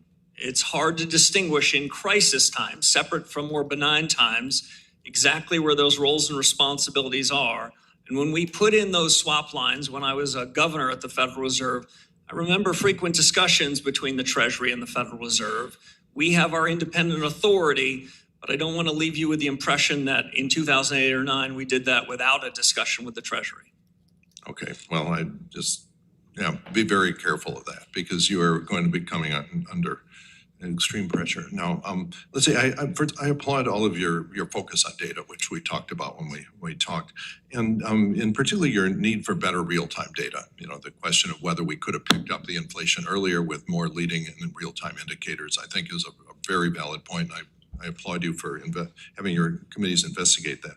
But does this interest also go into real-time regulatory information as well, which I think is really going to be crucial in a world where there's 24/7 banking operations. Banks and financial institutions can get in trouble fast. And so are you also going to be looking at the need and benefit for regulatory data on a faster timescale? Absolutely. I've only been here for 7 weeks. The focus in those first 7 weeks, I must admit, is making sure that monetary policy gets back on track. But many of these lessons learned, like in data, how do we make real-time decisions isn't just as monetary policymakers, it's as supervisors and regulators. The world, as the discussion about AI suggested, the world's moving faster, the world's accelerating, and the Fed has to move with that speed. Thank you. Yield back. Thank you. Chair recognizes the chairman of our Subcommittee on National Security, Mr. Davidson from Ohio, for 5 minutes. Thank you, Chairman Hill. Chairman Warsh, thank you for your testimony today and frankly for leading at the Federal Reserve. The Constitution gives Congress the responsibility for monetary policy, and since 1913, that's fallen to the Federal Reserve. And, a lot of people say, well, what did we create when we created the Federal Reserve? And the fight over the shape of our monetary policies is as old as Alexander Hamilton versus Andrew Jackson. So I think a lot of my constituents wonder, what happened to the purchasing power of their dollar? So could you share with us what you consider to be the definition of sound money, and what's the state of that today? The discussion we had in your office was a lot of economic history about the first and central bank of the United States. I'm gratified that this is our third central bank in the United States, and it's more than 100 years old, and hopefully we've learned some lessons. One of those lessons is ensuring that we are as focused, at least as focused on the real economy as we are the financial assets and what's happening on Wall Street. This committee had long committed to a 2% inflation target. That is our resolution. That's what I'm here to say and double down on. But as we discussed privately, I'll say publicly, my broader definition of price stability is a change in prices such that households and businesses don't have to worry about it, don't have to think about it. And the test today about whether inflation is too high is represented by this committee. Inflation is the dominant set of questions because it matters to households and businesses. I'd like the change in prices to be such that no one's talking about it. That was a definition from the Volcker era, and I dare say the Greenspan era. It should suggest to you that as I sit here today, this Fed will deliver price stability.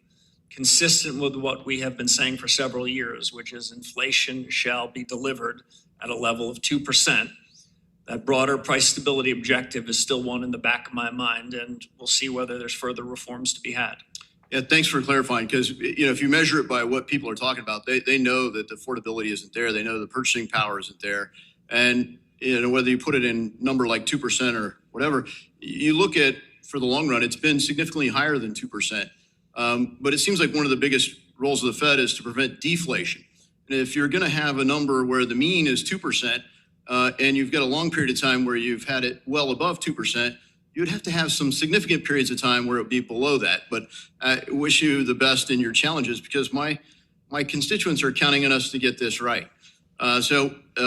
It truly is one of the most consequential things for our country. Sound money is truly essential to defending freedom. So I think the stakes are really high. One of the things that we look at is the connection to the way that the market functions. The Federal Reserve covers massive fiscal deficits, and they certainly do that when they're the purchaser of treasuries. They load up their own balance sheet. In some ways, you don't get a price signal. What's the real 10-year? What's the real 30-year? Well, when the buyer is the Federal Reserve, you don't know whether they're creating a higher rate or preventing a higher rate from happening because it distorts the market. And we also talked about, in this regulatory role, there's a sort of bridge between the Federal Reserve as a regulator and a monetary policy role. So I wonder, when we think about what we created with this version of the Federal Reserve, do you consider the Federal Reserve subject to executive authority? I mean, when there are executive orders that are issued, let's say just relating to the regulatory side, not monetary. I get, some of the concerns on steering monetary policy. Presidents have always had an opinion on that. Well, if you put out a regulatory framework and the executive order relates to the regulatory structure of the Federal Reserve, is the Federal Reserve subject to executive orders? So it's a good question. Let me say a word, if I can, in 53 seconds about that, and go back, if I can, to say something about what you were talking about in setting prices rather than taking prices. First, as you know, I'm prepared to do everything I can to ensure the independent conduct of monetary policy. You can hear from all sorts of people, but we're going to call it the best we see it. On regulatory and supervisory policy, I do think it works best when the bank regulators, who you've all given authority to, when we can work in concert. I tend to not like it when there's a regulatory arbitrage, if an institution's trying to choose between whether to be regulated by the OCC, the FDIC, or the Fed. So I'm encouraged to have a robust discussion with my colleagues at other bank regulators about what we think is the right public policy.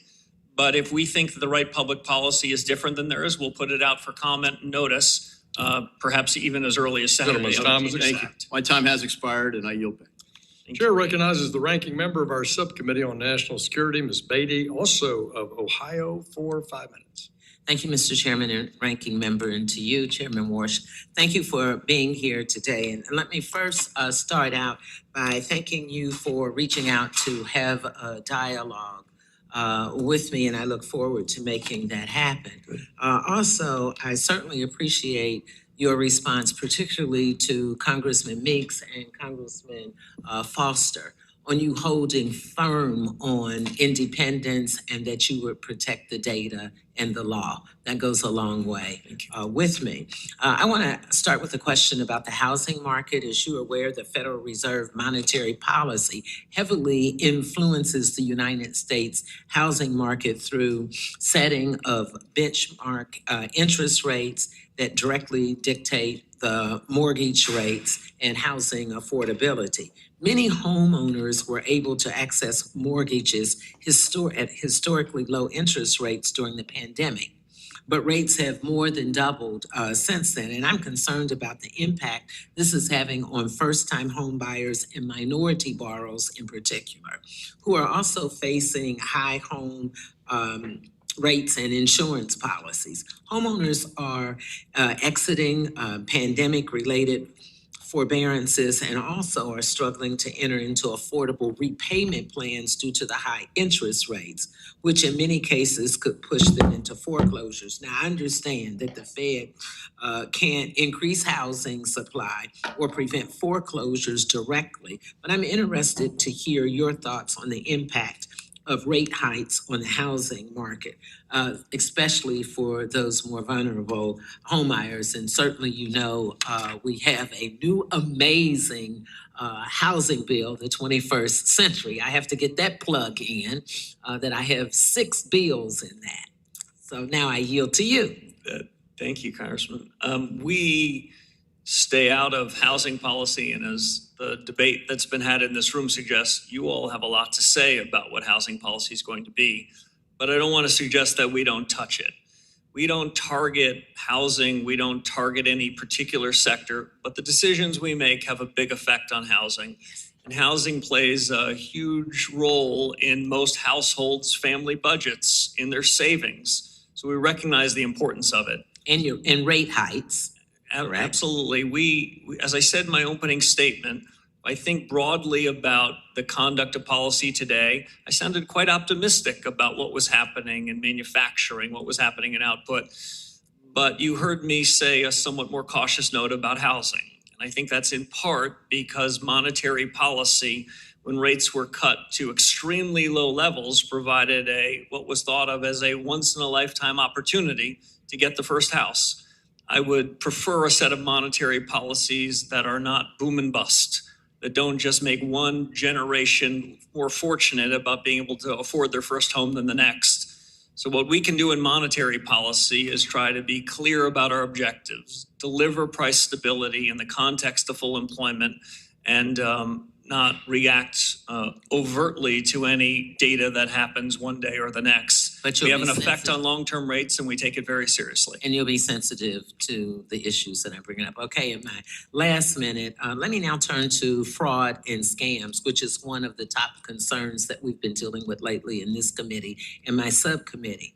As you know, payment frauds, including scams, often involve multiple institution and payment methods, and no single agency or entity can solve it alone. What specific role do you believe the Fed Reserve should play in helping build a more coordinated cross-sector approach to frauds and scams? Yeah, so it's another fair one. The Financial Stability Oversight Council, which the Fed is a key member of, fraud is on that agenda. That committee is run by the Treasury Secretary under the law, but the Fed has equities there, and the Fed needs to ensure that, especially with this new generation of technologies, that the American people don't lose confidence in our payment system, don't lose confidence in the banking sector that we regulate. So we do have an important role to play there as well. I'm gonna interrupt only because I have a few seconds later. I'm glad you mentioned this new generation. I've received feedback that better information sharing between financial institutions and online platforms is key. Do you agree? Absolutely. Real-time information between lender and borrower is a way to make credit more available to more hardworking Americans. Thank you, and I yield back. Gentlewoman yields back. Chair recognizes the gentleman from Tennessee, Mr. Rose. You're recognized for 5 minutes. Thank you, Chairman Hill, and thanks to Ranking Member Waters for holding the important hearing, and Chair Warsh, thank you for being here with us today. Chairman Warsh, prices for agricultural inputs have, after experiencing a spike during the Biden inflation that began in 2021, have remained stubbornly high. Needless to say, families are also in my district were themselves hit by the rise in food prices that began under Biden and your predecessor in 2021. And grocery prices remain persistently high. This strains household budgets and makes it harder for people in my district to put food on the table while also paying for all of life's other necessities that are also more expensive following that inflationary period.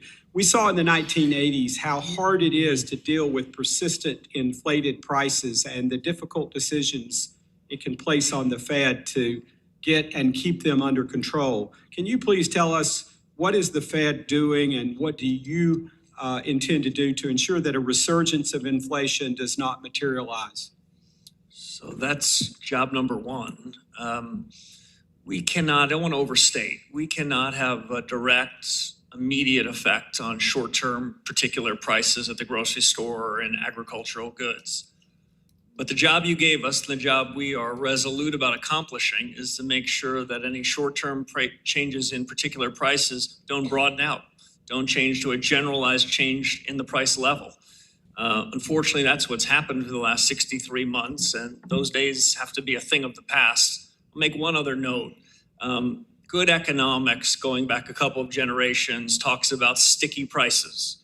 And the longer that prices have been above the inflation target, it's usually a bit harder to dislodge them and get them lower. Our job, my commitment to you, is to take sticky prices and to unstick them. Thank you. I agree wholeheartedly with that sentiment, so thank you for your perspective. The Fed made some interesting judgment calls during the last administration when it came to its supervision and regulation decisions. Whether it was the war on digital assets, the crusade to make the Fed a climate regulator, or the use of reputation risk to debank disfavored firms and individuals, the Fed allowed itself to become the instrument of partisan actors pursuing goals beyond the powers that Congress has authorized. The Fed needs to stay in the lane that Congress has handed it and not veer off course whenever political winds shift. When the Fed does the latter, it undermines its standing in the eyes of Congress and the American people. Chairman, will you commit to getting the Fed back to truly sticking to its lane? And if so, how do you plan to do it? So I can make that very commitment. Our credibility in monetary policy, our credibility as supervisors, our credibility in payments, these are all tied together. And the way we erode that credibility are two things. We wander outside of our lane into your lane or into the lane of another executive branch. We don't deliver on our promises. The first thing we can do is to deliver on our promises. And the second thing is, as you said more eloquently than I did, stick in our lane. That's what we're going to do. Thank you again. Both the G7 and the administration have issued statements or executive orders on quantum computing, encouraging financial authorities and U.S. federal agencies to step up their timetable for transitioning to post-quantum computing encryption algorithms. With just a few years until experts warned that quantum computers could break widely used encryption algorithms, what is the Fed doing to address this future risk?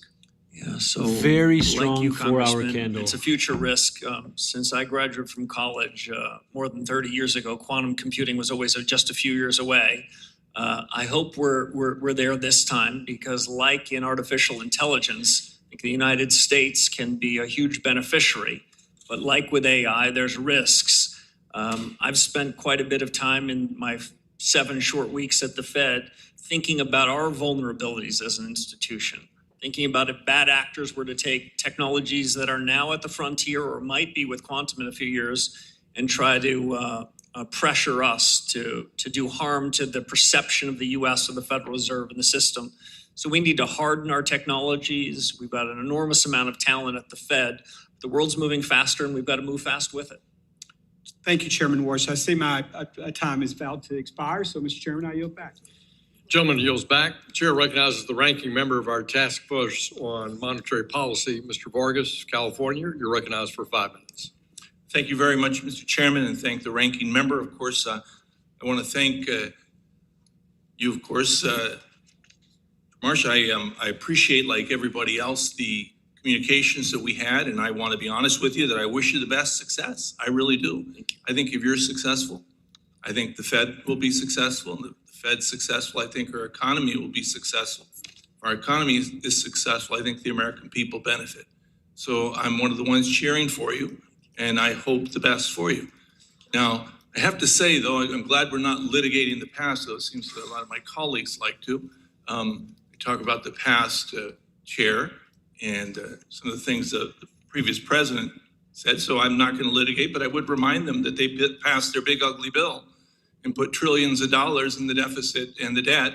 They seem to forget that, so there's a little bit of amnesia there. They remember some things well, but they forget others. Now, one of the things that I have sort of strange in my background, or maybe not, I studied to be a Catholic priest for a long time. I was a Jesuit. And they make you do things that are kind of odd when you're starting off as a novice. One of the things they made me do is to take communion to people who were sick.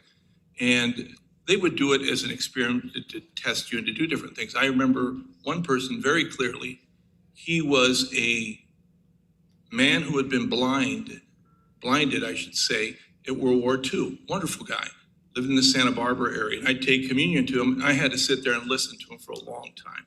And he would just talk and talk and talk. And I'm thinking, I'm not getting anything out of this other. I'm sitting with this guy, which is fine. And I finally started listening to him. And I actually learned a whole lot from him. I understood why my novice master had sent me there. And one of the things he said was really interesting. I never forgot that. I said, yeah, people march around and, yeah, they look pretty in their uniform. But you never know how a person's going to react until they're under fire. And the reason I say that is, you kind of mentioned it too. In ordinary times, it's easy. When the crisis hits, that's when the issue is. That's why if you litigate the past, yeah, okay, you can litigate the past, but the truth of the matter is things happened. The Great Depression, things happened. We were, so blindly stuck on the gold standard and other things. And of course, we talk about the great wealth that the dot-com did. Well, I remember the dot-com bust too. $5 trillion disappeared just like that. And then of course you talked about the 2008 crisis when you were here. And all of a sudden there you had, the government working together, the Fed chair and the Secretary of Treasury had to, because the economy was melting down. Now, I don't wish any of that upon you, but the truth is that you could get that. You could get an AI collapse. I mean, the Magnificent Seven have really driven the market tremendously, and sure, there's great opportunities, and I hope that it is successful. But if it's not, then I hope that you also have the flexibility to figure things out. I mean, my colleagues love to talk about, what Chairman Powell did. They seem to forget that there was a pandemic and that we could have been slipping into a depression if we hadn't done some of the things. They seem to forget too, the person who closed down the government was actually, the economy was actually President Trump. It wasn't Biden. Everybody blames it on Biden. When I was here, it was Trump that did that. The decision he made, I don't know if it was good or bad, but it was the decision he made under fire. So anyway, I wish you the best, but I do want to ask you about that. What happens when, as they say, it all hits the fan? How will you react? Will you react in a way that's flexible, or will you react in a way that almost seems today almost robotic? Well, I appreciate it. I take that as a blessing that my 4 years will be ones of calm and peace and price stability and full employment. So I take it in the way it was granted.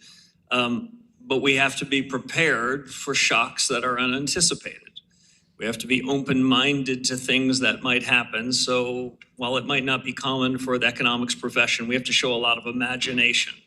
My general view, again, coming out of the 08 crisis, is we need to think ex ante about what we might do when the shocks happen.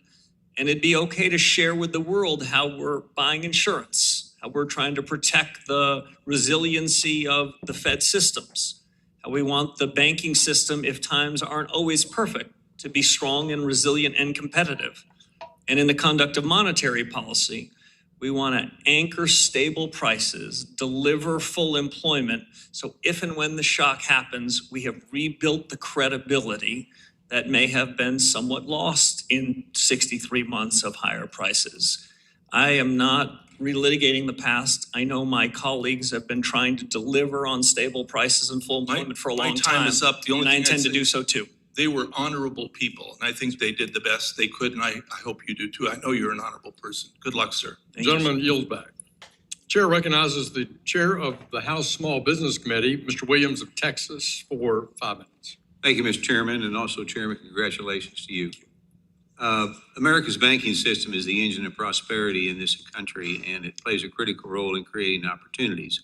From the community banks that serve small towns and Main Street businesses to the larger institutions that support our capital markets, access to credit is essential for families, entrepreneurs, and job creators. And as a businessman who has owned and operated a small business for 57 years, I know firsthand how important it is to have a banking system that is both safe and accessible. And the American public and the American people expect a chance to pursue their American dream, and access to affordable credit is often what makes that possible. So under the Biden administration, we saw proposed regulations that threaten that dream by making credit more expensive and harder to obtain. So my question would be, can you tell us how you think the Federal Reserve's supervisory role can promote a safe and sound banking system while ensuring businesses and families continue to have access to the credit they need to pursue the American dream? It's a great question, Congressman. I'd say two broad things. One is we need a highly competitive, diversified banking system. This is the secret, one of the unheralded secrets of the Take U.S. profit economy. soon. Our banking system is larger. Number of institutions of various sizes serve different constituencies. I think part of the reason why the U.S. has grown faster than our G7 and G20 colleagues is because the banking system here is fundamentally different. Secondly, what I would say about how we do that is we need to have tailored regulation that befits the kind of institution and the customers that they're treating. One size does not fit all. And finally, I'd say I am all for international coordination of banking standards. It is a useful effort so that we meet in Basel to try to come to some international standards. But the Basel endgame is not America's endgame. That is not the Federal Reserve's endgame. Our endgame is ensuring that we have the right rules that befits our economy so that we have a safe, sound, and competitive banking system. And anything we agree on with international counterparts have to be in service of the American economy. Thank you. And as businesses depend on clear, consistent rules, when Congress passes a law, it reflects the will of the American people. And agencies like the Federal Reserve have a responsibility to faithfully carry out those laws, and regulatory certainty gives businesses like mine the confidence to invest, hire, and grow. So question would be, can you tell us how you intend to guide the Federal Reserve, and will you commit to ensuring the Fed carries out the laws of Congress that Congress passes without expanding beyond its statutory authority? Yeah, I can make that commitment to you, Congressman, because that's how we keep politics out. That's how we stay independent in the conduct of monetary policy. The Federal Reserve is not a repair shop for broken statutes, or we aren't empowered to go wander into areas outside of our remit. We've got a big and important job, I understand it, but it's bounded, and we have to stay inside of those bounds. My last question real quick, Chairman. One lesson I've learned in business is that your word matters, and when you make a commitment, people expect you to follow through, and consumers' trust is earned by doing what they say you are going to do. So the Federal Open Market Committee has made a commitment to the American people to restore price stability. Families and small businesses across the country are trying to plan for the future, and they are coming and they counting on the Federal Reserve to deliver. So, Mr. Chairman, in the short time we have, what is your strategy for restoring price stability, and what confidence can you give the American people that the Federal Reserve will achieve its price stability target? So I can give you the commitment that we will deliver price stability. I was comforted at my very first meeting about a month ago. As I looked around the table of my 18 colleagues, there was no willingness to tolerate higher prices. There was a commitment that was unambiguous and unanimous that we're going to deliver. So the next question is, how are we going to deliver it? First is, I would say, make it very clear to you and the American people and to U.S. businesses that that is not a commitment we're going to walk away from, and we're not finding acceptable the higher inflation that has endured in this country for more than 5 years.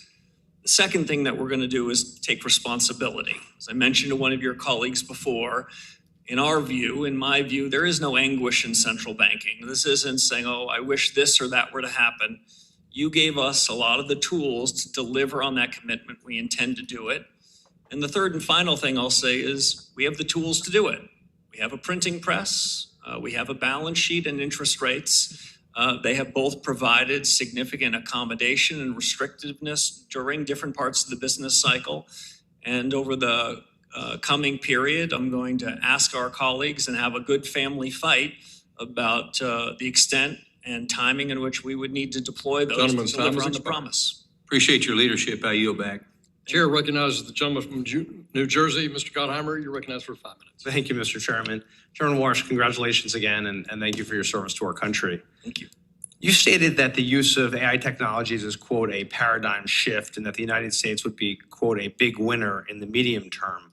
How has the use of AI impacted your view and the future of the global economy, and how is the Fed reacting? How should it react, and especially vis-a-vis China and our other competitors? So I don't view the U.S. economy as in a zero-sum game. I don't think that weakness abroad is good for the U.S. But what I do mean to say is if there was one thing that is the biggest driver of American prosperity, it's productivity. Productivity gives companies the ability to invest in new capital. Workers then have that new capital and can deliver and ultimately have higher real take-home wages. This is a supply shock in the United States. I I have to admit it's happening faster than I would have projected 18 months or 2 years ago. We're seeing this technology and the capability of these models grow at exponential rates. Something like a hyper Moore's law is happening. I don't want to suggest that we know exactly how this is going to shake out, but the US is best positioned to be a winner. But again, as I may have mentioned earlier, you gave us a job to deliver stable prices and full employment. What are the consequences? What are the implications of this positive technology shock to that? I've taken 3 experts. I've asked them to deliver their views to us over the coming 3 to 6 months. And then internally at the Fed, we're going to do a lot of work. I'm confident that at the end of the day, the US is a winner, but it's not going to be a linear path. And I'm open-minded to challenges both to the full employment and price stability part of our mandate. Right, because as part of that, I assume the workforce employment is going to be, what should our goals be? Should they shift? I assume those are the kind of questions you all are debating. Yeah, we're debating just those questions, Congressman. And if I were to look over the last few months, it looks to me as though this technology hasn't displaced workers at this point. It's made them a bit more productive. And I say a bit because I think the productivity is in front of us.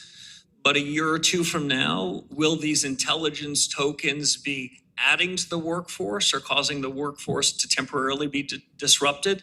That's something that we're very focused on as we think about what the economy looks like 12 and 18 months from now. Thank you. We're seeing an unprecedented number of children using apps on their phones like prediction markets or sports books to gamble. Research is showing especially young people are very active in the past year. 11 to 17 have gambled in the last year, 36% of them. What is your view regarding possible insider trading on these markets? Are you thinking about that? Do you think we should be doing more to protect our children on these betting apps? Have you thought about that at all?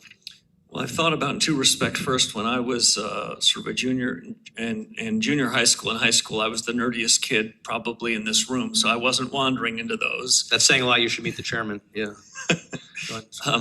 But generally, the questions about the use of kids and smartphones and whether insider trading is happening and the rest is almost entirely outside of the Fed's jurisdiction. So I'll defer to other people around, both in the Congress and the executive branch, to take those on. I don't really have much more for you. Let's pivot to something else. Modernizing and expanding certain aspects of the federal deposit insurance remains an important priority for me. Will help ensure that small businesses remain stable and mainstream is able to thrive. What are your thoughts on mandated federal deposit insurance standards across the board for all banks? Should there be specific asset thresholds, a tiered system? Is there a middle ground in this debate? Yeah, so we're going to follow the law, and we're not going to weigh in on what we think the right deposit insurance caps are. But I don't want to walk away from the question entirely. The FDIC insurance caps should be binding. That is, we need to have a supervisory and regulatory system such that if a few banks get in trouble, either myself or the Treasury Secretary don't have to, in unusual and exigent circumstances, provide backstops for everybody, including depositors. So the way I think about it is deposit insurance reform and proper deposit caps should be of a piece with strong reform-oriented supervision and regulation. So the law that you decide should be the right caps for individual deposits. That should be the case both in good times and bad. Last question. Do you think that people in my district, young people, keep coming up to me and say they're not going to be able to afford a home, to be able to get a mortgage? Do you feel confident in your tenure people are going to still be able to afford to get a mortgage? I'm a great believer in the American dream, and I know that a mortgage and first-time house is one important step to do that, and we'll do what we can to support it. Thank you. I yield back. Thank you. Congratulations again. Thank you, Congressman.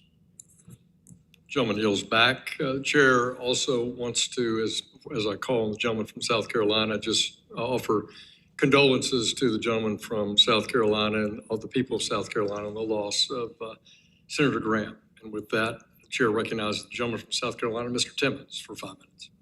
Thank you, Mr. Chairman. And thank you, Chairman Warsh, for appearing before the committee today. The Federal Reserve has an important responsibility to carry out the mission Congress assigned to it. Maintaining public confidence depends not only on sound economic policy, but also on staying within the statutory mandate. In recent years, many Americans question whether the Federal Reserve moved beyond that mission through actions involving climate-related financial regulation, digital assets, and reputational risk. I appreciate the steps that have been taken to refocus the institution on its core responsibilities.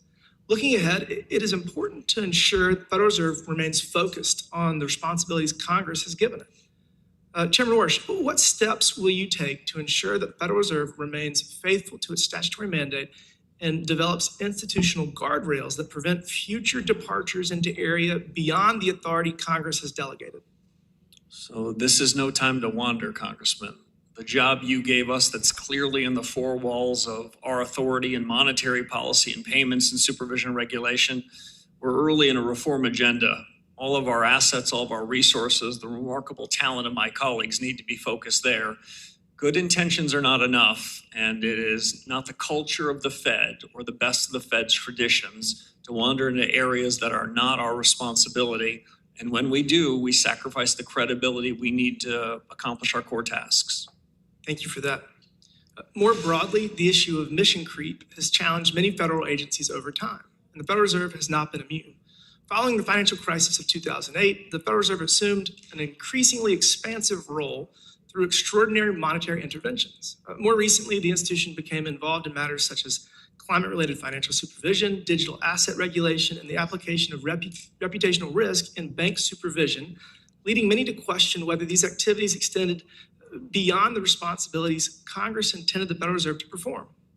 Mission creep carries meaningful institutional cost. It diverts resources from core responsibilities, exposes agency actions to legal uncertainty, and risks undermining the Federal Reserve's credibility as an independent institution that derives its authority from Congress rather than from evolving policy preferences. A central bank is strongest when it exercises the authority Congress has granted with discipline and restraint. So, Chairman Warsh, as chairman, what principles will guide your efforts to ensure that the Federal Reserve remains focused on its statutory responsibilities and resists institutional pressures to expand beyond the role Congress has assigned? The most important thing at the Federal Reserve, as I mentioned before, is not the printing press. It's our culture. And the best of the Fed's traditions tell us what our culture should be: accountability, responsibility, and performance.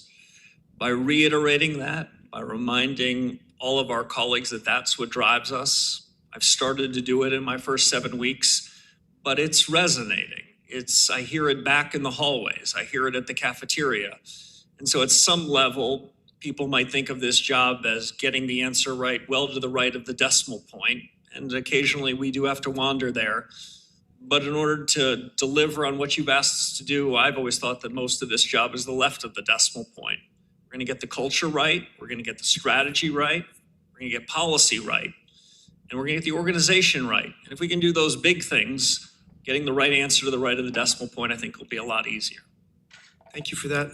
I would also like to discuss inflation because maintaining price stability remains one of the Federal Reserve's most important responsibilities. American families have experienced the highest inflation in more than 4 decades.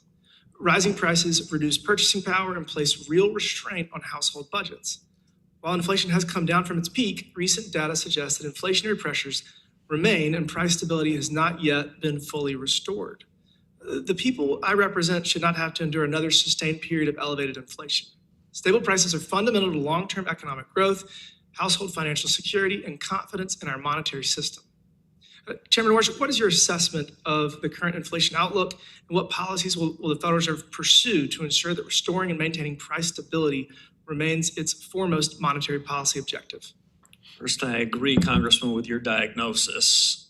For too long, American households and businesses have suffered the undue hardship of high inflation.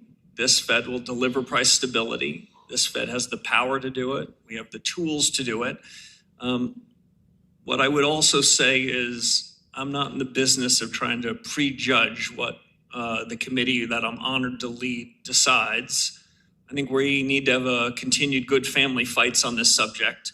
That'll start again in a couple of weeks. And when we have news for you about exactly the methods of solving this problem, we'll be very clear about what they are, and so will the American people, to deliver price stability. Thank you. I yield back, Mr. Chairman. Gentleman yields back. The chair recognizes the gentlewoman from Massachusetts. Ms. Presley, you're recognized for 5 minutes.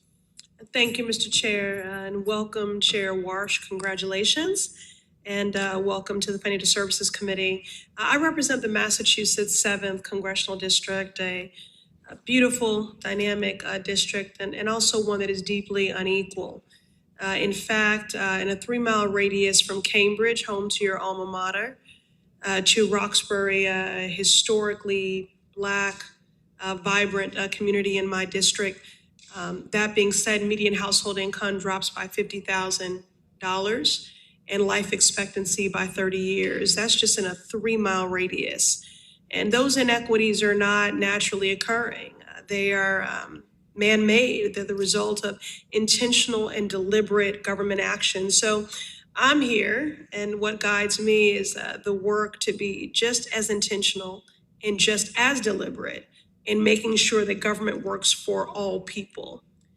And I know we're just getting to know one another, but I hope I can count on your partnership in that mission, Mr. Chair. I'm going to begin with what should be an easy yes or no question. Are you committed to fulfilling the maximum employment requirement of the Federal Reserve's statutory mandate? Congressman, absolutely. We have no disfavored part of the job that you gave us. Price stability and maximum employment are not an either-or proposition. I'm Let's hit committed my to both. TP, please. That would be very nice. Well, that was my next question. If you viewed this mandate as equally important as the price stability mandate. Now, since Trump took office, hundreds of thousands of people have been pushed out of the federal workforce. The current unemployment rate is 4.2%, which is higher than when Biden left office. And if you look deeper into the data, Black unemployment writ large is at 6.6%. Now, the Federal Reserve semi-annual report highlights that Black people have continued to have higher unemployment rates and lower wages than white workers. This is a problem. Now, it's a problem for Black workers, it's a problem for the Black family, but it's a problem for everyone. It's a problem for workers like Teresa in my district, who despite being educated, qualified, and good at her job, was let go from her public health position due to government funding cuts. And with the state of HHS, our country needs to employ all of the public health experts that we can find. But this is also a problem for our national economy and financial stability. Let me illustrate what I mean. According to one report, Black Americans held a buying power of $1.6 trillion in 2020. Economists estimate that 2% of Black women being fired has led to $37 billion being lost in GDP spending. So when that money is lost, it impacts everyone. It impacts our small businesses that spur local economies and workforces. So the point is, when Black workers lose, everyone loses. So Chair Walsh, given the persistent racial disparities in unemployment, will you, as Federal Reserve Chair, commit to confronting these workforce challenges that Black workers are forced to endure? So Congresswoman, I'll say this, which is the U.S. can ill afford to leave any individuals behind.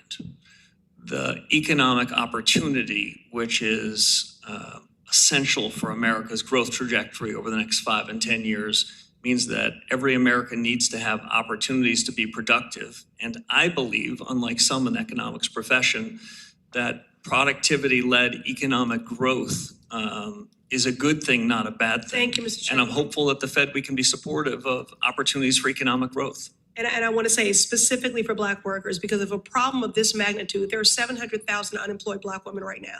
If a problem of that magnitude was happening to any other group, we would do the analysis and we would have a plan. So I'm going to ask of you what I asked of your predecessor, for you to come and brief the Congressional Black Caucus on your strategies and efforts specifically to the Black worker, given the disparate impact. You know, you've talked about your refusal to tolerate a persistent high inflation.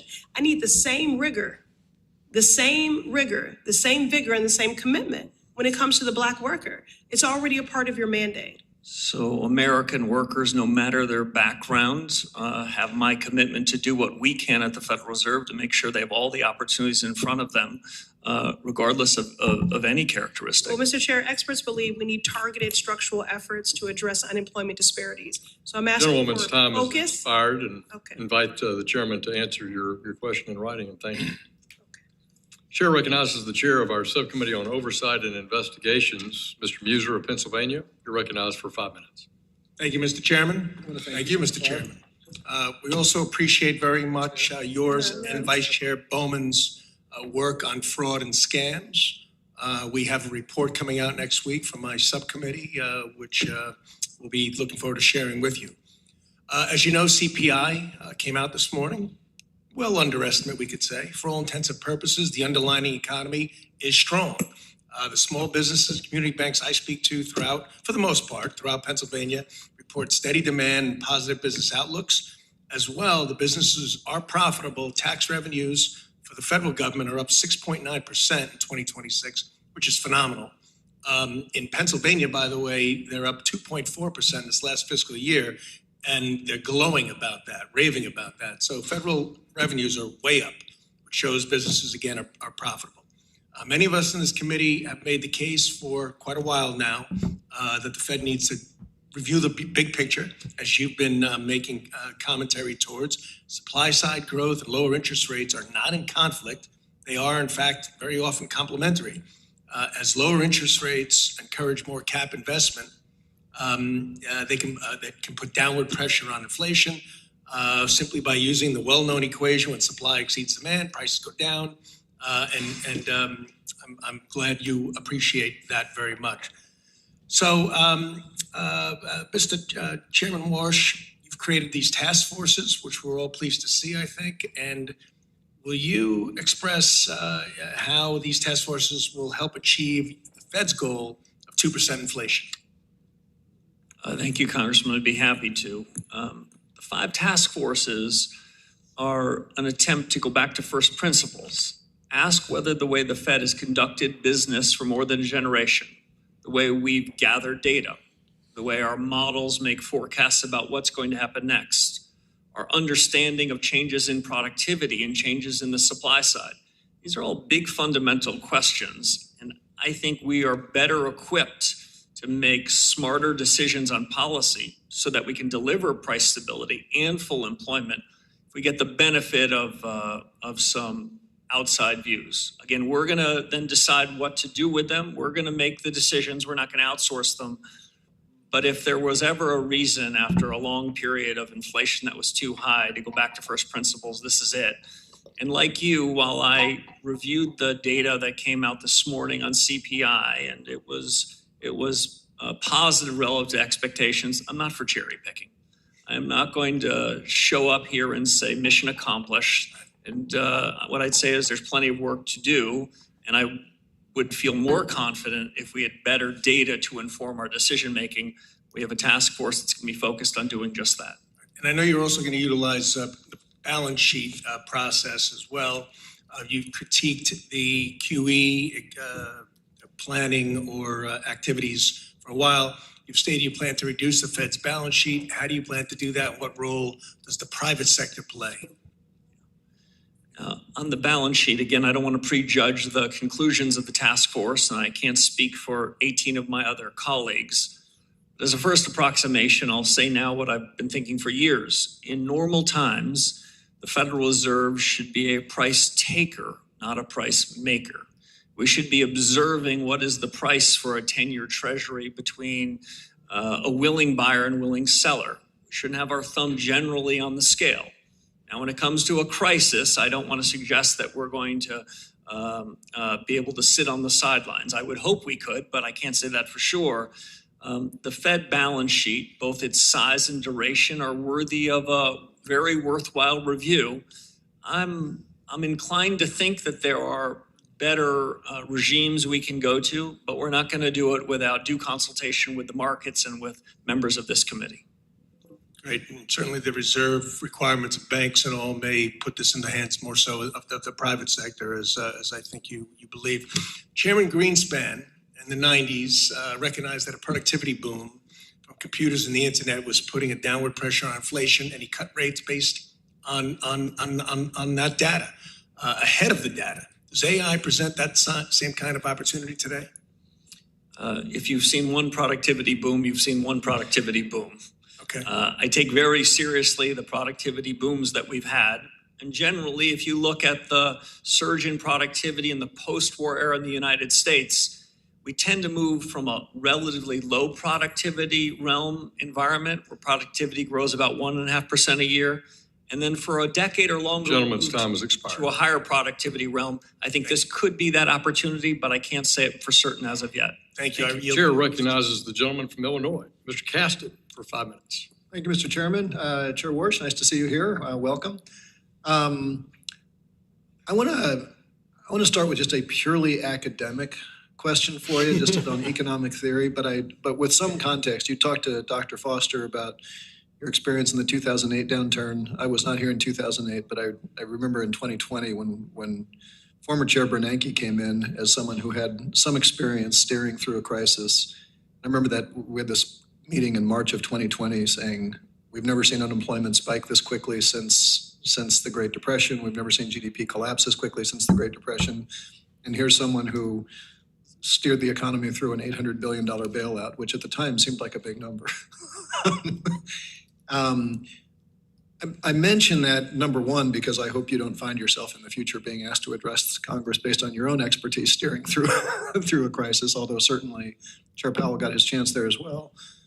But the difference in the way that we responded to COVID and the way we responded to 2008 was a much heavier fiscal stimulus, whereas the 2008 crisis was, largely QE and monetary, as big as $800 billion was. We also recovered from COVID a ton faster, not only faster than everybody expected, but faster than all of our peers. And should we find ourselves in another crisis, what do you, just as an economist, how do you think about the right shaping of fiscal and monetary policy? Obviously, you only have purview over one of those, but your voice is going to matter. As I said in an analogy to one of your colleagues, I'll say it here. If you've seen one financial crisis, you've seen one financial crisis. So I'm careful about extrapolating. More generally, I would say the response to the 2020 pandemic had some very similar areas with respect to monetary policy. That is, the central bankers in 2020 took some of the toolkit that we innovated on in 2008 or 2009, and they provided overwhelming liquidity. That's in our remit in crises, not in more normal times. My judgment in 2008, judgment in 2020, and if we were to have a crisis when you and I are in these roles, I would be describing to you what the central bank can do. I would also try to describe to you the limits of our authority, such that you have the opportunity to make whatever decisions you think are right. But I'm going to make a promise to you now that I would hope to hold to then, which is the fiscal policy response is going to be the decision of you and the administration. We're going to do our very best to steer clear of that. Well, and I appreciate that. And I think none of us want to go there again, but we also want to make sure that, monetary policy can target some sectors of our economy, not the others. We need to work together. On a similar subject, I want to pivot, and I was spinning through, and I love these reports all the time. Send them. It's always good reading. I want to talk specifically about Figure 1 and Figure 43. Figure 1 shows U.S. CPI over the last decade or so. Figure 43 shows global CPI trends. And what's very clear is that U.S. inflation picks up immediately after Liberation Day on account of the tariffs. Global inflation picks up after the Iran war. You can see the spike. So, we had inflation generally coming down after 2020, starts picking up on account of tariff policy, and then starts picking up again on account of foreign policy in the United States. And you can just see in those charts what was domestic and what was international. How effective is monetary policy when it's fighting with fiscal policy or foreign policy or economic policy? Because I don't really understand the theory of the case that interest rates undo tariffs, or that interest rates undo high oil prices, or for that matter, QE or the other things. So, how concerned should we be about monetary policy that's got a different set of goals than the outcomes of fiscal policy right now?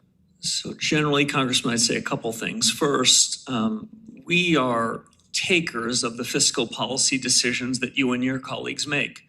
We will take that into account. I'm not suggesting that we act in isolation. What I am To be clear, we didn't vote on tariffs or the Iran war. But the policies that are made of the executive branch and of Congress, we're aware of them. We have a wide lens, but we then take those on board and make whatever decisions we best can consistent with our remit. Do you have the tools to counter them? We have tools that are powerful. Whether they're working at cross purposes or consistent with them is never easy to know in real time. But let me make one other important distinction. Military conflicts overseas, changes in trade policy, changes in immigration policy, those have an effect and we can take them into account. Often they have an effect on prices in the short term. Time has expired. Our business is whether those prices in the short term end up spreading out, and that's our responsibility. I'm out of time, but let's Thank you very much. let's stay coordinated would be my recommendation. Chair recognizes the gentlewoman from California, Ms. Kim, who also chairs our Asia Pacific Subcommittee on House Foreign Affairs. You're recognized for 5 minutes.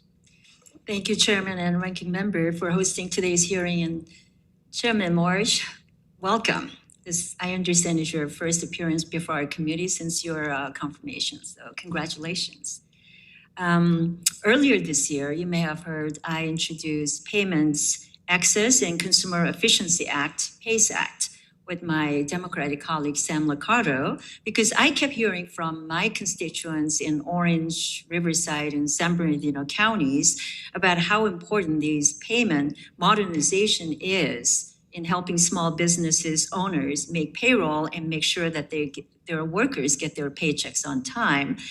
And President Trump understands that, which is why he issued the executive order earlier and signed that to call for a financial system that is more innovative and is affordable for American families and businesses.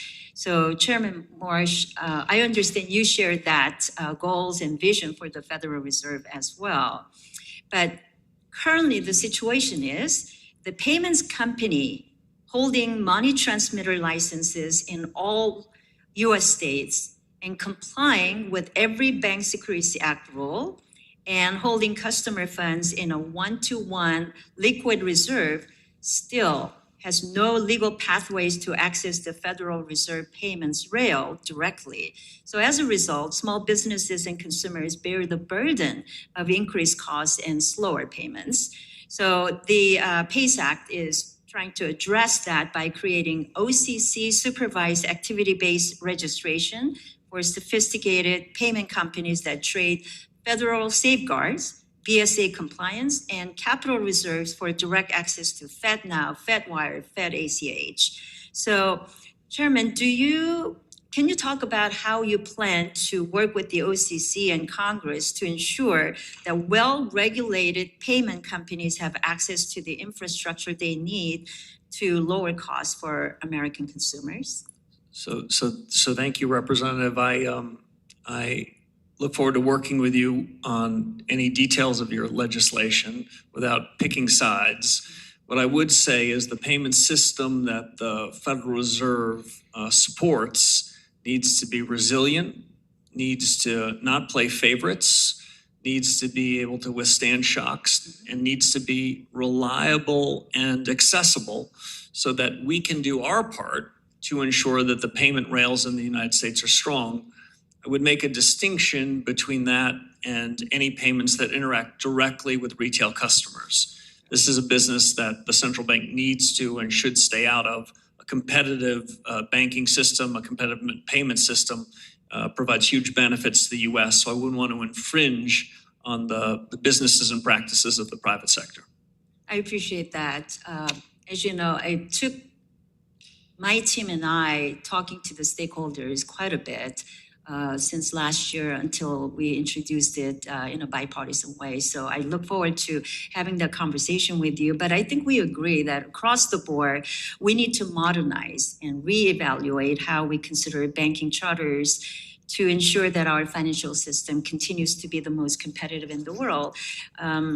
So to that end, I just want to let you know that PACE Act is again in response to President Trump's executive order. And when you know that the US is the only G7 country that does not have a system that allow fintech or non-banks direct access to traditional payment networks, I think it's really important that we work together. And I do want to work with you on this issue of a master account access and the PACE Act. So I hope we can take the time, and I hope that you and your team, now that you are in office, to review it, and we hope to get your technical assistance on the PACE Act from your team shortly. Thanks. Another major priority of mine has been expanding access to workforce housing. Last week, as you know, we, as part of the 21st Century Road to Housing Act, I was able to increase the cap for investments in community lending and affordable housing. So as we continue to build on that momentum of expansion of the low-income housing tax credit, one thing that has caught my eye is the 100% risk weight for these types of investments in the proposed Basel Endgame rulemaking. Historically, these types of investments are extremely low risk, with very few resulting in foreclosure. So Chairman Warsh, can you offer any insight into how you are considering the risk weight for these investments? Mr. Chairman, I'd invite you to answer that question offline as the gentlewoman's time has expired. Chair recognizes the gentlewoman from Michigan. Ms. Tlaib, you're recognized for 5 minutes. Thank you, Chairman. Thank you, Chair, for being here. You know, public transparency and democratic accountability is important to American people, not just to my residents at home. So just bear with me here in regards to this. You know that you've said that the Fed should talk less to reduce the influence on financial markets. Is that correct? When the Fed speaks, it should matter. Yeah. But there's a difference between giving less guidance to traders, you know, but explaining less to the public is what I'm concerned about. You know, these hearings exist because Congress is paired with the dual mandate with, you know, we have a duty to report on progress towards various goals. So, you know, again, it matters what kind of communication you reduce. So, for instance, you know, transparency in regards to, like, one of the things that bothered me is, like, you as the Fed chair has to publish the calendar, your calendar, right? Correct? I believe subject to FOIA requests, we turn over, consistent with FOIA, the appropriate entries. But when you provide it, you don't actually put the topic of what those meetings were about. So I've only been in office 7 weeks, so I haven't even provided it yet, but we'll fully comply. We'll fully comply with the law when such requests are made. Yeah, I just think, you know, I think what the American people want, or anybody, is not just who are you meeting, but what the topic is, I think is important. So let's get back to what you provide to the public. So when the Fed communicates less, how does the public or the committee judge whether or not the evidence was, or the method was responsibly implemented? So I draw, Congresswoman, an important distinction. Our number one objective is getting policy right. And if we get policy right, we can deliver lower prices. Transparency in communication is usually quite essential to do that. So I'll draw a distinction between our internal deliberations, where we get to have a good family fight and talk about the hard issues, and then our decisions. I think our decisions are things that you should know everything about. You should understand our rationale. We should be responsible and accountable. And if we don't deliver what we say, you should hold us account. Yeah. So in that, I favor full transparency. Yeah. So it sounds like you will be open to absolutely being, regards to the method and the rationale and the thinking behind the decisions. Yes. Okay. So if, you know, again, this is something of a concern for me, because when people say that to me, I'm like, if the Fed speaks less than public, then the words that are spoken in private to banks and invited audiences and off the record settings, you know, that's why the calendar, it's like, don't just provide the calendar, provide what topic, because I think it's important. So what specific steps will you take so that a quieter Fed, because that's what you sound like you're towards, you want a quieter Fed, isn't a Fed heard only by the well-connected? So I don't think there should be any special dispensations to the well-connected. My judgment is what matters most is the real economy. Yeah. Financial prices then can capture what's going on. My message more broadly to you, but also to people that are in the cottage industry of following the I know, Fed. but you know, the regular person out there is not going to get a meeting with you, not going to know a lot of these things. That's why I'm asking. So like, will you at least commit to publishing readouts of your meetings with market participants? I'm committed to follow the law, and But I'm we should know committed to what do you're more telling than that. But we should know what you're telling them, because not the 750,000 people in my district can get a meeting with you, and you want to talk to the public less. So I don't know. I just want to make sure that we understand the intent and the decisions that are being made. So in 2025, you said that Fed had, quote, redefined its legislative remit and signaled a willingness to accept like a higher inflation, and all that stuff really, you know, my folks are thinking this isn't going to impact employment. This is going to, you know, like what is going on here? Yeah, so what went on is the Fed changed its academic framework and its operational framework, and it led to higher prices, which did more harm to the least well-off among us than any policy that I could have imagined. And so that's why we have to reform it. I know. The Fed's begun that reform, and we're going to continue it. Okay, last question. At your June press conference, you said that there is, quote, no cruel choice, that strong employment and low prices are mutually compatible. If there's no trade-off, pursuing maximum employment costs you nothing in terms of inflation. So Chair, what concretely are you doing to pursue maximum employment right now? So concretely, what we're doing is going to deliver price stability. And when we deliver that, households and Explain that businesses will more. be stronger. Explain that more. So I can think of few things. Gentlewoman's time has expired, and I invite the chairman to carry on that explanation in writing, and I thank the gentlewoman. The chair recognizes the gentleman from Wisconsin, Mr. Fitzgerald, for 5 minutes. Chairman, thank you so much for being here. I am trying not to be redundant on the questions you've already been asked, but Chairman, the June FOMC statement reaffirmed the Fed's policy of maintaining ample reserves in the banking system. While your balance sheet task force is reviewing the benefits and risks of that framework. So if you go back to 2019, when reserve scarcity kind of contributed to stress in the short-term funding markets, what market indicators, in your opinion, should the Fed watch most closely to determine whether balance sheet reduction is moving too quickly, which is a concern? So, Congressman, we have to look at a mosaic of information to judge how best to conduct policy. I wish there were some simple rules that we could rely on for monetary policy, or clear and simple rules on the balance sheet. What we have to do right now is go back to first principles and ask ourselves whether this large balance sheet of a duration that is much higher than it was some years ago, whether that's consistent with good monetary policy. And then we're going to ask ourselves whether there's a better regime, and finally, how to get from the current regime to something else. We haven't prejudged any of those answers, but the goal isn't to be disruptive to markets. It's such that markets, the banking sector, and the real economy can understand the change and have time to adjust if we end up doing so. Thank you. Chairman, in the interest of time, I'm going to yield my time back. I thank the gentleman. Chair recognizes the gentleman from New York. Mr. Torres, you're recognized for 5 minutes. How are you, Chair? Thank you for your service. During your Senate confirmation hearing on April 21st, 2026, you said, quote, "The measures I prefer looking at are things that are called trim averages, where we take out all of the tail risk."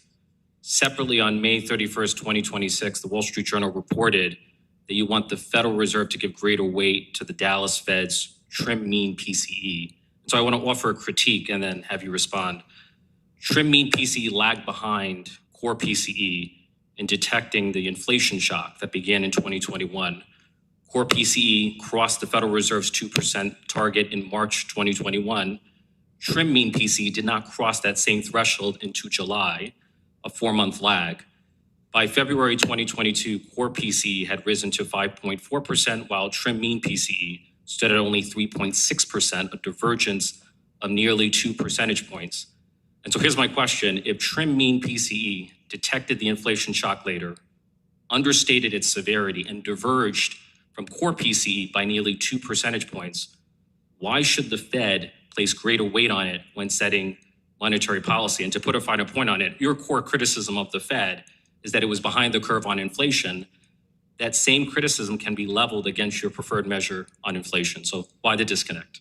So none of those are very good measures of underlying inflation. That Wall Street Journal story that you referenced is incorrect, that I have a preferred measure from one of the reserve banks.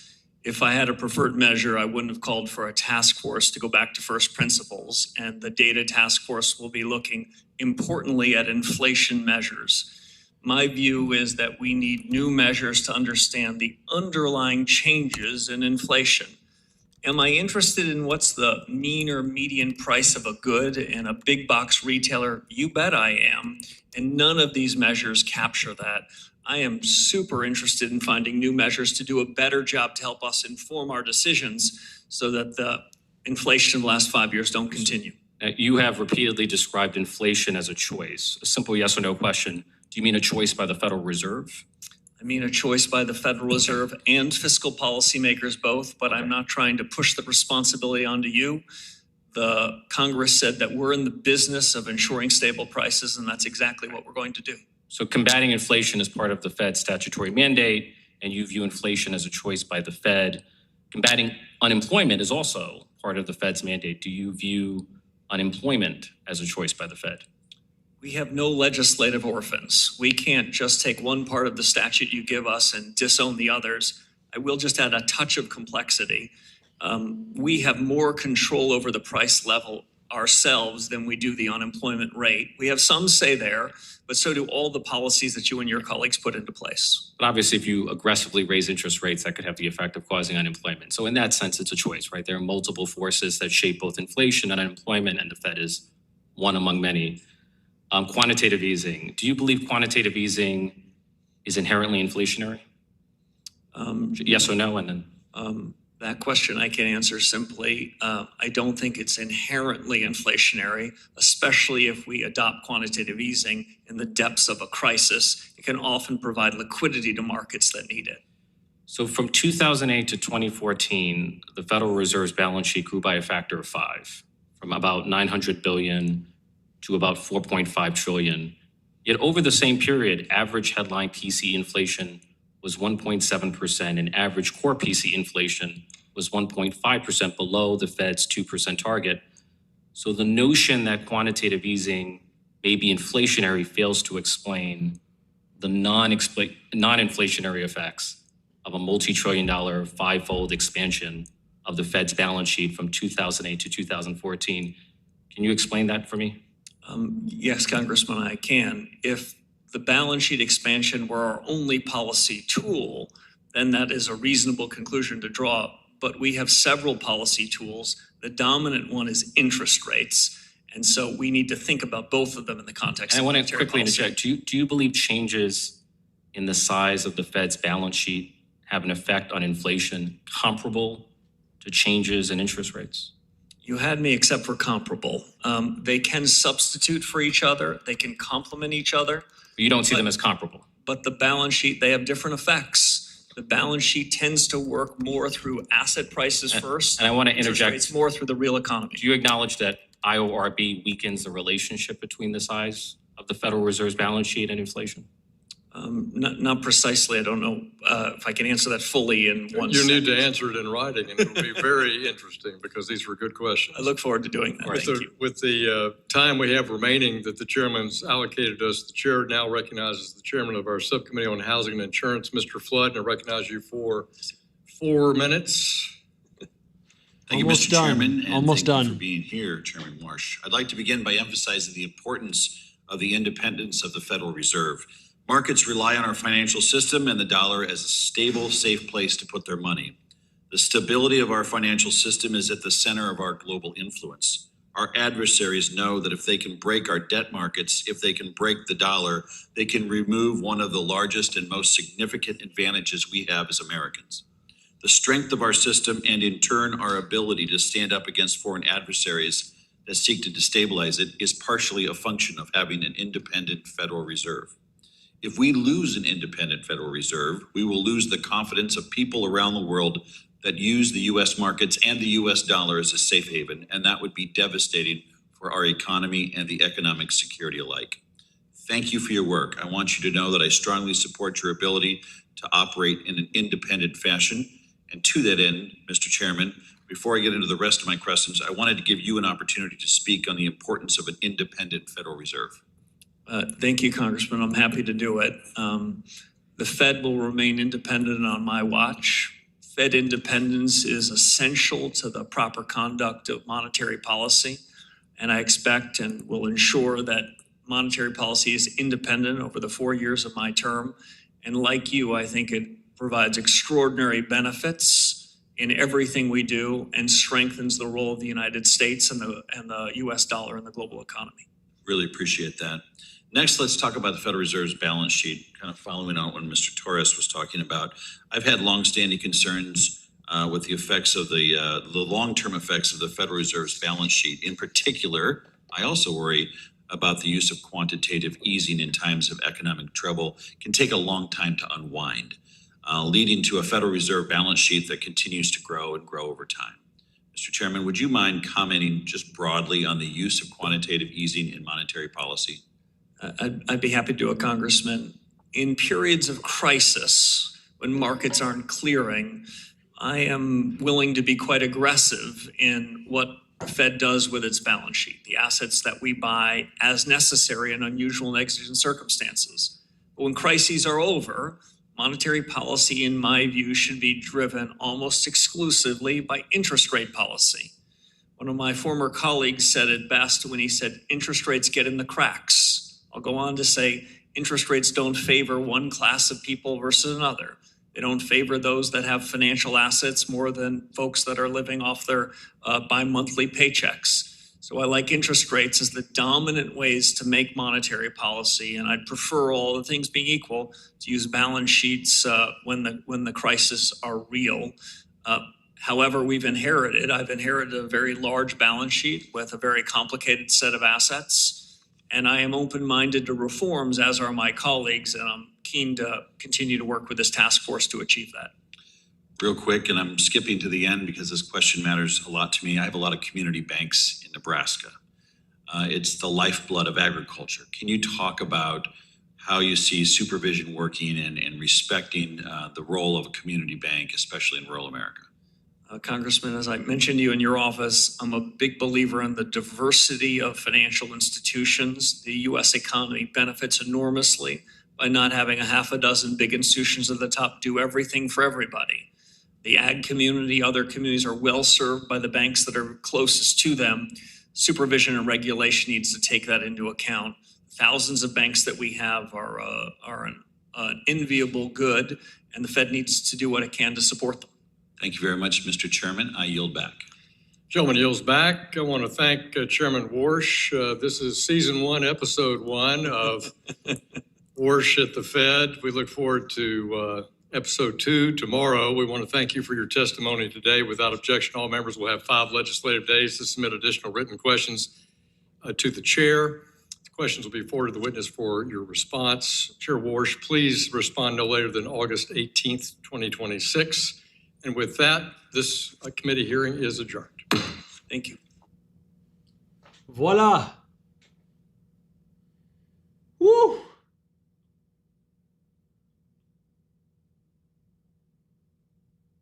We did it. Let's turn some music up. Let's go over what I think could be happening next, Legends. We're going to stay live probably for another, I want to say 30 minutes or so. I just want to take you through the scenarios that I'm looking at. Let's flick on some music to end this.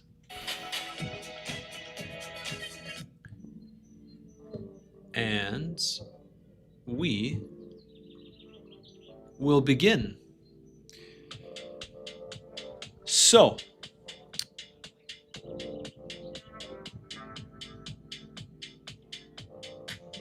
tomorrow he is at it again.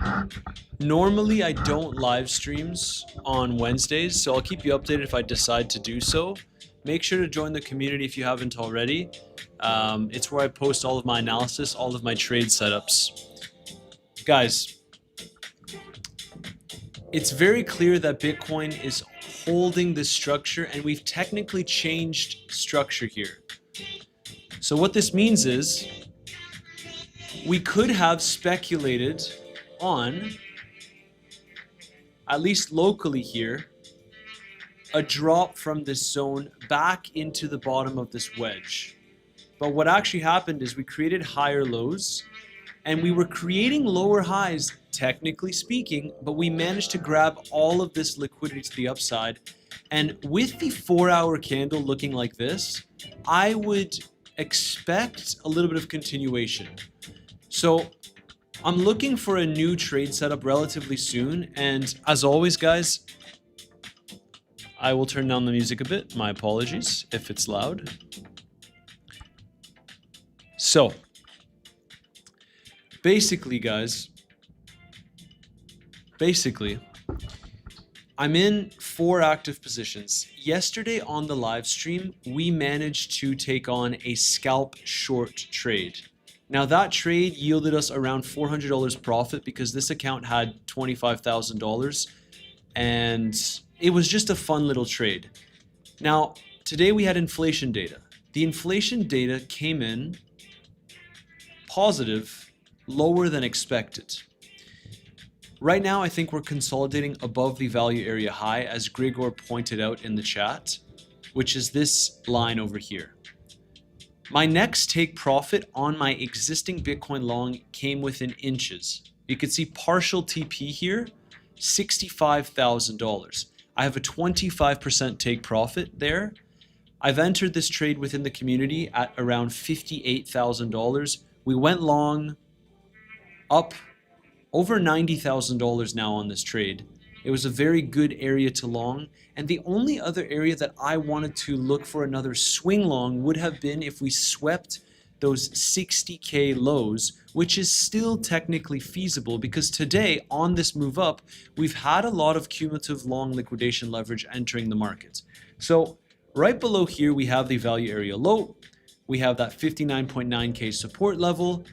As you know, sometimes when we hit value area high, we can trend towards value area low, and the reverse is also true. When we reclaim the value area low, we trend towards the value area high, which has officially been hit.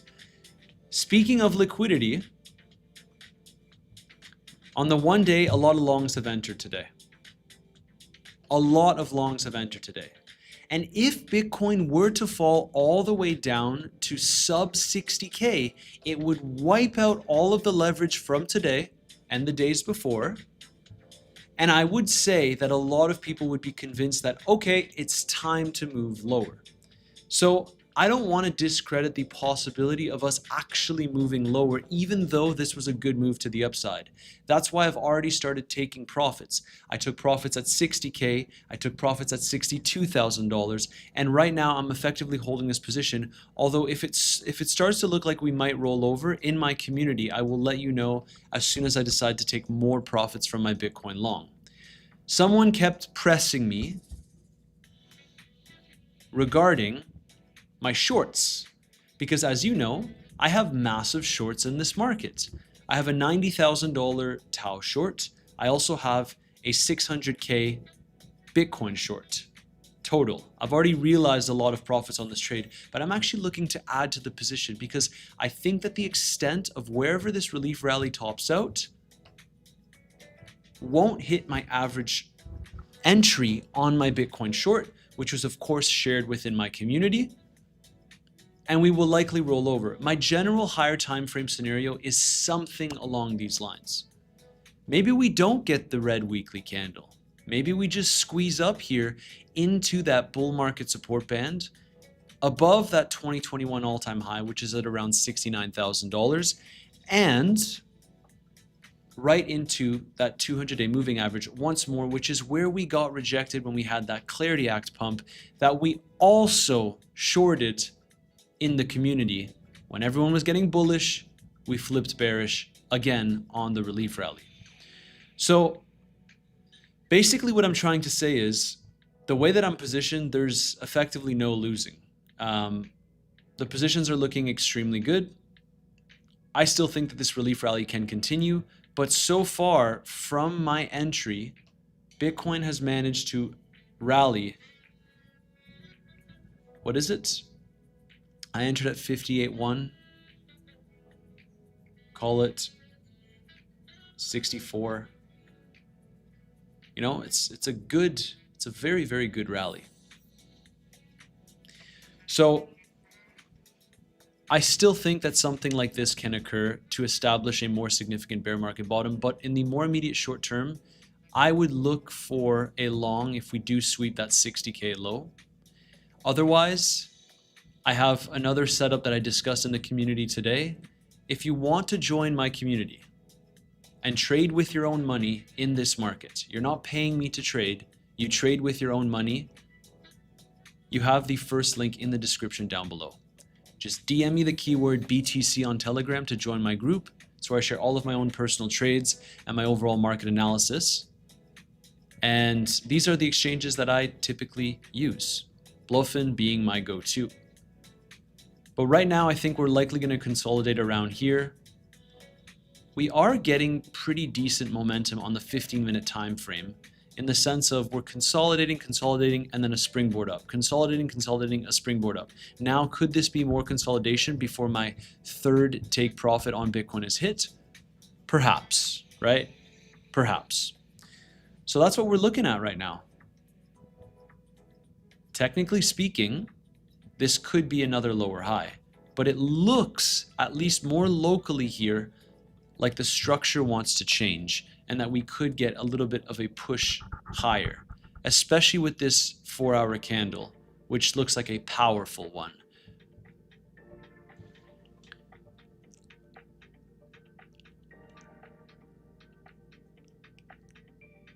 Yeah, a $7,000 move, Trula 30, is a good move for a relief rally. But I do think that even if we go lower, we could potentially go higher.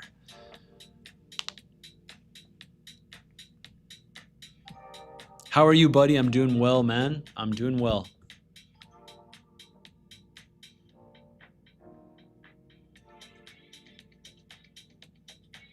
So, let's see how this price action develops. I am very content with my positions, and I'll keep you guys updated within the community. As always, down below, guys. I would recommend you join if you haven't already.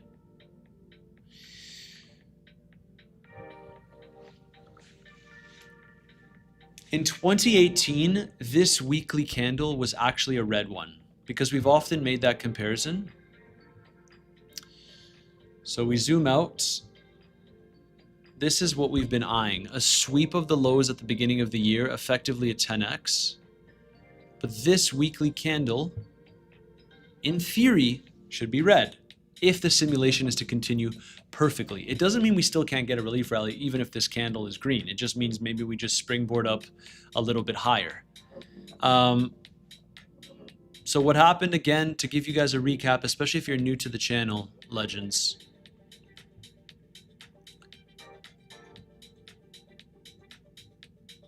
Low at the beginning of the year, $5,900.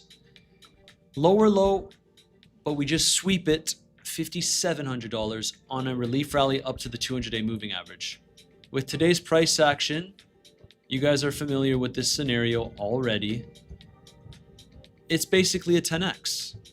Low, $59,000 at the beginning of the year. Lower low, $57,000, sweeping the low from the beginning of the year.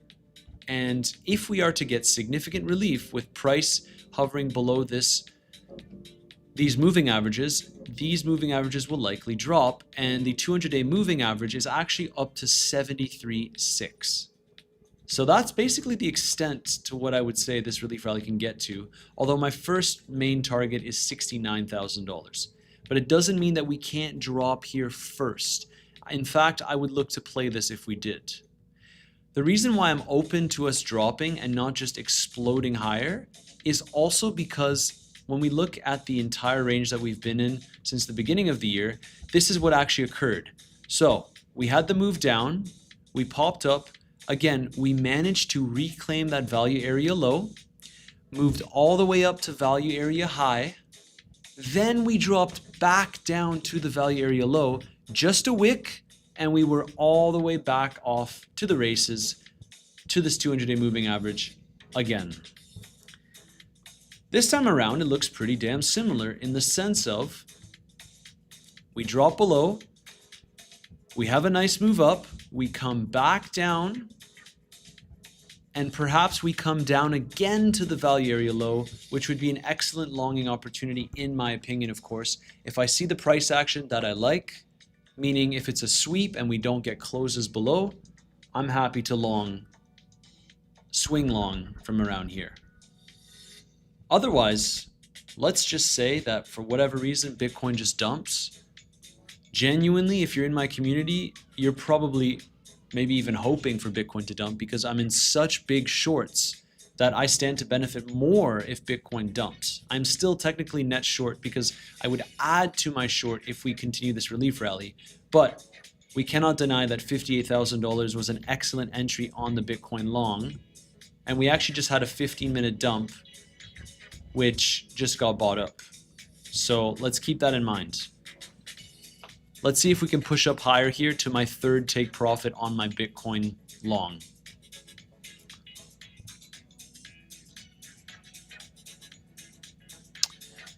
Man, Jack Valian 9405. I'm assuming that you're new to the live streams, so there's nothing wrong with that. But you're asking me my favorite meme coin. Can someone answer Jack for me?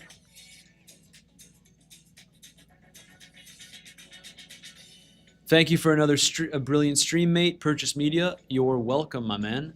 I'm still deciding whether tomorrow we do a live stream or I do a video update, because Fed Chair Warsh has his second testimony tomorrow. I think it could be interesting to live stream.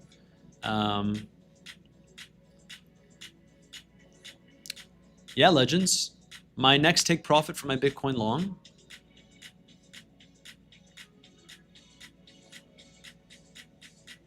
I'm not new. I know your answer. Then, bro, why are you asking about meme coins? Come on. Come on. We're serious traders, guys.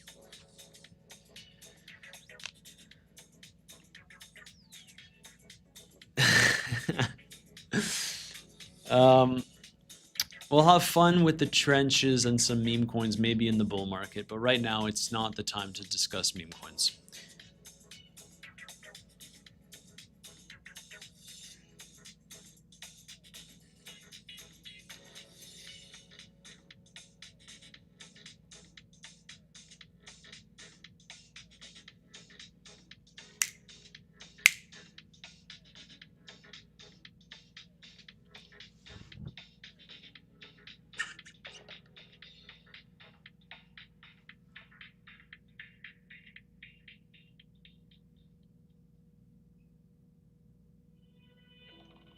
It will hit when you end the stream.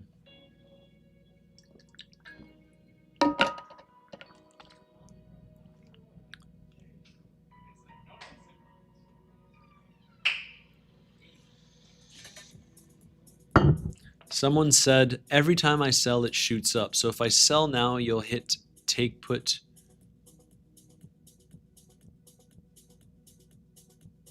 I'll hit TP3. All right, man, please help me out. Meow, please sell so I can get my TP. Thran Dewey 2826. I love you, Matt. Well, I love you too. First of all, good afternoon from Spain. I have a question. What do you think of coins that do pumps out of nowhere?